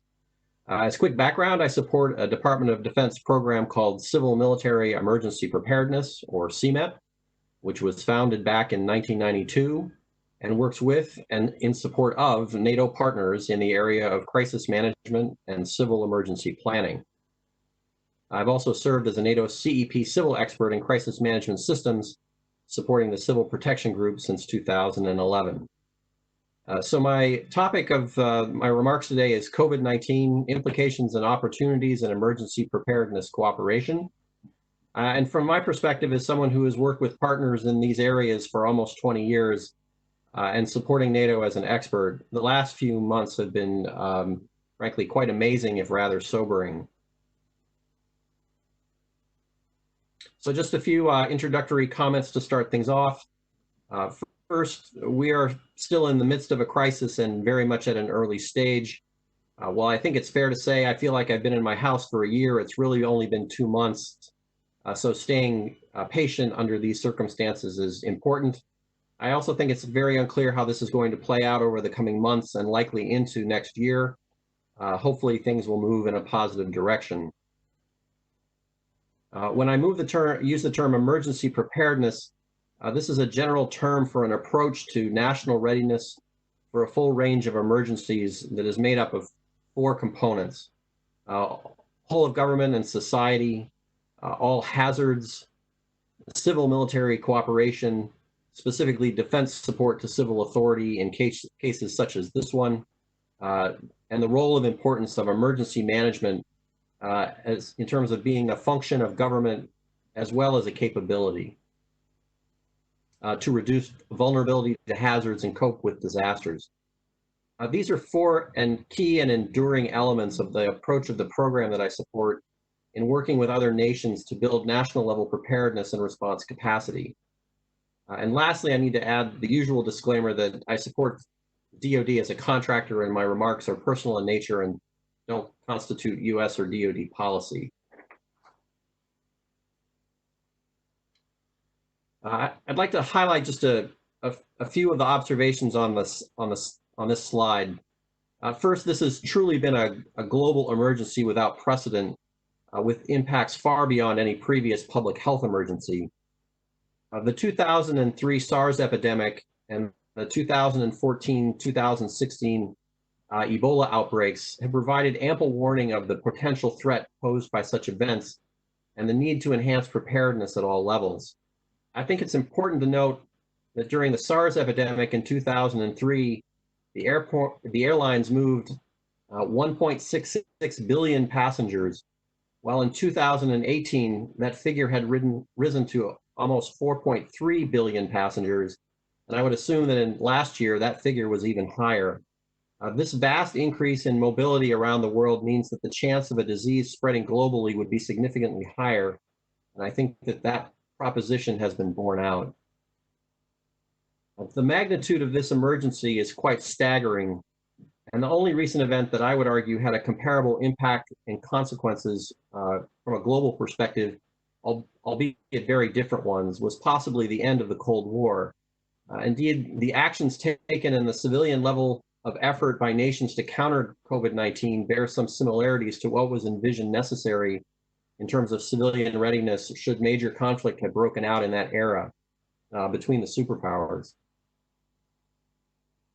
In responding to this pandemic, we've seen nations take actions such as those I've listed, and it's not a comprehensive list by any means, that might have been considered possible, but not probable until this crisis emerged.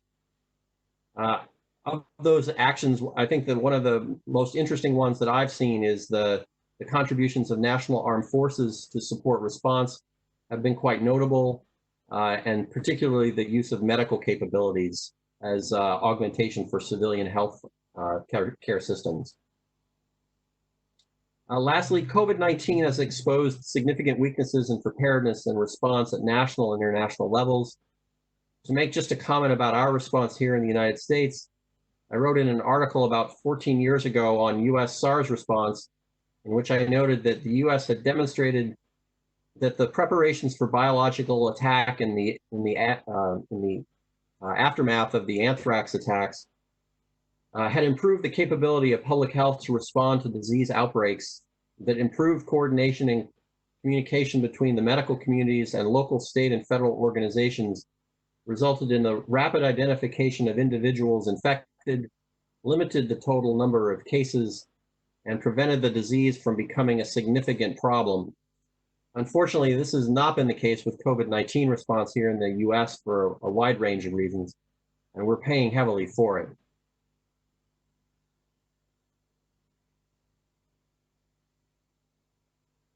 So two other response observations I'd just like to comment on briefly with this slide. First, while I'm an observer, not a practitioner of geospatial technologies or GIS, I've been observing this technology developed for over 15 years, and it has been an essential part of the CMEP program partner cooperation, both from a bilateral perspective and from a regional perspective. From my perspective, COVID-19 has established the absolute importance of this technology and validated its role as a key tool in supporting response, whether used in government, the private sector, and elsewhere. The number of nations that have established GIS-based national portals or dashboards has been extremely impressive as well as informative, providing really global situational awareness on a daily basis, if not even more frequently. And hopefully there will be a comprehensive look at how GIS capabilities have been leveraged in this crisis by nations in the international community to further develop this capability for future incidents. With regards to NATO, I would just like to comment that the Alliance has been extremely well served in this event by its approach to crisis management and resilience, which have become firmly institutionalized both within the NATO structure as well as within nations, many nations. The value of alliance-wide strategic exercises such as CMX, fostering NATO national crisis management interoperability and integration, and most recently in 2016 with establishing the 7 resilience baseline requirements, all contribute to alliance and national readiness for crises, regardless of their type. Hopefully nations will provide their lessons learned as relates to crisis management and resilience that can support further refinements to existing procedures and initiatives as the lessons learned from this crisis are useful both in terms of the collective defense mission as well as overall preparedness. Lastly, with regards to the NATO Euro-Atlantic Disaster Response Coordination Center, the EADRCC, I would encourage everyone to read the recently published Atlantic Council article, which captures its many contributions in its 22 years of existence, and makes a strong case for its continued value and contributions. While there's been some discussion on the need for NATO to have a disaster response coordination node like this, like the EADRCC, I believe that it has demonstrated its value in this situation, and my hope is that this experience will result in greater support from within NATO headquarters, as well as nations for its mission, organization, and activities such as its annual exercise, and potentially post-COVID focused initiatives.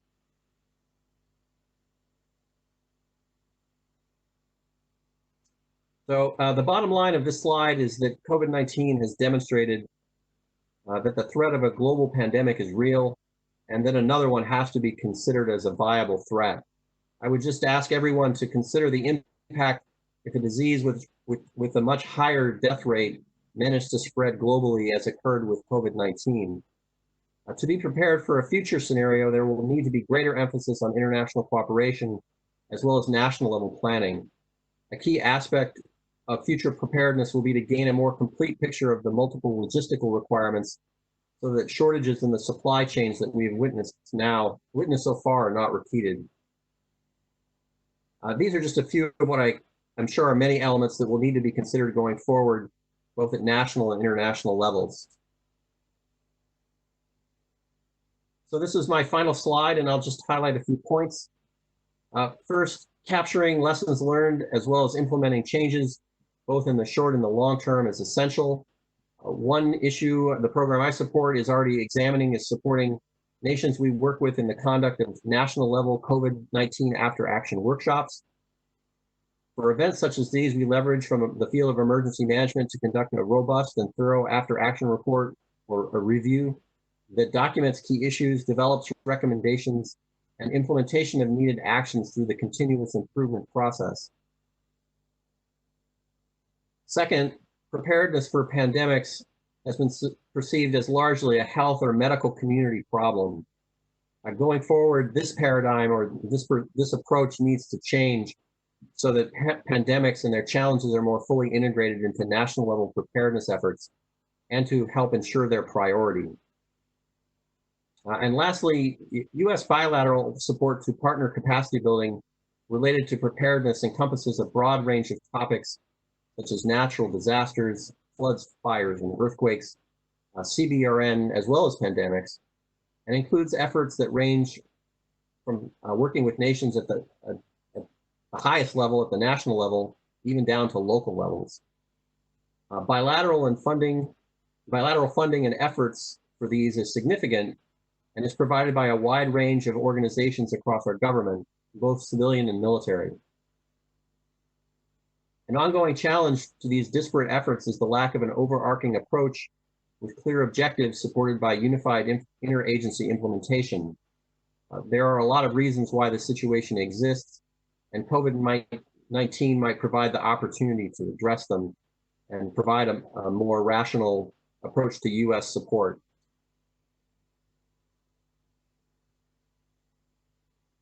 So this concludes my presentation. My thanks for the opportunity to participate, and I'm happy to take a stab at any questions either now, later in the day, or offline. Again, thank you very much to the CMDR COE for organizing this event, and I hope to be able to present next year in person in Sofia. I understand we were running a little bit behind, so hopefully my presentation has helped make up a little bit of that ground. Thank you very much. Thank you very much, Ben. It was great. Everything was okay. And I have to assure you that we will welcome you in Sofia anytime you can come to us, of course, in real time. And I also share your opinion that the lessons identified, which were captured, we must analyze, and of course, the clue is to share to each other, regardless the country or state. Let me ask you just maybe one question. From your perspective, do you think that the response to the COVID, the international cooperation was efficient? I mean, we have some examples, very positive, like common sharing of results of work to discover the vaccine. But we have also the other side, some countries blaming the other ones. So how it looks from your perspective. Hang on, I'm having trouble hearing you. Let me try and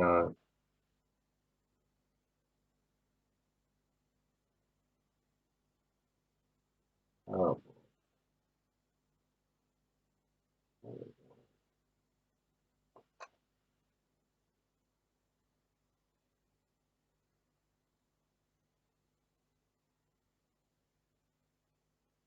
Okay, hang on a second. Let me mute that and let me put my mute on. I didn't have a chance to do that, and have you repeat the question if you don't mind. Sure. My question is, do you think that in response to the COVID, the international cooperation was efficient? I mean, some countries were blaming each other, and we have some positive as well examples like sharing of the development works when it's going to be to development of the cure of the vaccine. So what is your opinion?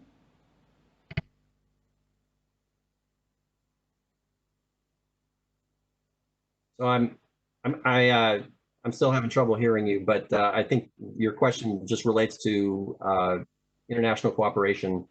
You know, this is actually, I think it's a mixed bag, to be honest. I think there are some positive aspects, and I think there are obviously a number of areas that could have been improved. I haven't really had an opportunity to really dig down into what has worked and what hasn't to this point. I think one of the most, the one area that I think has been very interesting to watch is actually the connection between, is actually in the geospatial world.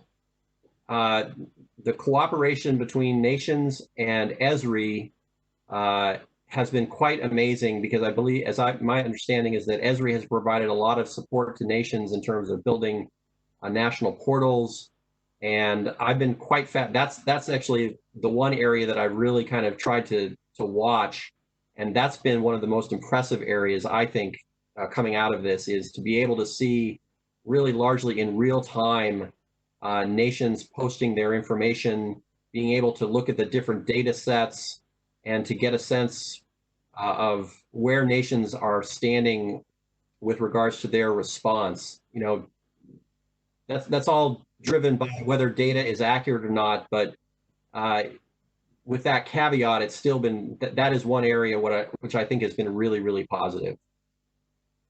Hope that helps. Thank you very much, Ben. Thanks a lot. Once again, we will welcome you in Sofia anytime. And by the way, very nice library behind you. I like it. Greeting from Sofia. Ladies and gentlemen, pandemic is still affecting almost entire world. But in some regions, some countries, there are initials that situation is going to stabilize, and authorities took decision to start reopening.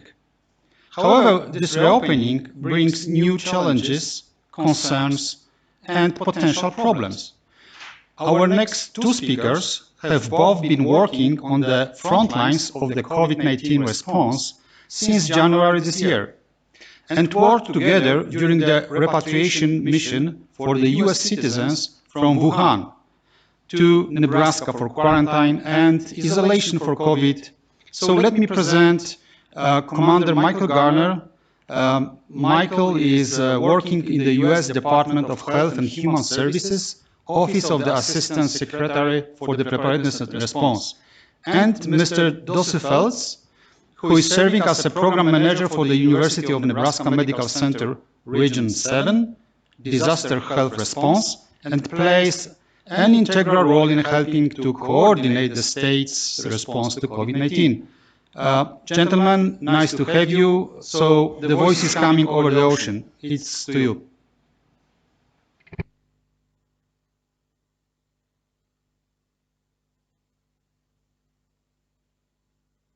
Hi, good morning. Can you all hear me?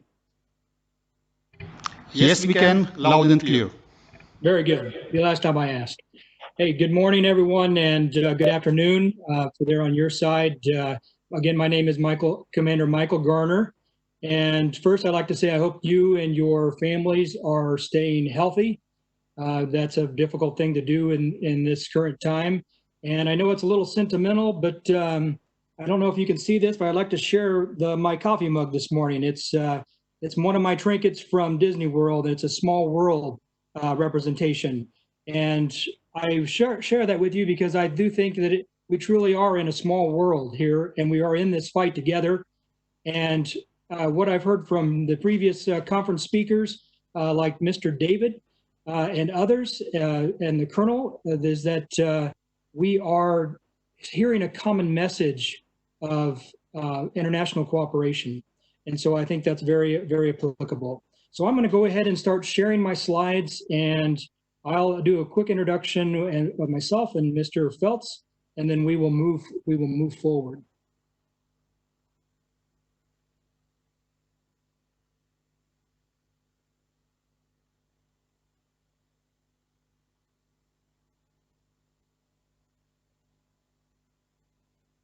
Okay, can everyone see my slides okay? Yes, we can. Very good.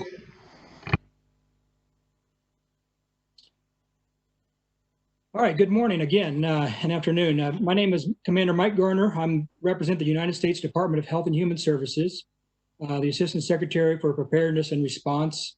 I'm currently serving as a Regional Emergency Coordinator for Region 7, which is in the Midwest of the United States, and I am located in Kansas City, just south of Kansas City in Overland Park, Kansas.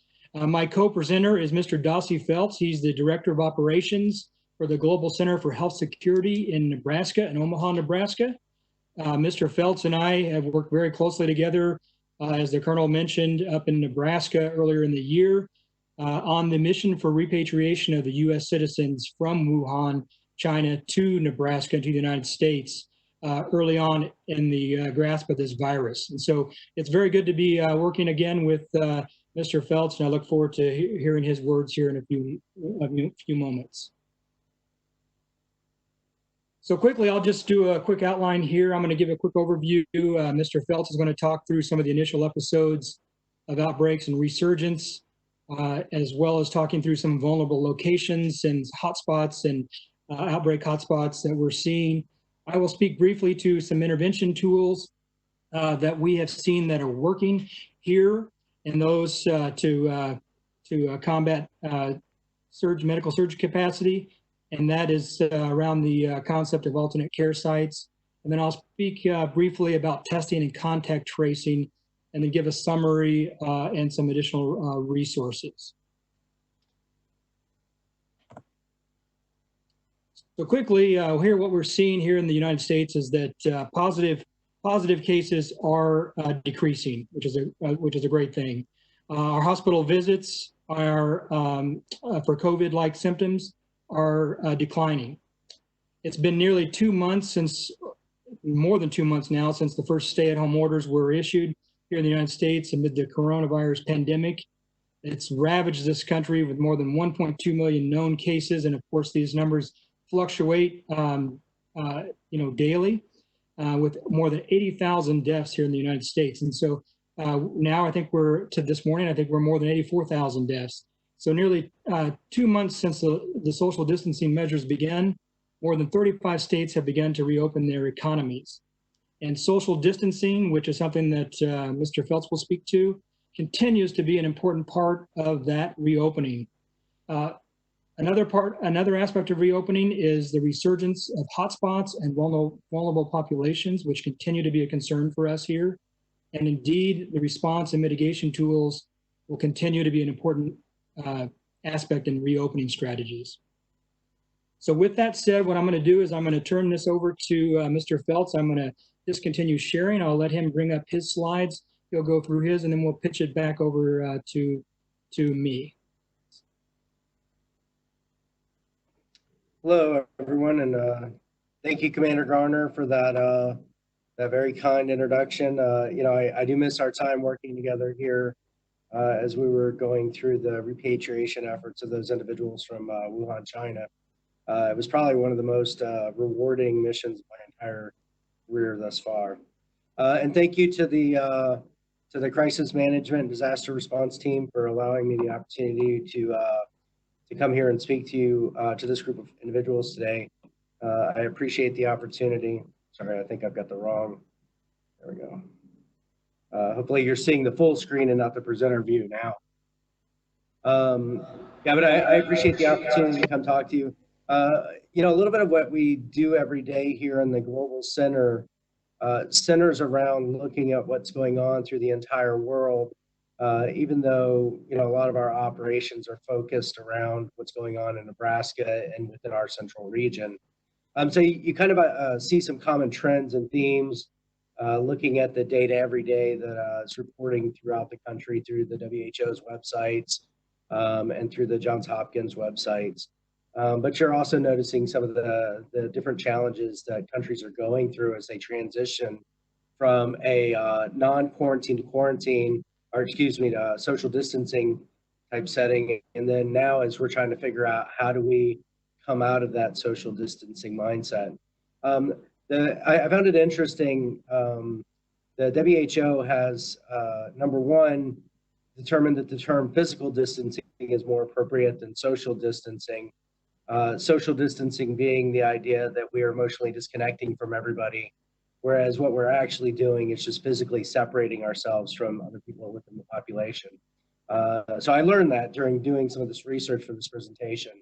And I think it's an interesting distinction as we move forward from here, because it's really the physical proximity to other people that is going to end up determining how successful different countries are as they go through this.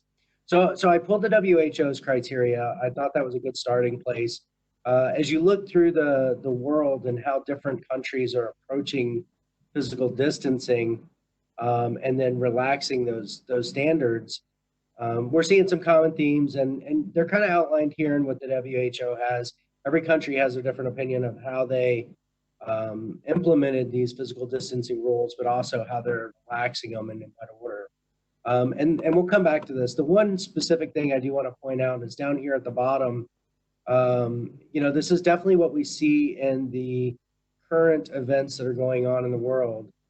Every country is different, but it even gets down to every community is different. And even depending on some of our larger cities, its subsections of those cities are different in how the pandemic is affecting their populations and their communities. So what I did is I started by looking through some of the data that's out there. I'm a numbers guy by trade, and so I always like looking at numbers and being able to compare apples to apples. So I came up with two rates that I think are representative of the impact that the pandemic is having on different countries.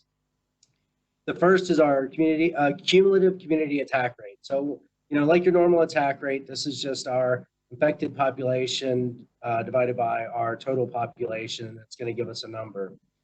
Because we're in the middle of the pandemic, that number is going to continue to increase because it's cumulative, right? We're having total number of case counts. And so what we're seeing is, you know, countries that are in the beginning of the outbreak is going to have a lower number just naturally because they have lower total cases than a country who's far along in their outbreak because they've had months of cases that are being reported. So that's one important distinction to keep in mind about this number. It'll continue to grow as our case counts throughout the world continue to grow. And in some cases, because it's based off case counts, it's definitely impacted by testing that different countries do. And as I go through some of the data, you'll see the countries that are testing less are going to look like they've got a lower community attack rate, where in reality, they've got underreported populations that are positive that are not factoring into that. But it's an important distinction as you look at all the numbers together as a whole. And then, of course, the unsymptomatic folks who are being untested in the population, you know, what we're seeing is countries that are testing a lot of people and identifying asymptomatic cases that are not being reported in countries that are limiting testing to just the symptomatic populations are actually, those countries are underreporting what they have because they're not getting that population. The other number I looked at was the case fatality rate, the total deaths divided by the total number of cases. The one thing to keep in mind about this number is if you're underreporting the total number of cases, it makes your case fatality rate look a whole lot higher than it really is. And so because of that, it's a little bit challenging sometimes to compare one country to another based off of what their testing protocols are as a whole for the community. So what I wanted to start doing was look at globally, and I think some of our Asian countries were the best place to start looking because those were the first places that we started seeing massive outbreaks, but they're also going to be some of the first countries that we've seen those back-end relaxing of standards, and they're going through that process. And as a world, we're gonna learn from the things that they implement and the impact it has on their community as far as flattening the curve and reducing the impact on our communities.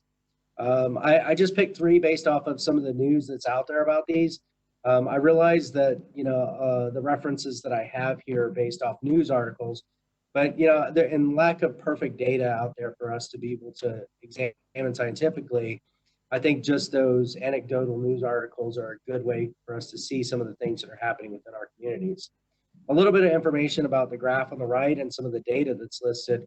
The graphs come from the WHO's website.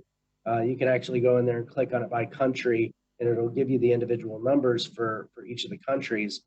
And then on the left, I've got some of the tests per million listed there, and that comes from Worldometers. And I've got both of those links down in the bottom right if you'd like to go look at specific data for your country or for a specific country. So the first country I pulled out was Japan. You can see when they started, and I thought their situation was interesting because they really were kind of slow to take a immediate action toward it. You can see their first case being in January, but they didn't declare a state of emergency until about April 7th. Their case counts and everything look about normal. Their community attack rate looks pretty low. But again, this is where the testing comes into it. All of a sudden, when you have a low testing rate, and you can see the testing rate of 2 of the other countries down there below, it's going to underrepresent what that community attack rate is because you're not getting the entire population added into it. And then their case fatality rate, we've got kind of a moderate rate there, but again, that's probably a little bit off just because we don't have a high number of people who are being tested and who are showing as positives. And so even though you have that low community attack rate, I think the interesting thing about Japan is they're struggling to keep their hospitals going and to get the support they need to be able to deal with the people in the community who need significant medical interventions. And I think that's why their numbers look like they're doing okay, but because they haven't been testing extensively, it's not a good comparison for other countries to look at when you look at just their total number of cases. So then I went on to Singapore, and the reason I pulled Singapore up is I thought they were interesting because they were doing very well in the beginning. You can see their tests on a per million basis. So they're testing a lot of folks. So even though their case counts are higher than, say, a Japan, it's because they're testing a lot of people. And so they're identifying those populations that are asymptomatic and not impacting your healthcare system, but they're still identifying those populations and being able to put mitigation methods in place that will allow them to prevent the outbreak from expanding significantly. The reason Singapore is interesting is they were doing very well at one point in time. And you can see right there, it looks like around the beginning of May, they all of a sudden started to see a spike in cases. And what that was is imported workers coming into the country, transient populations, who were staying in very close quarters dormitories. So as we continue through the presentation, we're going to talk about alternate care facilities, but we're also going to talk about these hotspots because that's what we're seeing most of the cases based off of. Is we're seeing these one areas within a community that are high risk for cases, and then the next thing you know, you have an explosion of cases within your community based off of that one high risk population. It's not really a widespread the community like everybody's getting it, although it can lead to that. And that's where we see things like New York City and Italy, where they have those extremely high case counts because they have that initial outbreak in that core central area that expands throughout the rest of the community. So Singapore was a good case study for that. And then the last one I picked was the Republic of Korea. You know, again, you can see moderate testing there. They had very strict guidelines in place to control the outbreak when it first originally happened. Their physical distancing guidelines were kind of strict, and you can see it had an immediate impact on their total case counts. But what we saw here recently is, you know, they released or they eased up on their physical distancing standards. And then the next thing you know, one individual went to 3 different nightclubs one night, and they ended up with 40-something cases shortly thereafter. So it, you know, it only really takes that one person who is, you know, could have even been asymptomatic and didn't even know they were positive, but going to those very high density locations with high populations and actually spreading it to the rest of the community. So now as we transition over to our European impact, you know, I kind of wanted to look at Europe because I believe that everything is down to the community base, but I also think our different countries have affected the ability to influence each other. So a regional view of things, I believe, is important as well. One thing to note down in the bottom right for Austria, I slid their graph over a little bit so their timeline matches up with everybody else. They didn't get their first case until almost a month after everybody else. And so the way the WHO's website reports it, it kind of made it look like they were going longer and it ended faster. So I just wanted to make it an even comparison with the other 2 countries that are listed there. So as we look at Italy, you know, Italy is our case study for what happens when it outbreaks really quickly and we can't get a good handle on it and the healthcare system becomes overwhelmed. Because that's really the key to this whole thing is the individuals who need medical intervention being able to get the medical care they need so that they have a better ability to recover. But all of a sudden, when our health systems get overwhelmed, then they're no longer are able to treat the people who need medical intervention, and then our case fatality rates go up. And you can see that with Italy's numbers. Next is we look at Germany, and I think Germany is a good baseline for everything. You know, they had pretty good physical distancing measures listed. You can see they've got a pretty high test per million rate. Their community attack rate looks higher than some of the ones that we saw on the previous slide, but that's because they're testing a lot more people. And then their case fatality rate is kind of what we're expecting to see throughout the rest of the world, roughly around that 5%. You know, and I think that as Germany starts to ease out of it, just looking at what that looks like, they're also pretty middle of the road standard with, you know, here's the spectrum between extremely strict physical distancing rules and very liberal physical distancing rules. I think Austria, and I added them in because I think they're going to be a great view. They were one of the first countries that started reducing their physical distancing standards that were imposed by the government. And so if we imagine a 2-week lag or a 10-day lag, you know, whatever the time is from the time somebody gets comes into contact with somebody who's positive and the time they start showing symptoms and become tested, you know, I think we'll see that little bit of a lag.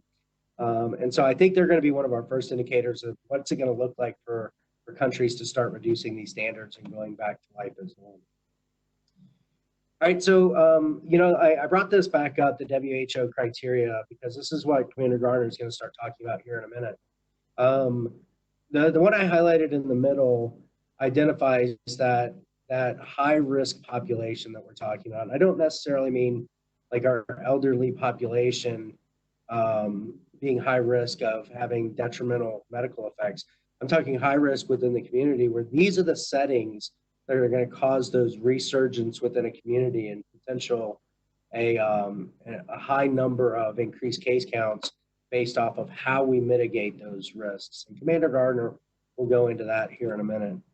Some of the articles that I pulled out, just doing quick news searches and everything, you know, these are the areas that we're seeing in the US and that I'm seeing throughout some of the other situations in the world.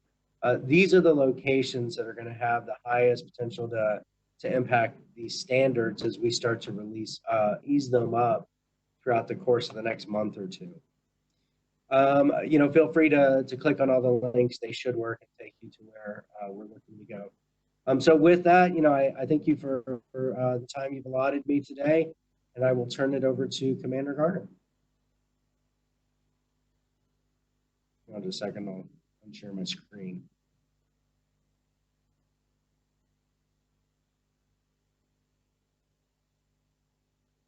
Oh, there we go.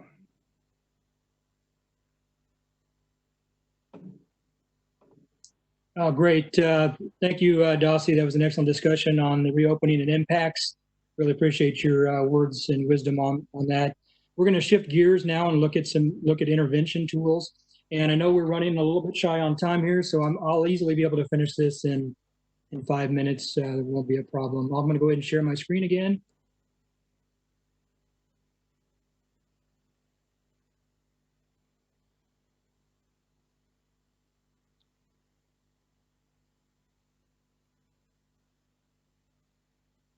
Okay, very good. So as Dossie mentioned, there's a concept that continues to serve its need post reopening, and that is what we're calling alternate care sites. When we first began seeing more and more of the cases of the virus and predicting that impacts, we'd have major impacts to hospital capacity, we asked ourselves the question, what would do the most amount of good, and what is our goal that we're trying to achieve? And really with the goal of alleviating that strain on the hospital system. And we came up with the fact that we need to get those asymptomatic and mildly symptomatic COVID patients out of those hospital critical ICU vent spaces. And so one way to do that is through moving those patients to these alternate care sites. We hear the term alternate care facilities, alternate care sites used interchangeably. I'll speak with it under the alternate care site terminology. So really it's a broad term for structures of opportunity. They provide a safe and comfortable setting where patients can isolate. They're located in hotels. They can be located in hotels, National Guard armories, so small military installations, community centers, dormitories, within close proximity to the hospital system. And here in the US, we've identified 3 types of models. We have a non-acute, hospital care, and acute care models for alternate care sites. The non-acute is general low-level care for mildly or moderately symptomatic. These patients may require oxygen, but don't require extensive nursing care or assistance with activities of daily living, or ADL. We have a hospital care model, which is a mid-level care for moderately symptomatic COVID-19 patients. These patients require oxygen, more than 2 liters a minute, and nursing care and assistance with ADL. We have an acute care model, which is higher acuity care for COVID-19 patients. These patients require significant ventilator support, including intensive monitoring on a ventilator. All these models, it's definitely not a one-size-fits-all. They've all been used here in the response and continue to be an asset post reopening. And they have resulted in hospital decompression and increased hospital surge capacity. So across the nation, we've seen alternate care sites set up in facilities like the Javits Convention Center in New York, where they've treated over 1,000 patients. And we've also seen smaller footprint facilities such as hotels that have been converted to healthcare facilities or care sites, serving an effective means of treatment and relief of that surge. And so what I'd like to speak to just briefly is the one that I had a big part in helping set up out in San Carlos, California. It was a Quality Inn hotel. It was with the goal of reducing unnecessary burden on hospitals and other healthcare facilities, help infected low acuity patients maintain isolation, and allow those low acuity patients to be monitored, treated, and quickly transferred if their condition deteriorated. We actually housed 61 COVID positive and PUIs there in that facility. We required no structural modification. That facility was leased by the state from the hotel owner. We had federal wraparound services provided, such as your laundry and your food service and your security. And then we had federal, and then pivoted later to a private medical 35-person team to handle the medical staffing for the facility. And so what we saw there was a successful decompression of the hospital system. And what I like to deem as Hotel California led to a blueprint for alternate care sites across the nation, and the development of an alternate care site toolkit, which was developed in partnership with the Army Corps of Engineers, FEMA, USACE, HHS, amongst others. And that's continued to be leaned on as a reference tool out here in the States.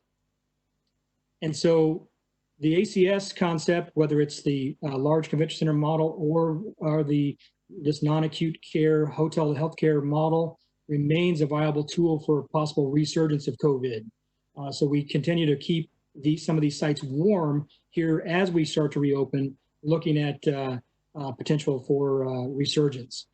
So now I'm going to transition completely into a new topic, testing and contact tracing. I'll quickly move through that. And what I'd like to point out here is that quite possibly the most important tool for boxing in this virus is testing and contact tracing. Contact tracing will be a key component of any successful effort to box in the COVID-19. In contact tracing, local and state health departments quickly identify people infected with COVID-19 using a wide implemented testing program and programs, instruct infected people to isolate, find and notify their contacts, and support these contacts so they can quarantine for the 14 days. In essence, you're boxing in the virus. So testing and contact tracing have been critical tools to control the spread of infectious disease for decades. Contact investigation of patients with COVID-19 potentially exposed at work, and patients in healthcare facilities, congregate living, housing settings with many people is a priority for us here across the states. And as Dossie mentioned, you can add to the list the meat processing plants, because that is another facility that we're seeing outbreaks, large-scale outbreaks here in the Midwest at those meat processing plants. And so we continue now to focus testing onto those at those facilities. So as the state announces various plans to gradually ease social restrictions across the United States, all of them share one critical element, and that's the ability to test widely for infection and then trace the contacts. So that's in order to isolate the people who were exposed and initially and then eventually break the chain of the infection. So contact and testing and contact tracing will continue to be at the forefront of our pandemic fighting efforts. And you'll see that a lot as we move forward over the next few months. So I'll close here. I'll keep this slide up. There's some additional resources I'd like to, Dossie and I'd like to have for you to have. And I'll let you look at those while I give a few remarks, closing remarks. And so again, just to recap, as we reopen and move into the next few months, understanding the transmission reduction measures, the vulnerable areas and entities likely to become those hotspots that Mr. Dossie Feltz spoke of, and then seeing those tools that have worked during the response and where the efforts are focused now will only help us with the fight on this pandemic. So we truly do live, to bring this full circle to my coffee mug earlier, we do truly live in a small world, and operation is going to be key to the success of this fight. So I thank you for that. Dossie Feltz with the Global Center for Health Security, and I would like to thank the Crisis Management and Disaster Response Center of Excellence and the organizers of this event, as well as all the participants. We thank you for the opportunity. So with that, I'll open it up to any questions. I'll also go over and list our contact information if you'd like to have that. And then I'll discontinue sharing here.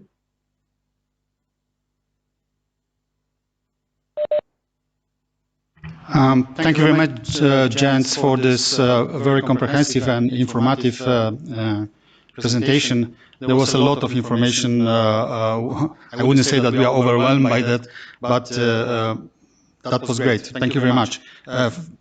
Also, I would like to share that we are very glad that, according to you, the situation in the United States is going to the good way.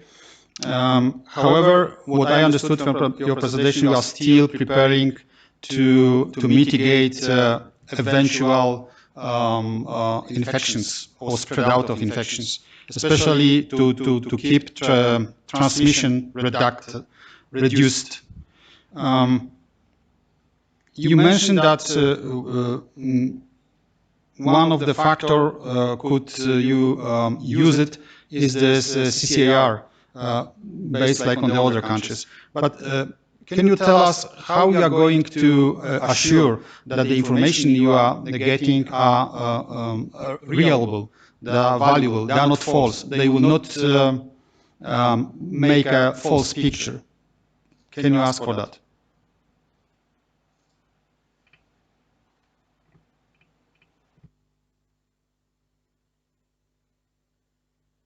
Yes, sir. I'm having a very difficult time hearing you on this end. I apologize. I don't know if it's possible to place that question into an email or to another format, and then we'll be sure to answer that question for you and the participants. Absolutely, no problem. We will send the question to you, and then we will try to public to our followers. Thank you very much, sir. Yep. Okay, thank you so much that you are joining us from outside the ocean, and we are moving to another speaker. One of the area where COVID-19 pandemic will left a huge impact is economy. But how to measure the economic impact of COVID-19? What are community economic recovery needs? How to plan reopening of the businesses? I am sure that our next guest speaker will put some light on that. Let me present Mr. Joel Thomas. He is representing SPIN Global, which provides solutions that help private, non-governmental, and public sector agencies addresses emergency and disaster risk management challenges around the world. Joel, nice to have you with us. I am over to you. Good afternoon. Just testing to confirm you can hear me? Yes, we have you loud and clear. All right, excellent. I'm going to share my screen, and I'm glad to participate in today's conference and talk about the economic impacts of COVID-19. Let's see here just a moment. So, as mentioned, my name is Joel Thomas. I'm the CEO of SPIN Global. We are a Maryland-based disaster and emergency management consultancy that provides comprehensive emergency management, disaster risk management, and homeland security services to local communities, states, and countries around the world. Our mission is to disrupt disasters from neighborhoods to nations, and we're doing that in a number of ways, including by looking at the economic impacts of COVID-19, and I'll talk about that today. My goal in this presentation is to really have a discussion with you all about the impacts in a way that links the health crisis and the economic crisis. There has been discussion, and I'll talk about it, forcing us to think, do we need to make a choice between health or economy? And I hope today that we'll see that there's a false choice to make, and that really these things are interconnected. So just briefly up front, COVID-19 impacts, as we've heard from a number of speakers today, but just briefly recapping, over 213 countries affected, 4.5 million confirmed cases, 300,000 deaths, sustained rate of spread. Well, at least from the data, the death rate may be a little bit lower than anticipated a few months ago. It's still very significant. On the economic side, we've had record-breaking economic impacts that are unprecedented. Actually, just moments ago in the United States, there's a new unemployment report. There's 36.5 million people in the United States who have filed for unemployment, which represents that plus the actual unemployment rate. We currently have the lowest employment rate in the history of the United States as far as we have data going back. Nearly barely north of 40% of adults are working, which is unprecedented at the moment. So this is absolutely a catastrophe and something that is having impacts now, but is going to have ripple effects as economic data lags typically, and we have a leading indicator right now that gross domestic product is decreasing, not just in the U.S. but in most countries around the world. I believe there's global estimates right now that global GDP is expected to decrease around 1%, as opposed to last year where global GDP increased about 2.7%. We're seeing an increase in business disruptions and closures. Many businesses are closed if they are deemed non-essential. Even businesses that are open are having a very hard time generating real economic activity. We're seeing that because of orders by nations and governors and mayors around the world, that people are staying at home, which is the right thing to do to protect their health. And the impact it's having on businesses is that there's disruptions and closures. Many people have been laid off, resulting in those increased unemployment and job losses that are taking place right now. Along with that, we're seeing decrease in wages, which is really material because wages are directly affected to the quality of life that families and employees and their families are able to have.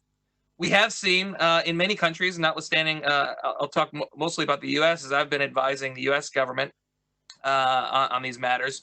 We've seen a tremendous response from legislative perspective, where trillions of dollars, multiple trillions of dollars, have been authorized to spend on loans to businesses, on checks to families, on programs to provide support to the health communities, producing tests and personal protective equipment. And there's just tons of stimulus, but there's nothing in the world that can replace real, genuine economic activity. Stimulus dollars will come to an end. They do help bridge a gap, and that's where we're at right now. Is we have an acute disruption that has resulted in sharp declines to our economies, and stimulus is intended to sort of bridge a gap. The question is it going to be able to bridge the gap sufficiently or not? And I think there are mixed thoughts about that. But the reality is, I can speak about this as a small business owner myself. Many businesses on, quote, Main Street, the retail stores and accommodations, food services, which comprise a majority of businesses in the world. I know in the United States, 99% of businesses are small, according to the Small Business Administration, and those 99% of businesses employ about half of the country. Those businesses are feeling the most pain in terms of the disruption and losses. And while there are stimulus dollars and loans available from the government, most of these businesses rely on a week of cash flow or a month of cash flow max. And so we are now months into when stay-at-home orders were put into effect in the U.S. and we're seeing real business closures. In addition, there are vulnerable communities, vulnerable population groups that are unable to work unless they're working in person. For example, 5 of 6 Hispanics cannot telework in the United States. 4 of 5 African Americans also cannot telework. That means they're not working, and this is directly correlating to the unemployment rate. And even if we go into a phased reopening where we're opening low contact businesses first, medium, and then high contact businesses, these communities are disproportionately affected because they tend to work in high contact business environments. So all of that said, we have an incredibly volatile financial market, and long-term forecasts are very uncertain. If you ask any real economist today, they'll say it's impossible to really forecast the future. There are estimates right now that GDP this quarter will be down 30%. And like I said, globally, I think there's still a hope that we will be able to rebound later this year.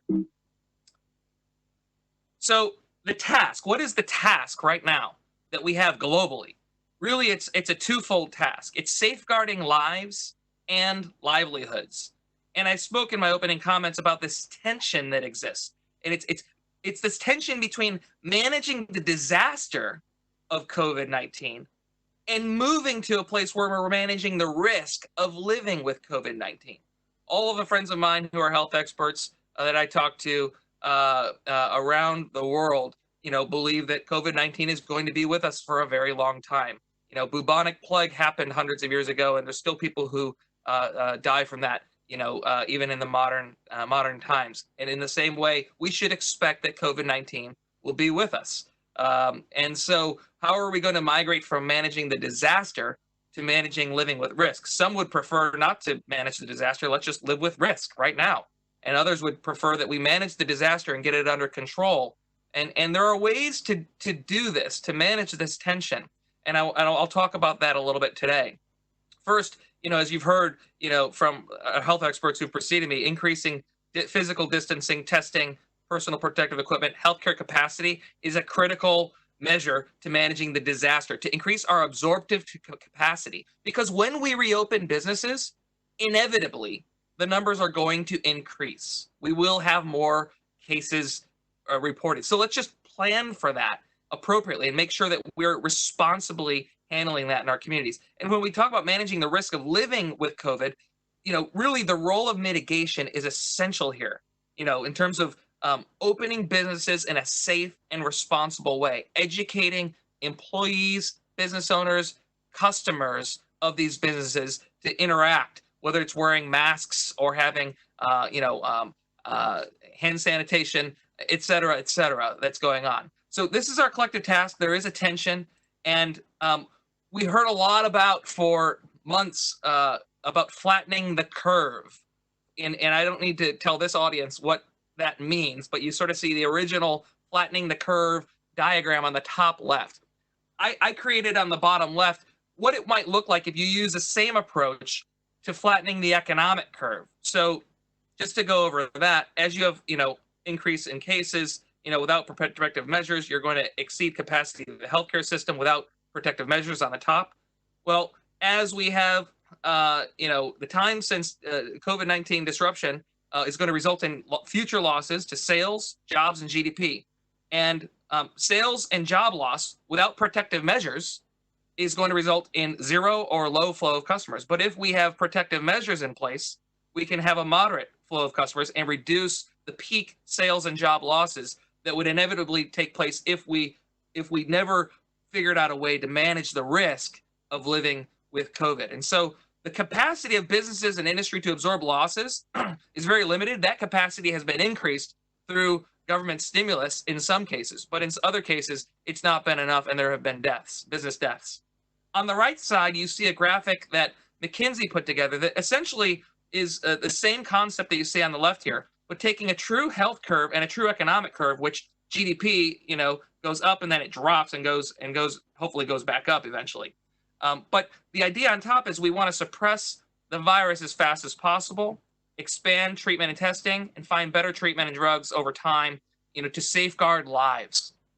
Concurrently, as the economy is disrupted, we have this acute loss, we are needed, and I've been a huge advocate of supporting people and businesses affected by lockdowns, buying things online, calling people, no contact delivery, curbside pickup. There's been all sorts of innovation around how can we deliver services and keep businesses. And when we talk about businesses, we're not talking about big, rich businesses. We're talking about our neighbors who are small business owners. Like I said, 99%, actually it's 99.7% of businesses in America. And I know around the world, the number is approximately the same.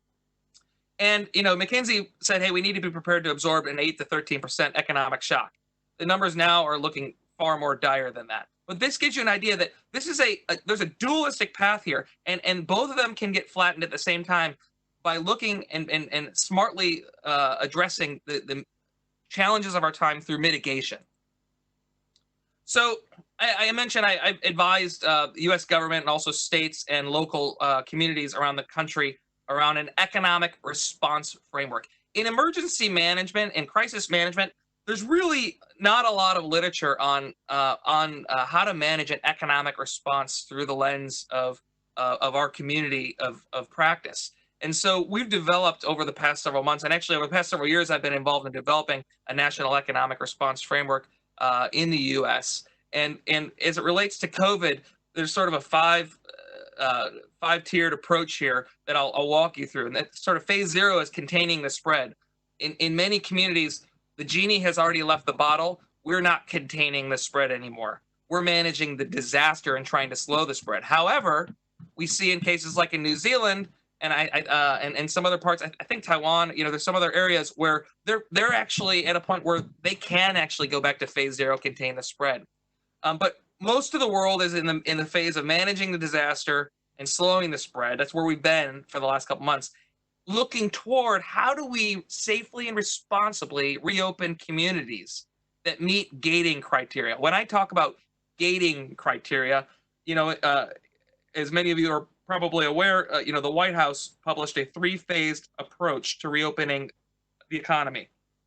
And there were basic criteria, which included things like a 14-day minimum downward trend, a case trend, and increased testing and personal protective equipment, thresholds that would be met. And as communities are meeting those, we're seeing them to start reopening at a state level, at a county level, and around the world as well. And then as we move on to, okay, communities have reopened, eventually, and I believe this is very far in the future, likely, we'll be able to safely lift all national and international restrictions when we get to a place of, sort of global capacity, healthcare system capacity, and global mitigation in the business community, where we're seeing things like airlines requiring people to wear masks. We see Emiratis Airlines actually having everybody take a COVID-19 test before they sit on the plane so that they can guarantee that every person on that plane is COVID-free. There are other airlines looking at things like that. Industry by industry, there are innovations happening. And I think we will get to a point that I think is going to be some way in front of us where we will be able to safely lift restrictions. And at that point, we're going to have to learn to live with the risk of COVID. And so this requires a scalable and balanced framework that balances health and economic interests. We've seen on the economic side, I actually personally, I'm aware of business owners who have taken their lives because their businesses failed and they felt they had no hope. So there are mental health and other consequences on the side of not tending to the economy that also apply to our community health discourse. So how do we balance these two interests of health and the economy and this tension? Really, I think I'm a huge advocate for a data-driven approach to reopen.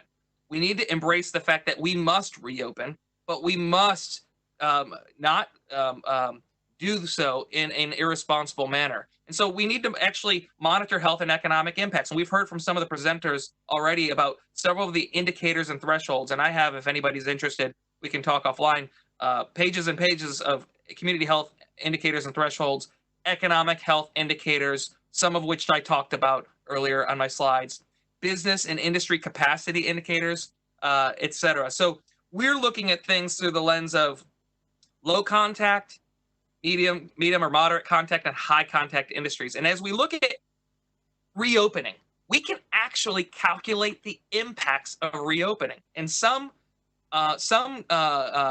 leaders of nations and cities and states are doing this, and others are not.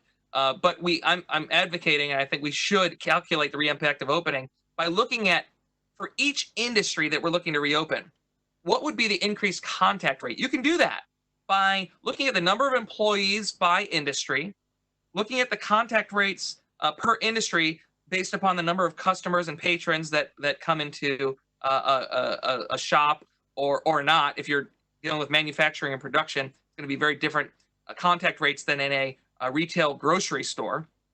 And then looking at the household, number of members per household. There are household statistics that are available in nations and in communities around the world. And so we've actually taken these data, put them together and looked at, okay, by industry, let's look at the Standard Industry Classification Code, the SIC code, which is the international standard that everyone uses across the world. And then in the US, we use something called the North American Industry Classification System, NAICS code, which we can look at by industry very specifically, the impacts of reopening in a region, in a state, in a county, even in a city. We can know that in advance, if we open up this particular business or this collection of businesses, it will result in X number of employees coming back to work times their household family member, based upon the household data, and then looking at the number of customers. And you can obviously play with the dials on that and turn that up or down. I don't think that people are going to be rushing back into the marketplace, but I think a lot of people will be cautiously re-entering. But we can calculate the impact of reopening and then use those data to estimate what are the testing needs going to be and what are the personal protective equipment needs going to be. So there are many thoughts about, hey, do we have adequate testing or not? There's actually there are actually data available that are publicly available that we can use to calculate our testing needs over time and ensure folks have a 14-day supply in hand of PPE and have a pipeline to have personal protective equipment on site. We can then calculate based upon, by collaboration with the health experts, what are the impacts. So if we have 1 million more people with increased exposure as a result of opening certain industries, what do we estimate the impact to be on the healthcare systems? And then we can use these data to sequence the reopening to limit trade-offs. And so if we knew that opening certain industries over others is going to be manageable, or opening certain industries over others is going to be unmanageable in terms of the curve that we've been trying to flatten for so long on the health side, all of a sudden taking a spike, then that will inform our decisions. And then once we've decided and made a plan to reopen, it's then important to finalize those plans to reopen, implement community mitigation strategies, and then over time adjust the measures as needed to minimize the spread of disease. In the health world, I've learned this word called titration. We may need to titrate or adjust our measures to minimize the spread of disease if cases increase dramatically in a community. And so this is sort of a high-level data-driven approach. Right now, this is a map in Europe and in the United States, which communities are reopening or easing their measures and which are still shut down or have ongoing lockdowns. You can sort of see here on the maps that there's a majority of countries and states that are actually leaning towards reopening, at least at a phased level. And so there are many governors in the United States. I put here 2 examples. Maryland and New York have a roadmap to recovery where they're outlining what does it mean to have reopening in phase 1. I just got a notice from our governor yesterday. I live in Maryland, as I mentioned. They're beginning to ease some of the restrictions and allowing for limited size gatherings, and retail is going to be open for the first time starting this weekend with 50% capacity maximums in stores and other protective measures in place. Congregations, houses of worship will be able to open at a maximum 50% capacity, things like that. In addition, Johns Hopkins University, who many are aware of their map, it's a globally famous map that's used to track cases, they've actually come up with an operational toolkit for businesses considering reopening or expanding operations in COVID. And they actually have a risk assessment tool and mitigation measures that they recommend. So in the bottom left, there's that. You can search it online, and I can provide it to you if you're interested. But there's some really great guidance that from the industry and business side of things. If you're talking to industry or engaging with business owners and different segments of the economy, there's ways that business owners can calculate on their own and take the matters into their own hands to ensure they care for their employees and their customers. So from a way forward, just to wrap this up, I back in March, March 1st, I put forward a strategy that I continued to move out on, and I think one of the most incredible private-public partnerships in the history of our country in the U.S. Was when you had the White House convene the health experts and testing and labs, where they said, hey, let's work together to surge our testing and personal protective equipment capacities. There's projects. We've so indebted to so many countries that are represented on this call today through Project Airbridge. A number of countries have shared resources with the United States, and we're incredibly grateful for that. I think it's an international best practice. In the same way as we've done that on the health side to surge the healthcare system capacities and available tools that we need in the tool belt, I think we need to convene, and actually the president has since convened a second coronavirus task force focused on the economy. And I think we need to continue to do this in countries in states and local communities and economic districts, bring together the best and brightest minds about how are we going to collectively create a new normal, because it's not going to be the same as it was before COVID. And I think for a long period of time here, health experts say 18 to 24 months, we need to anticipate doing business differently. And so what does that mean in terms of innovation? What new opportunities are going to emerge? What new opportunities can we create together to create jobs and get people back to work, which is essential because economic security is national security. It's a key component of it, just as the health of our nation and our individuals is a cornerstone to anything happening, right? So in addition, let's establish these partnerships. Let's collectively monitor and forecast the economic impacts as we have more data. Right now, like I said, forecasting is very difficult at the moment. We're still spiraling downward. I think it's going to get worse before it gets better. Like I said, the economy lags and economic data lags, and we're seeing that continued downward trend for a bit. But we need to monitor these trends and look at supply and demand and new ways to deliver goods and services. And then I think collectively I encourage that at an international level and at national level in your countries, we need to mobilize nations to flatten both the health and the economic curves, seeing that these are together. Strong economies have there's a correlation between strong economies and health, community health, and vice versa, community health and strong economies. And so, as I said at the opening comments, let's remove the false tension. Let's work together, and let's do so in a safe and responsible way. So, a couple of reopening recommendations. There's a lot out there. I'm not saying anything new here, but I think we need to continue, as the guy talking about the economy, I'm telling you, we need to continue the strong narrative on personal and public health concerns. We need to continue to focus government intervention on surge support for COVID-19.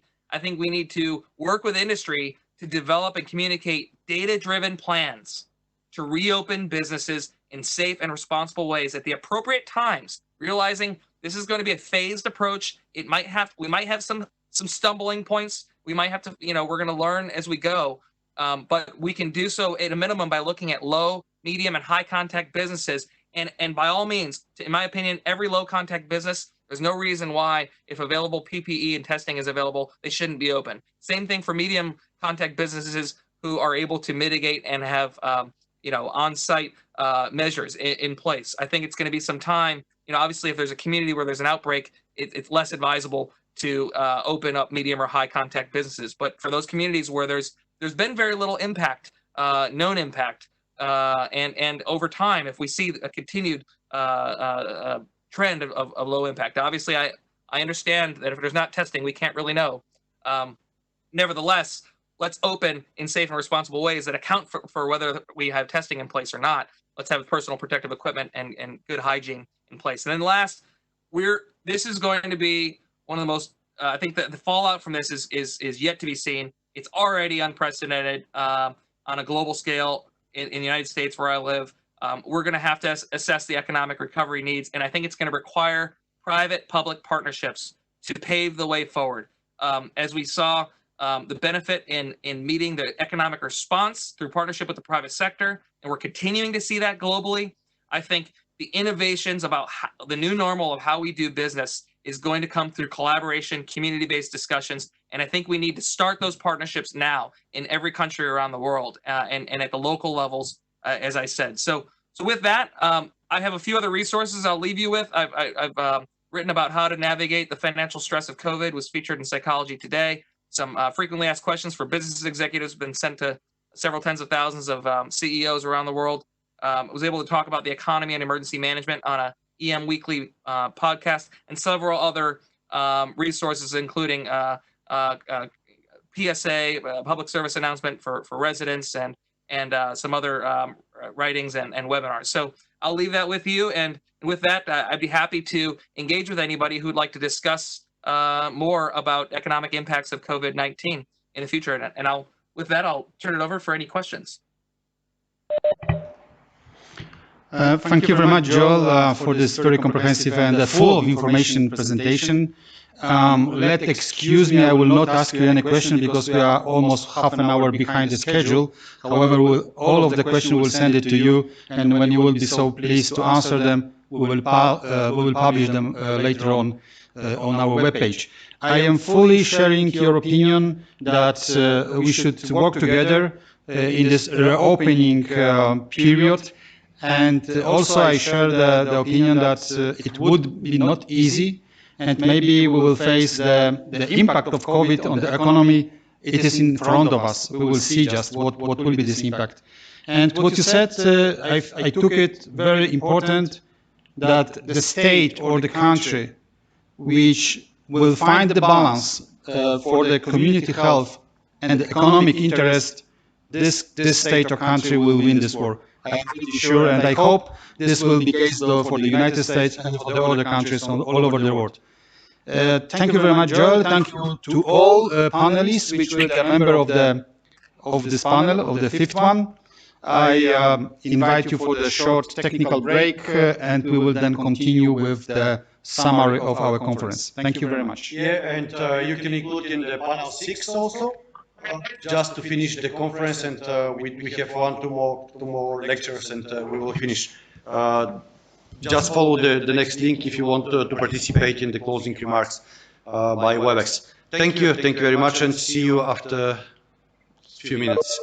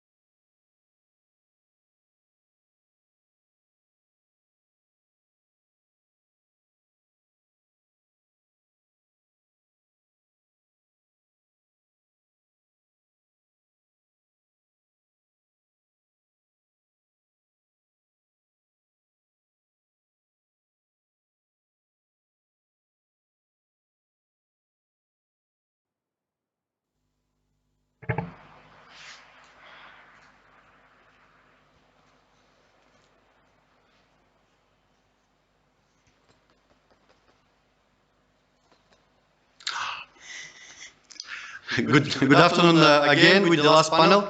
We just continue after the short technical switching. And now we are ready to conclude the conference. Actually, we have so much information that we need maybe 2-3 weeks just to share and to learn what we acquire today as information. I'm sure that all of us will be we will have a lot of benefits. But before to end, I would like we have 2 speakers more. One is Gergana Vaklinova, which we will show us a gender perspective because we are NATO institution and we are following the NATO instructions. We should looking for the gender in every one of our event, and believe me, this is really very interesting issue which all of us should be focus on it. I would like also to share with you that Professor Velizar Shalamanov, I saw him in the WebEx, and if he has a patient and 10 minutes to share after Gergana some ideas and some thoughts about the COVID-19 and how what is his opinion about this one. But first, let's start with Gergana. Gergana, can you hear me?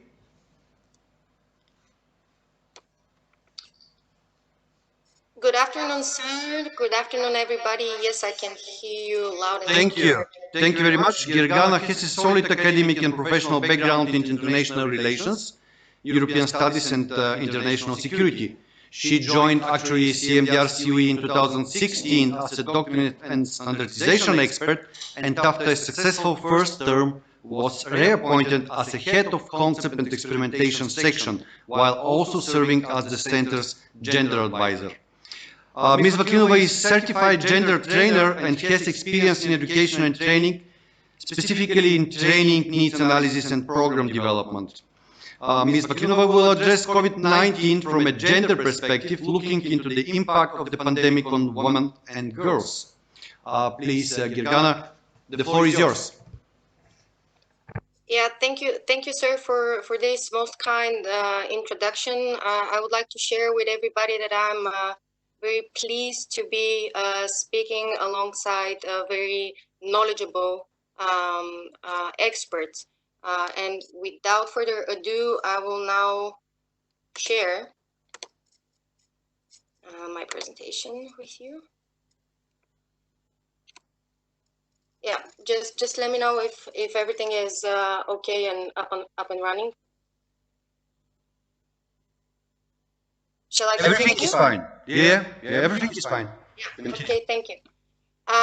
So I fully what I heard today is very informative. Has been very informative and very sobering. I could also say, and what has been a recurring theme is that indeed COVID-19 pandemic is unprecedented in that it unfolds in an open, interconnected, and interdependent global society. Yet, and already at this stage, although I do agree with others that it is very early for the analysis to come up with conclusive results of how the situation is evolving. But already at this stage, it becomes very clear that we lag behind well-articulated imperatives of gender equality. The threat, indeed, it has been existing, and a pandemic has been documented as a high potentiality, and yet not acted upon, resulting in a lack of preparedness and perhaps, I dare say, over-reliance and overestimation of resilience. A pandemic, as with any crisis, amplifies and reveals outstanding social, economic, and political bottlenecks, particularly with regard to gender mainstreaming in these situations that we find ourselves in. Most prominently, COVID-19 has highlighted the still existing lack of much required structural conditions which to enable systematic application of the principles of gender equality, or otherwise put, of conditions conducive to equal rights, opportunities, and responsibilities for all. These shortcomings giving rise to social inequalities and the lack of gender awareness, sensitizing into the different way women and men boys and girls experience security, thereby the lack of it, further exacerbate the situation, missing out on existing vulnerabilities and relatedly on coping capacities, hence seriously limiting the effectiveness of any response we might come up with. Speaking about a medical emergency, a disease, who does what, where, and how, with what control over and access to resources, that is, how gender determines our position and status in a given society, illuminates both patterns of exposure to infectious agents and the treatment of infectious disease. Thus, gender roles influence where men and women spend their time and the infectious agents they come into contact with, as well as the nature of exposure, its frequency, and its intensity. For instance, the majority of health and care workers, we are all aware, cleaners, supermarket cashiers are women, hence particularly exposed to COVID-19. And statistics, as you may see on your screens, serve to prove that statement. These same women, because of structural imperatives in many societies, and do not be fooled, Europe and North America including, have to take care of their children and the elderly in their families. And this is what constitutes the bulk of unpaid work that is done by women.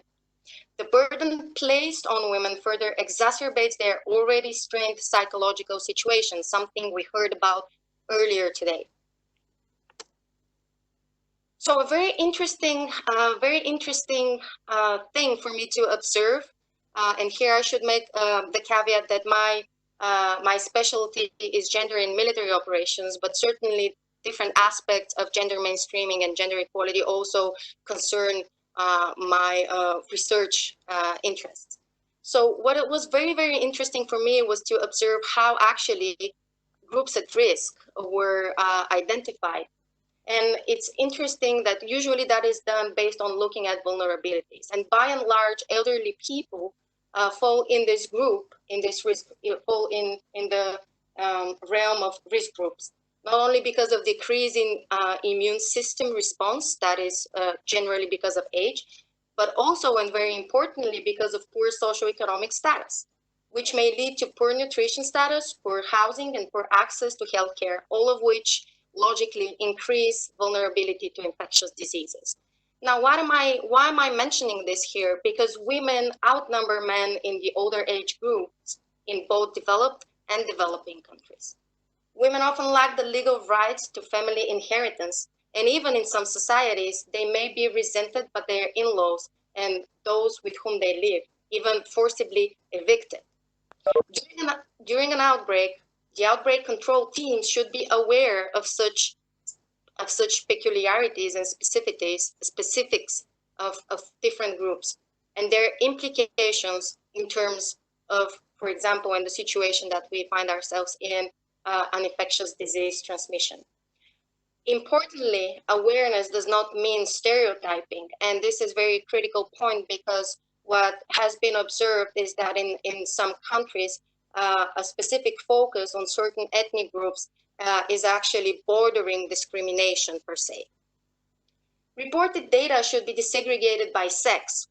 And data, I fully agree and subscribe to what previous speakers have underlined, that data and reliance on science and scientific approach to how we handle the situation and how we recover from it is not only critical, it is the only way to take us out of this ordeal. But what is also important about data is what this data constitutes of. And when you're lacking very important information on different social specifics, then this data might be as useful as no data. Just to make this point very clear here. So occupational status is what goes into sex desegregated data. For example, pregnancy status and also statistical analysis comparing epidemic curves for males and females. So what we are observing at the moment is that this information, this data is collected, and what remains to be seen is how this is later on implemented into analysis and even later on and eventually in lessons learned from this crisis. Another very interesting moment for me to observe was in terms of how groups at risk have been identified is it was interesting but also worrying for me to observe the lack of attention to pregnant and lactating women, which is, by the way, resembling of the situation during SARS in 2003. Because pregnancy and lactation are atypical periods for infectious diseases, and pregnant women are more prone to respiratory complications, and this has been linked to pregnancy-related anatomical and biochemical changes that affect respiratory mechanisms. So this is a shortcoming that we are currently observing, specifically in Bulgaria. There has not been a sufficient focus on nor risk communication, targeted messaging for pregnant and lactating women, and this is a significant shortcoming. So movement restrictions, quarantines, and in some cases curfews have helped to slow the spread of COVID-19, to contain the virus transmission indeed, but have also led, and what we have seen, to economic hardships and increased psychological distress, coupled by overwhelmed institutions not capable of providing necessary support. Because of their gender, women, men, boys, and girls experience crisis differently, and suffer from different intensity of the same impact.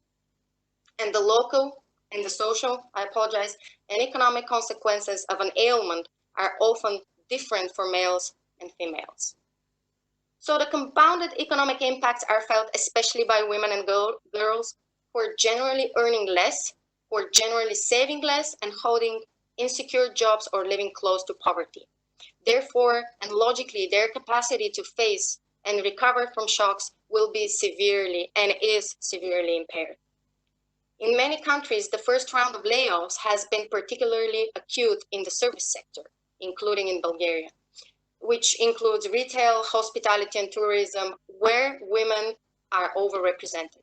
So for instance, there is also evidence from the US showing that women hold 78% of all hospital jobs, 70% of pharmacy jobs, and 51% of grocery store roles. Because of COVID-19 containment measures, demands for care work has intensified exponentially. And the default unpaid family caregivers, the unpaid or poorly paid community health workers, are women. Nearly 60% of women around the world work in informal economies. Most are unable, therefore, to work remotely because their labor, their job specificity does not allow them to enjoy the possibilities that, for example, we at the CMDR COE are at the moment transferring our work from our homes in the convenience of our homes. And for these women, additional care support for children or elderly family members may be required. In addition, many women will not have access to safety nets because frequently and most often these safety nets depend on formal participation requirements for formal participation in the labor force. School closures, so going back to measures that have been devised, that have been elaborated and then implemented without taking into consideration specific needs and specific experiences, have led to, for example, school closures, putting additional strain and demand on women and girls. In some parts of the world, even girls, that what has been achieved for girls to attend schools now is actually in risk, and girls are in risk of dropping out of school overall. Not talking about being able to finish the academic year, but not at all rejoining schools. And this is a serious, serious concern that is occupying the minds of gender experts and humanitarian experts around the globe. As formal and informal supply of child care declines, and we're observing the closure of kindergartens and daycares for prevention and protection reasons, the demand for unpaid childcare provision is falling more heavily on women, not only because of the existing structure of workforce, but, and most importantly and worryingly, because of social norms that we find in our societies. Another thing that is very worrying in situations of a crisis, and that resembles the 2018 global financial crisis, is that support measures, economic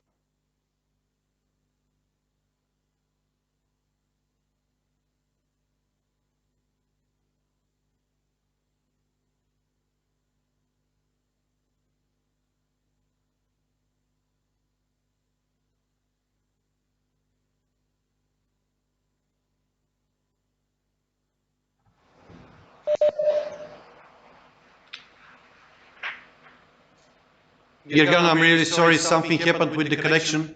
Can you hear us?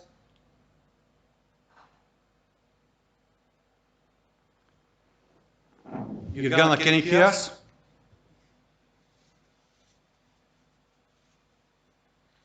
Unfortunately not.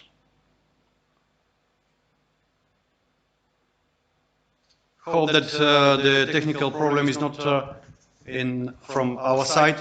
Maybe something happened with the connection with Girgana. Anyway, the presentation will be uploaded in our community of interest on our website. Actually, I would like to use this opportunity and to ask all lecturers to send us a presentation which already presented from today, and we will upload all presentations in PDF files. We will upload it on our community of interest in Crisis Management Disaster Response Center of Excellence website. Of course, if you want to have an access, you should have credentials and to go inside. Meanwhile, I would like to see if Professor Shalamanov is still online. Can you hear us, Professor Shalamanov? Yes, good afternoon. Do you hear me? Yes, I can hear you. Actually, there is one question to you. There are theories that COVID-19 crisis might compress 10 years of social and economic change into about 18 months, which is likely to increase inequality between nations and within our societies. This presents a fertile environment for disinformation, blaming, and societal disruptions, not to mention physical security challenges. How should the EU and NATO factor these migration pressures into their planning and decision making? That is just some kind of main point of your presentation. Actually, I don't know if you have a presentation, but if you can answer on this and to mention something in your opinion about the COVID-19 and relation in NATO, EU, and national. Thank you. Okay, I have difficulty to follow you very well because of communication. I hope you could hear me now. Yes, we can hear.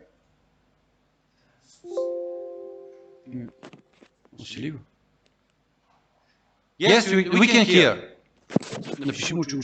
Orlin, could you hear me? Yes, yes, we can hear you. Yes, if you can see me, yes. We can hear. You can talk.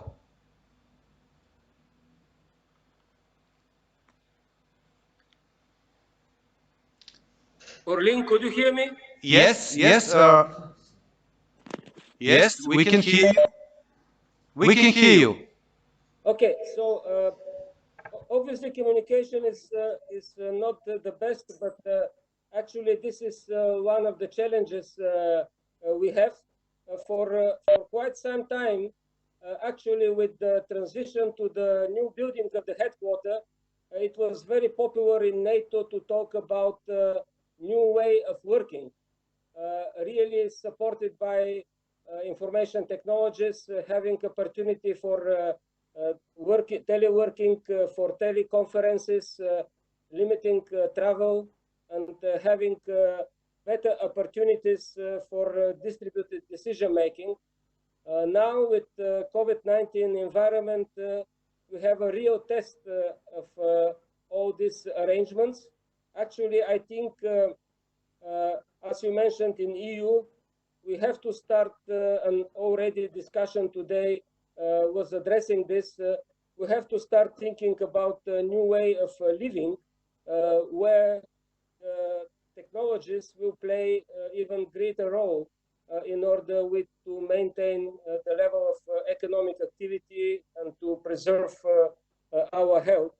So from decision-making point, there are some challenges, and again and again we realize that we still need more effective early warning system for different type of emerging risks, and very intensive consultations in order to take rapidly important decisions. Obviously, in European Union, we were not able to achieve this with the current COVID crisis. There was a lot of focus on national reactions, not enough effort in sharing information, building this early warning. Good thing is that now it is already overcome, and we could move forward based on lessons learned.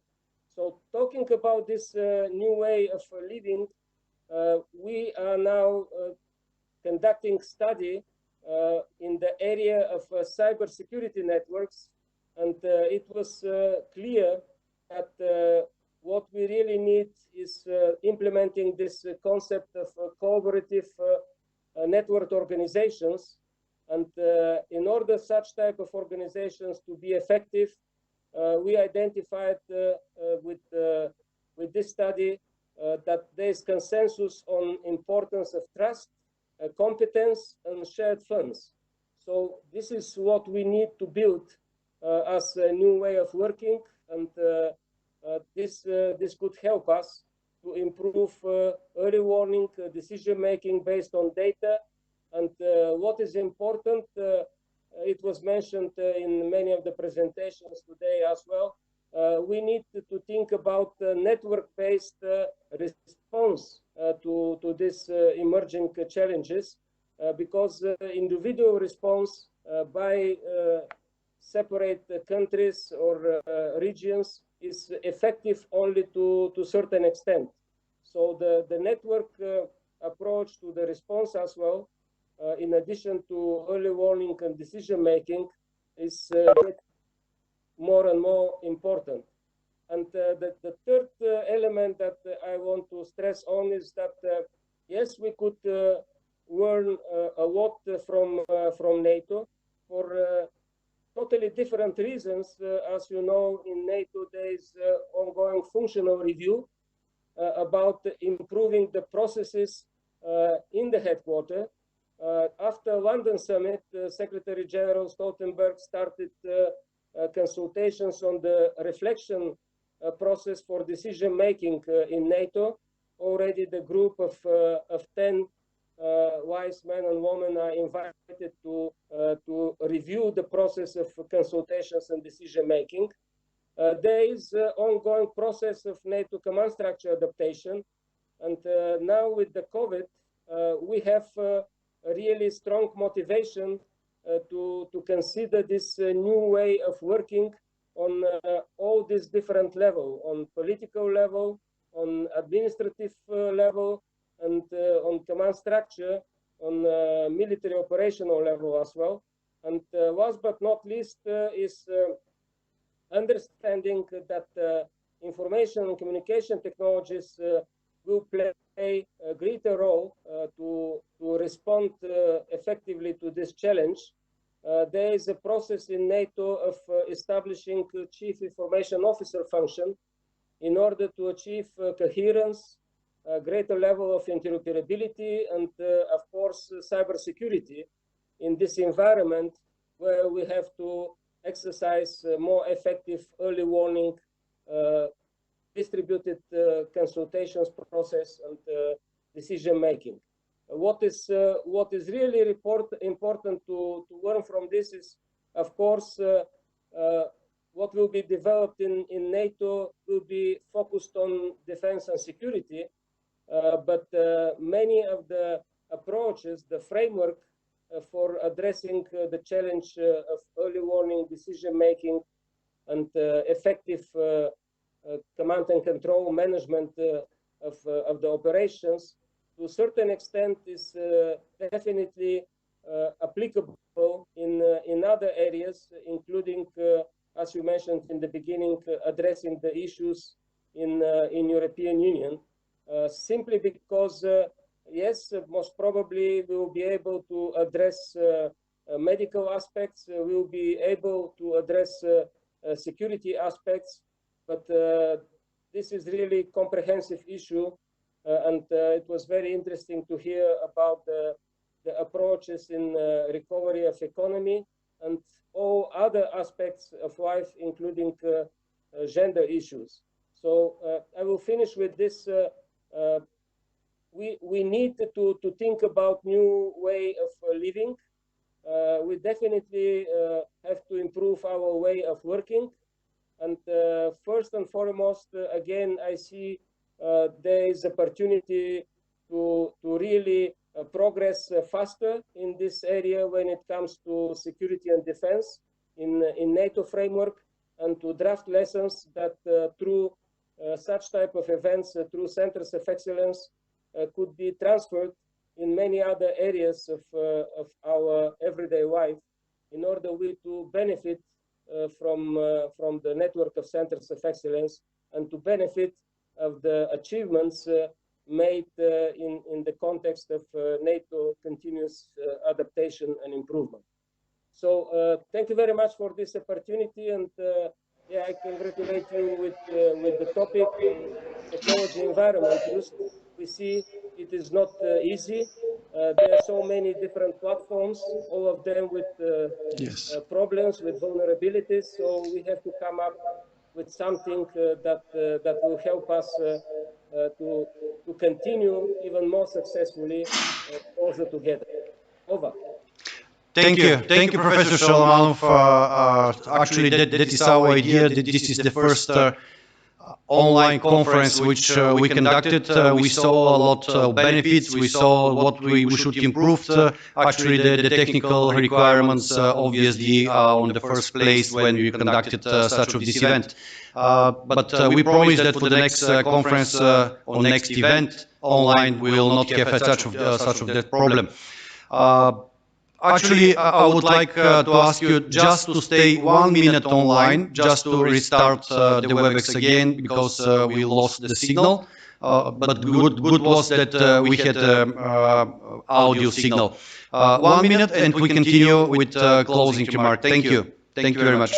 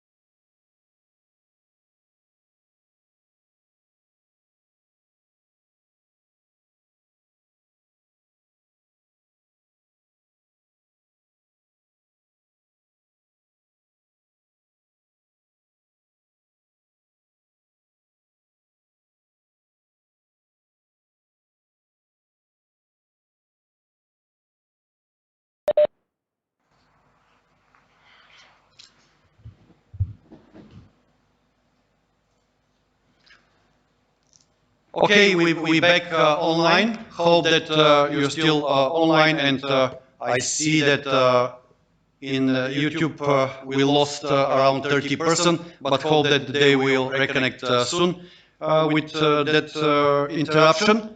I apologize again that we couldn't hear the final words of the presentation of Gergana Bakvinova, but we will make a record of Walter, David, and Gergana video tape of the lecturers, and will be uploaded on the YouTube.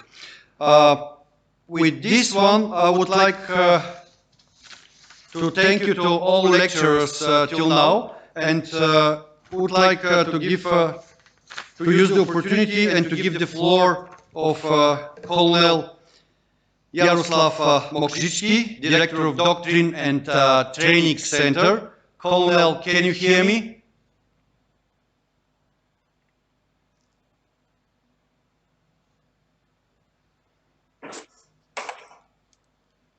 Colonel Yaroslav Mokrzyczki, can you hear me? I'm sorry if... Yeah, I'm trying to be... Yes. I'm online, all right? Yes, you are online and everybody can hear you. Now it's your turn to say some words from the Polish side, and after that we will finish. Thank you very much. I'm impressed. I'm watching that online transmission for a couple of hours now. A huge job. In fact, I must admit that in Poland we do the same. We ask experts and we learn what is going on around, because as a military personnel, we used to do the job in a way which is connected to the military life. So first of all, thank you very much for this opportunity to take the floor here. And sharing the information, as it was mentioned during the one of the speeches, is a key, I believe. But we need to think about something during that process. I'm not their native speaker, so I tried to prepare a couple of pictures just to. All right, I'll try to show it to you to make my speech more understandable. Just a second, please. Sharing the presentation. That's it. Perfect. We can see and hear. Can you see that? Yeah. Yes. I believe yes. All right. So the pandemic implication on security. The discussion you conduct, the discussion are currently conducted in every country. The local experts are talking in a national way about the problem. In each country, I do believe the armed forces are supporting society with the mission of fighting coronavirus, or coronavirus, maybe that's correct. I just wanted to share with you some thoughts we have in our Doctrine and Training Center here in Poland, Bydgoszcz. Almost 10% of our personnel, day by day, is involved in the operation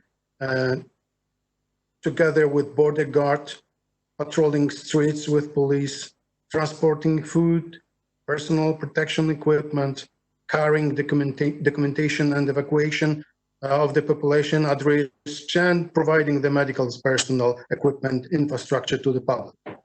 And I do believe every military personnel in the whole world do more or less similar job.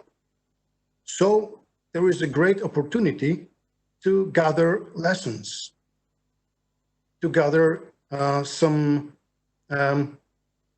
information which are useful for us, for guys who are conducting the military operation. That security and operational environment you see now in the picture is kind of a very simple picture, which is like armed forces which are inside are doing their job just to prepare to the crisis or war missions, mostly in a joint way. But we do that, and around of us, the environment is changing. That security environment and that direct operational environment is changing.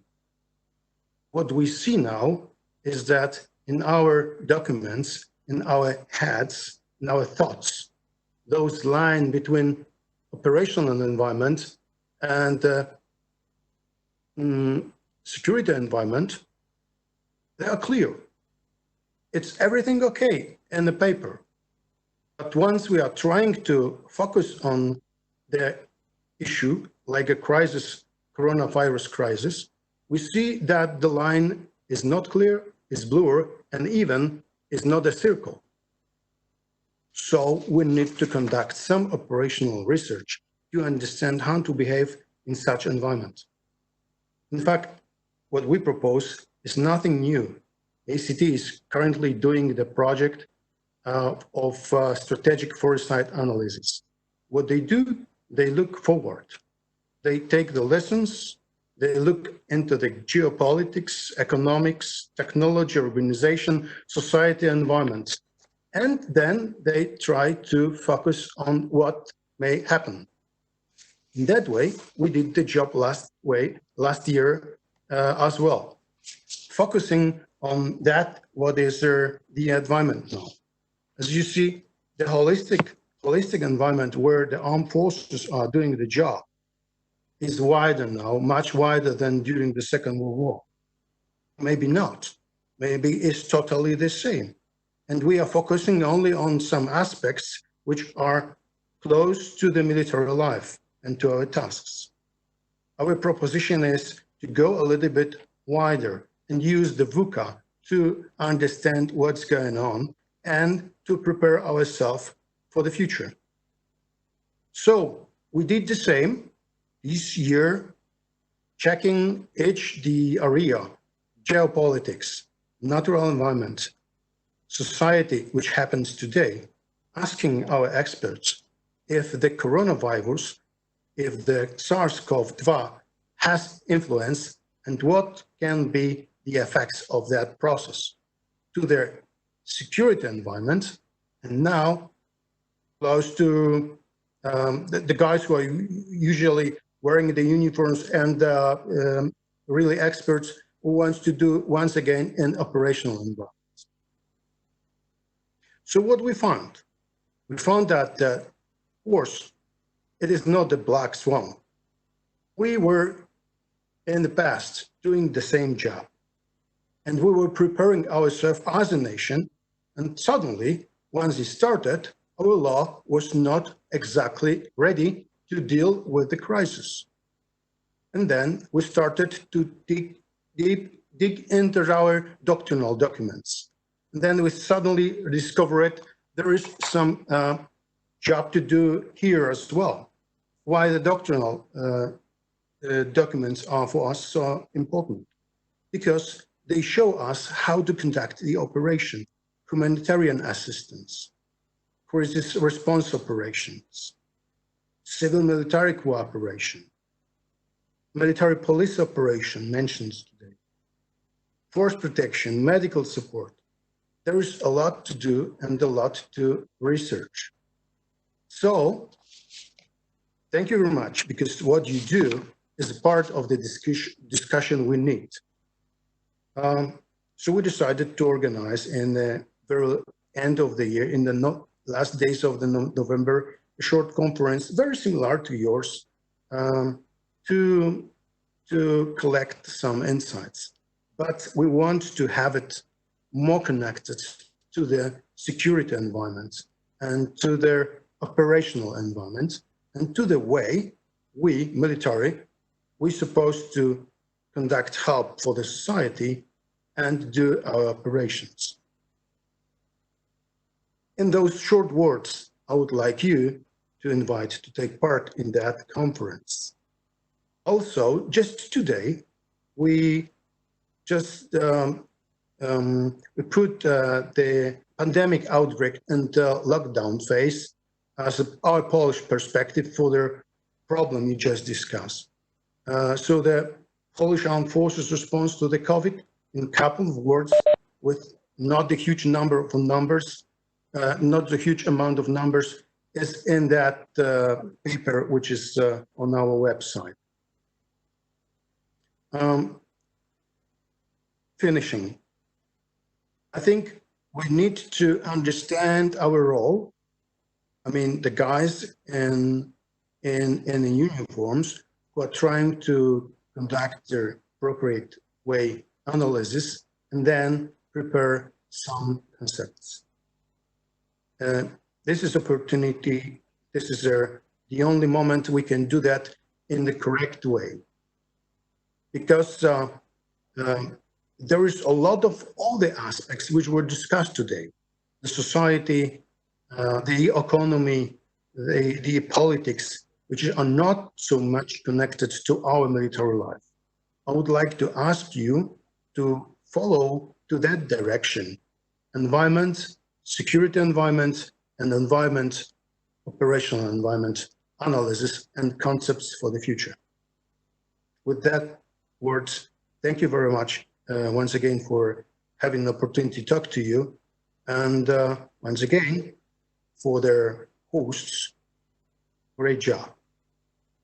The floor is yours. Thank you. Thank you very much, actually, Colonel Mokrzycki. Your words saved me my closing remarks. Actually, that was a half of my speech. That is good, and actually we are working exactly on that way, and we will try to find new ways how to deal with unpredicted and something new threats. That is our job and our work.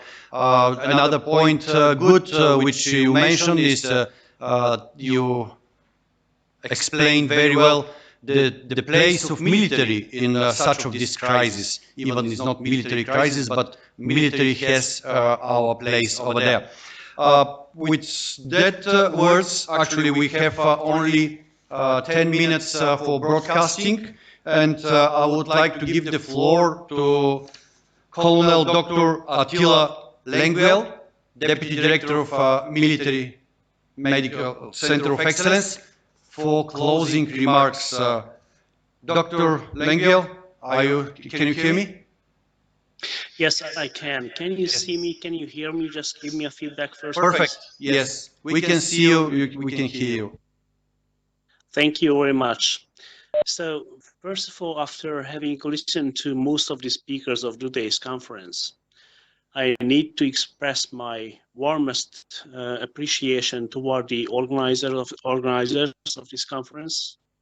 Great job, again, even from my side. That's what I can confirm, honestly. And I would really appreciate the participation of the speakers, because thanks to them, I just have a confirmation of my previous feelings that we have a lot of fields of expertise, the representatives of which are on the same level of obligation and sometimes enthusiasm that is required by this situation in order to manage it successfully and at least the most proper way. Even the medical is a field of this sort of expertise. So we at the Military Medical Center of Excellence recognize the COVID-19 situation and crisis as a test of the national civilian preparedness and military capacity of article-free crisis situations.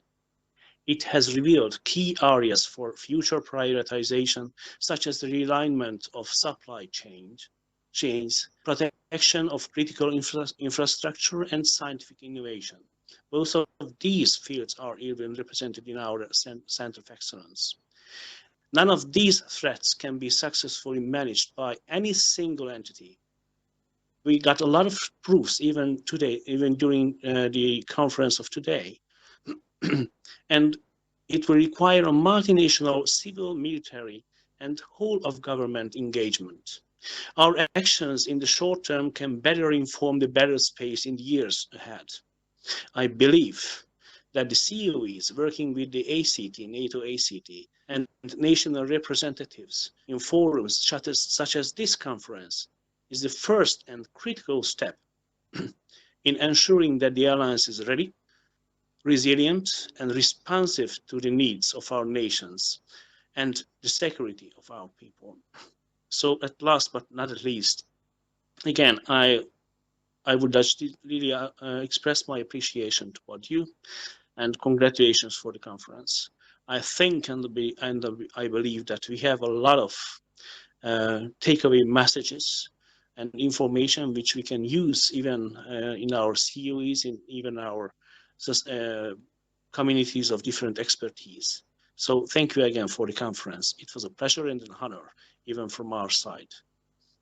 Thank you very much.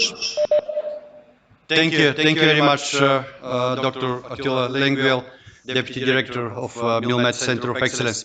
I would like to thank to all participants. Our idea was everyone to say some words, but obviously our time is approaching, and the paid channel, they will cut our broadcasting after a little.